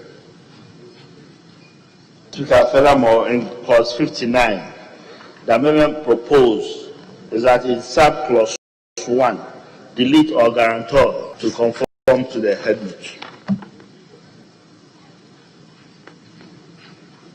All those in favor say aye. Those against say no. The ayes have it. Further amendments to 59. Chairman. Further amendment to clause 59 is that in subclause 2, line 1, delete may, insert shall, so that a credit agreement shall provide for the terms and conditions. Thank you very much, Honorable Chairman. I put a question. All those in favor say aye. Those against say no. The ayes have it. Final amendment to 59. Chairman. Clause 59, sub-clause 3, paragraph D, line 1, before other is there. So that it will be other fees and not the other fees. Thank you very much. All those in favor of the proposed amendment say aye. Those against say no. The ayes have it. And the question is that clause 59, as amended, should stand part of the bill. All those in favor say aye. Those against say no. The ayes have it. Clause 60. Default. Mr. Speaker, clause 60, the amendment proposed is that in clause 3, paragraph D, line 1, before other, insert any, so that it will be any other means agreed upon. Thank you very much. Obvious. All those in favor say aye. Those against say no. The ayes have it. Further amendment. Mr. Speaker, the further amendment to clause 60 is that in sub-clause 4, paragraph D, line 1, before other, insert any, just as we effected in the previous amendment. The question is that all those in favor say aye. Those against say no. The ayes have it. And now put a question on the whole clause 60, and that clause 60 as amended should stand part of the bill. All those in favor say aye. Those against say no. The ayes have it. Clause 61. Remedies of lender on. Chairman of the committee. Mr. Speaker, in clause 61, the amendment proposed that in sub-clause 2, line 2, delete 8 and insert the document of title. Thank you very much, honorable members. The proposed amendment for consideration.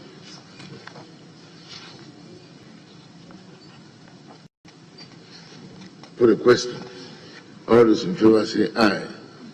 Those against say no. The ayes have it. And the question is that clause 61, as amended, should stand part of the bill. All those in favor say aye. Those against say no. The ayes have it. Honorable members, we will continue from the addendum. The addendum on the yellow type of paper.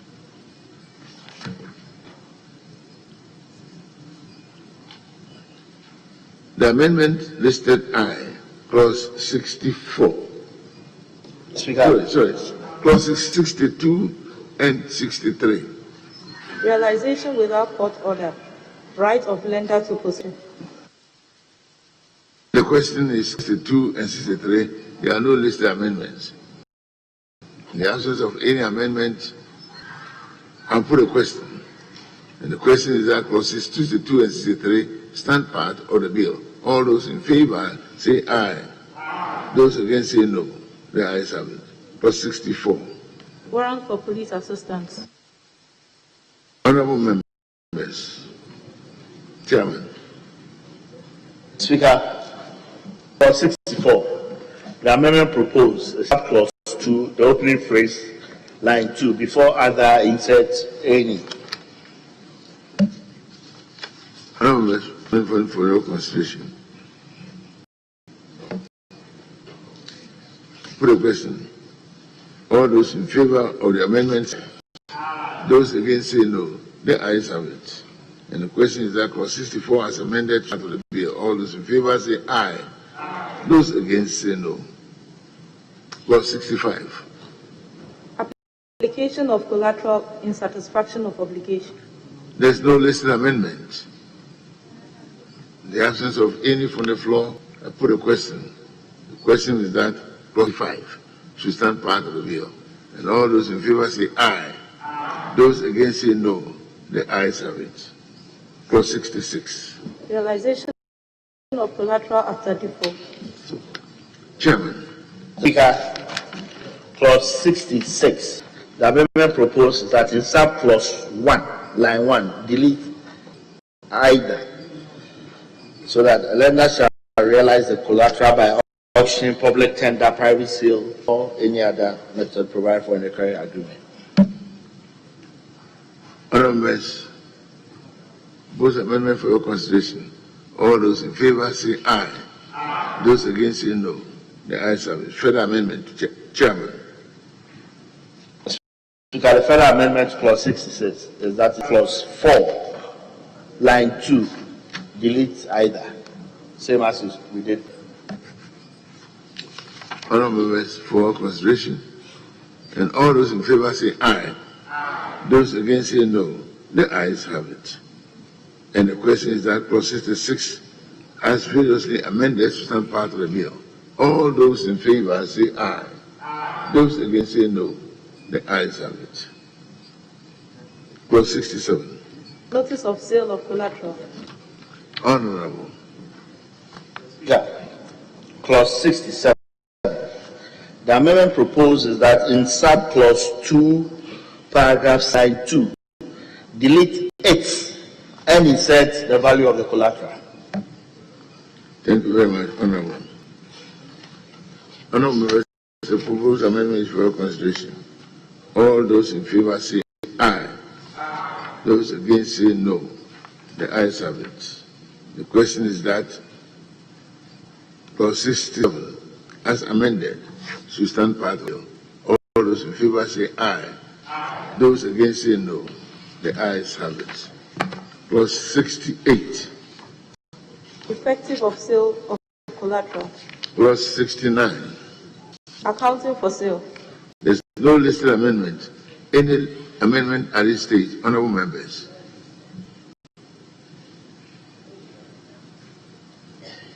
All those, and the question therefore is that clauses 68 and 69 stand part of the bill. All those in favour, aye. Those against say no. The ayes have it. Clause 70. Distribution of proceeds of sale.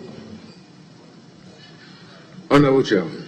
Mr. Speaker, in clause 70, the amendment proposed is to effect what has been captured on page 2 of the other paper addendum. Essentially, we are deleting paragraphs A, B, and C, and what has been captured, A, B, and C, the new one, but the drop-down will remain, so that before applying the net proceeds of the sale towards the satisfaction, that one is not being deleted. So, in clause 1, we are only deleting paragraphs A, B, and C, inserting the new one, and the preamble and the drop-down stays the same.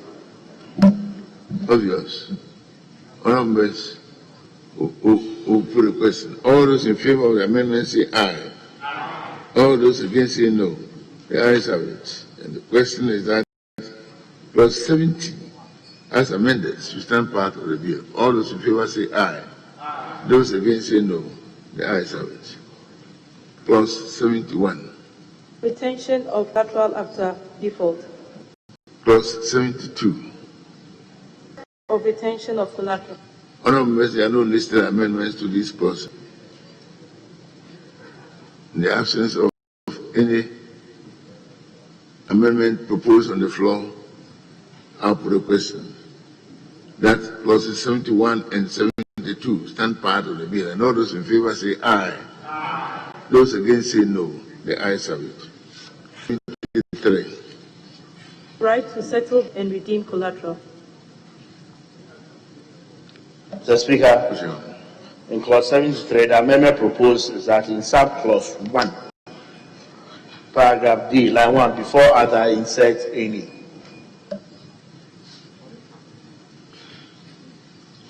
Yes. Honourable members, for your consideration.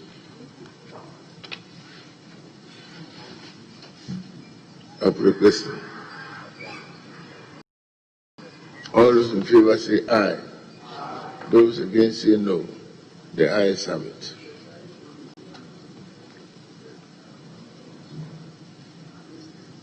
The question is that clause 73, as amended, stand part of the bill. All those in favour say aye.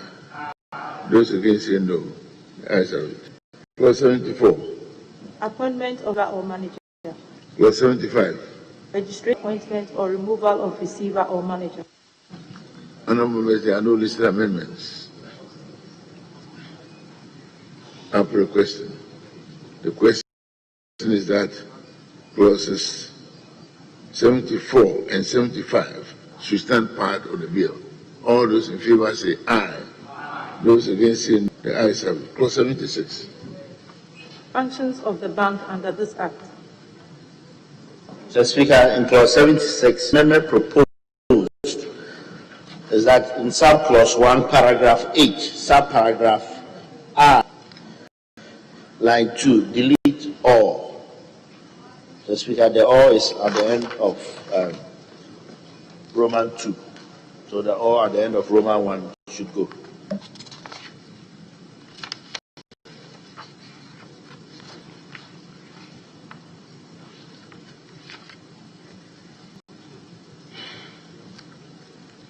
I put a question, honorable members.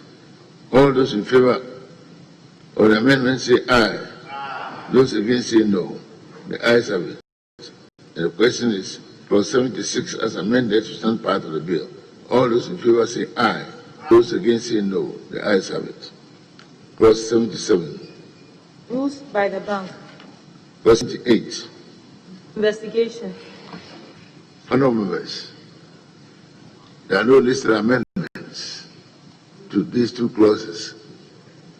In the absence of any amendment on the floor, I put a question. The question is that clauses 77 and 78 stand part of the bill. And all those in favor say aye. Those against say no. The ayes have it. Clause 79. Examination by the bank. Speaker, in clause 79, the amendment proposes that in subline line 4, delete that and insert there, so that the last line will read of the records of the lender, of that lender. Thank you very much. I'll put a question. All those in favor of the amendment say aye. Those against say no. The ayes have it. The amendment is carried. And the question is that clause 79 as amended should stand part of the bill. And all those in favor say aye. Those against say no. The ayes have it. Clause 80. Order for search of premises. Clause 80. No listed amendment for your consideration. In the absence of any amendment on the floor, the question is that clause 80 should stand part of the bill, and all those in favor say aye. Those against say no. The ayes have it. Clause 81. Power of court to make certain orders.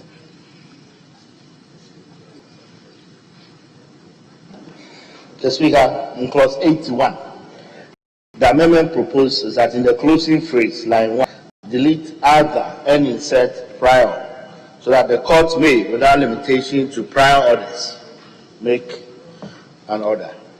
Thank you very much. I put a question. All those in favor of the proposed amendment say aye. Those against say no. The ayes have it. And the question is that clause 81 as amended to stand part of the bill. All those in favor say aye. All those against say no. The ayes have it. 82. Administrative sanctions.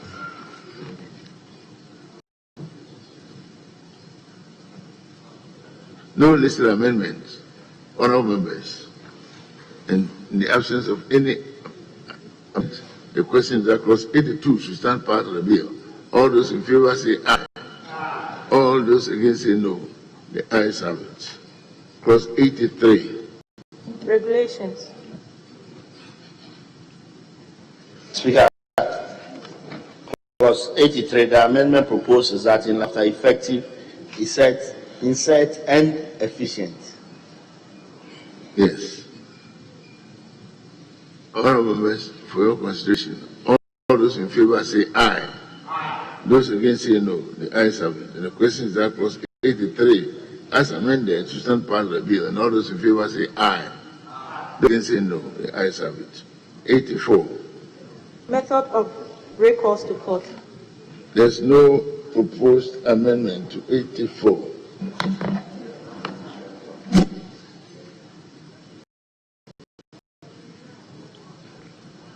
question is that clause should stand part of the bill. All those in favor say aye. Those against say no. The ayes have it. Clause 85. Interpretation. The Speaker, in clause 85, the amendment proposes that in the interpretation of security interest in line 2, delete other and insert the.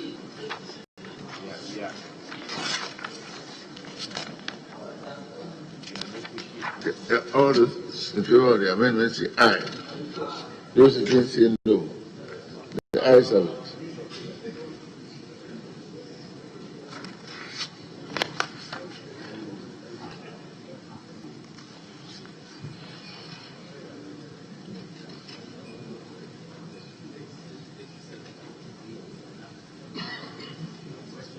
And the question is that clause 85 should stand part of the bill. All those in favor say aye. Those against say no. The ayes have it. 86. Conflict of laws.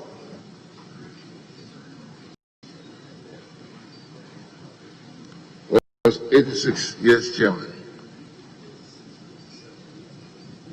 86, 87. There are no advertised amendments in clauses 87 and 88. 86. Conflict of laws. 87. Transitional provisions. 86, 87 to 88. Reforms and savings. No proposed amendments. And the question is that 86, 87, 88 should stand part of the bill. All those in favor say aye. Those against say no. The ayes have it. Chairman. We can continue with the first schedule. There are three schedules: the first schedule, second schedule, and the third. First, second, third. Pre-agreement disclosure statement. There are three schedules. The first schedule, second schedule, and third schedule. Please read them out. Memorandum of no objection. Mr. Speaker, so the first schedule has no advertised amendment, and so would be question on the first schedule. Very well. The question is that the first schedule should stand part of the bill. All those in favor say aye. Those against say no. Ayes have it. Yes. Second schedule. Table, please. Second schedule. Memorandum of no objection. So, Mr. Speaker, the amendment proposes that we delete the second schedule in the bill and insert the second schedule as captured on the other paper. Thank you very much. All those in favor of the amendment say aye. Those against say no. The ayes have it. And the question is that the second schedule, as amended, should stand part of the bill.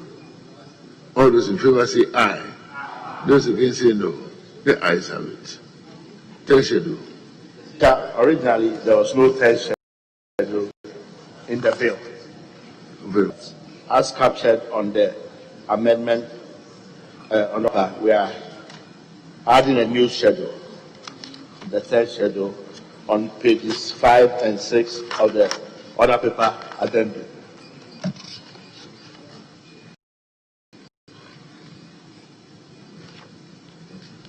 Yes, who is this? New schedule. So you put the question on the new schedule. Which would the name? The new schedule. Memorandum added, of no objection. The new schedule, as added, should stand part of the bill. Memorandum of release of debt. Yes. It's for your consideration. And the question is that it should stand part of the bill. All those in favor say aye. Those against say no. The ayes have it. The long title. An act to regulate transactions between borrowers and lenders, to establish a collateral registry, to provide a legal framework for the registration and enforcement of security interest in collateral, to establish an order of priority of security interest, generally to provide for agreements and provide for related matters. Honorable members. Chairman. Mr. Speaker, there's an amendment proposed to a long title. But in line 3, we delete the generally and insert in after agreements, so that it reads to credit agreements generally and to provide for related matters. Thank you very much. Honorable members, to propose amendment to the long titles for your consideration. It's on page 6 of the proposed amendment of new order paper. I'll put a question. All those in favor say aye. Those against say no. The ayes have it. And the question is that the long title as amended should stand part of the bill. All those in favor say aye. Those against say no. The ayes have it.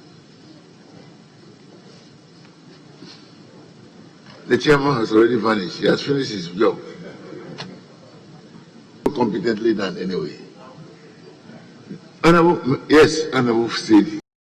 Yes, Speaker, you have not declared that the long title should stand part of the bill. No, he has not declared. I had done that. Shall we do another for Agoda's?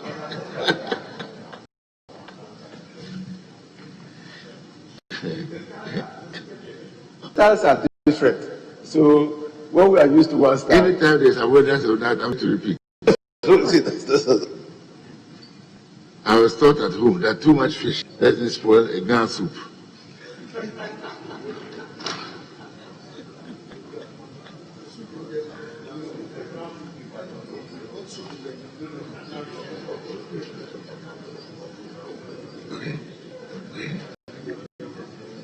Okay.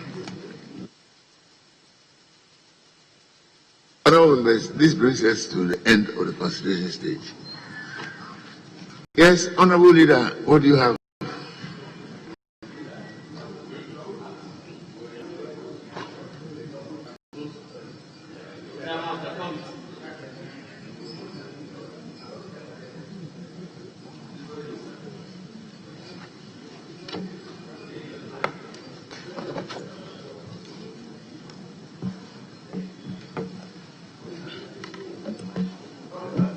Mr. Speaker, we have some few businesses that may not be taken today because the Minister for Education and the Chairman for Education Committee are not available.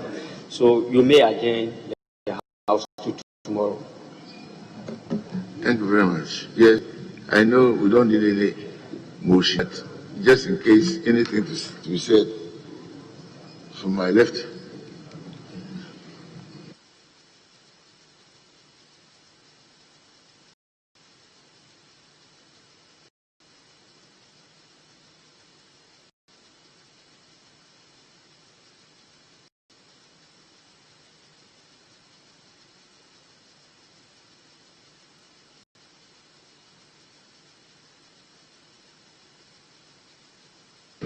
Honorable member, there will be a little confirmation of an issue, and then we shall close. But nevertheless, I thought Honorable Yerichire, you stood up. Honorable Yerichire, did I see you on your feet, sir? No, I asked whether he was on his feet.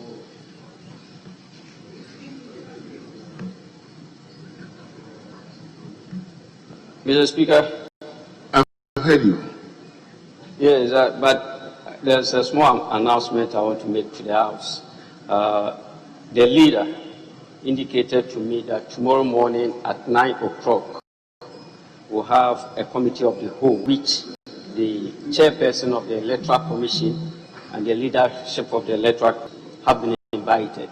So they will be meeting the House at 9 in the morning at a committee of the whole. Yes, I know. I ask that because we are rising tomorrow, we put a time limit on the meeting with the EC and whoever. Otherwise, If we don't do that, we'll be staying here much later.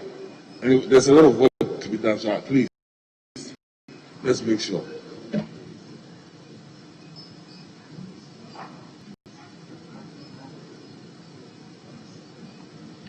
Well, honorable members, this honorable house, so we agreed to be here tomorrow at 9.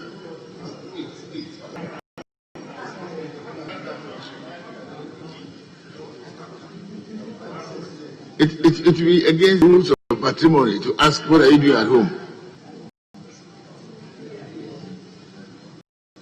All right, in the absence of anything to the contrary, this honorable house is hereby adjourned to tomorrow, 9 o'clock in the forenoon.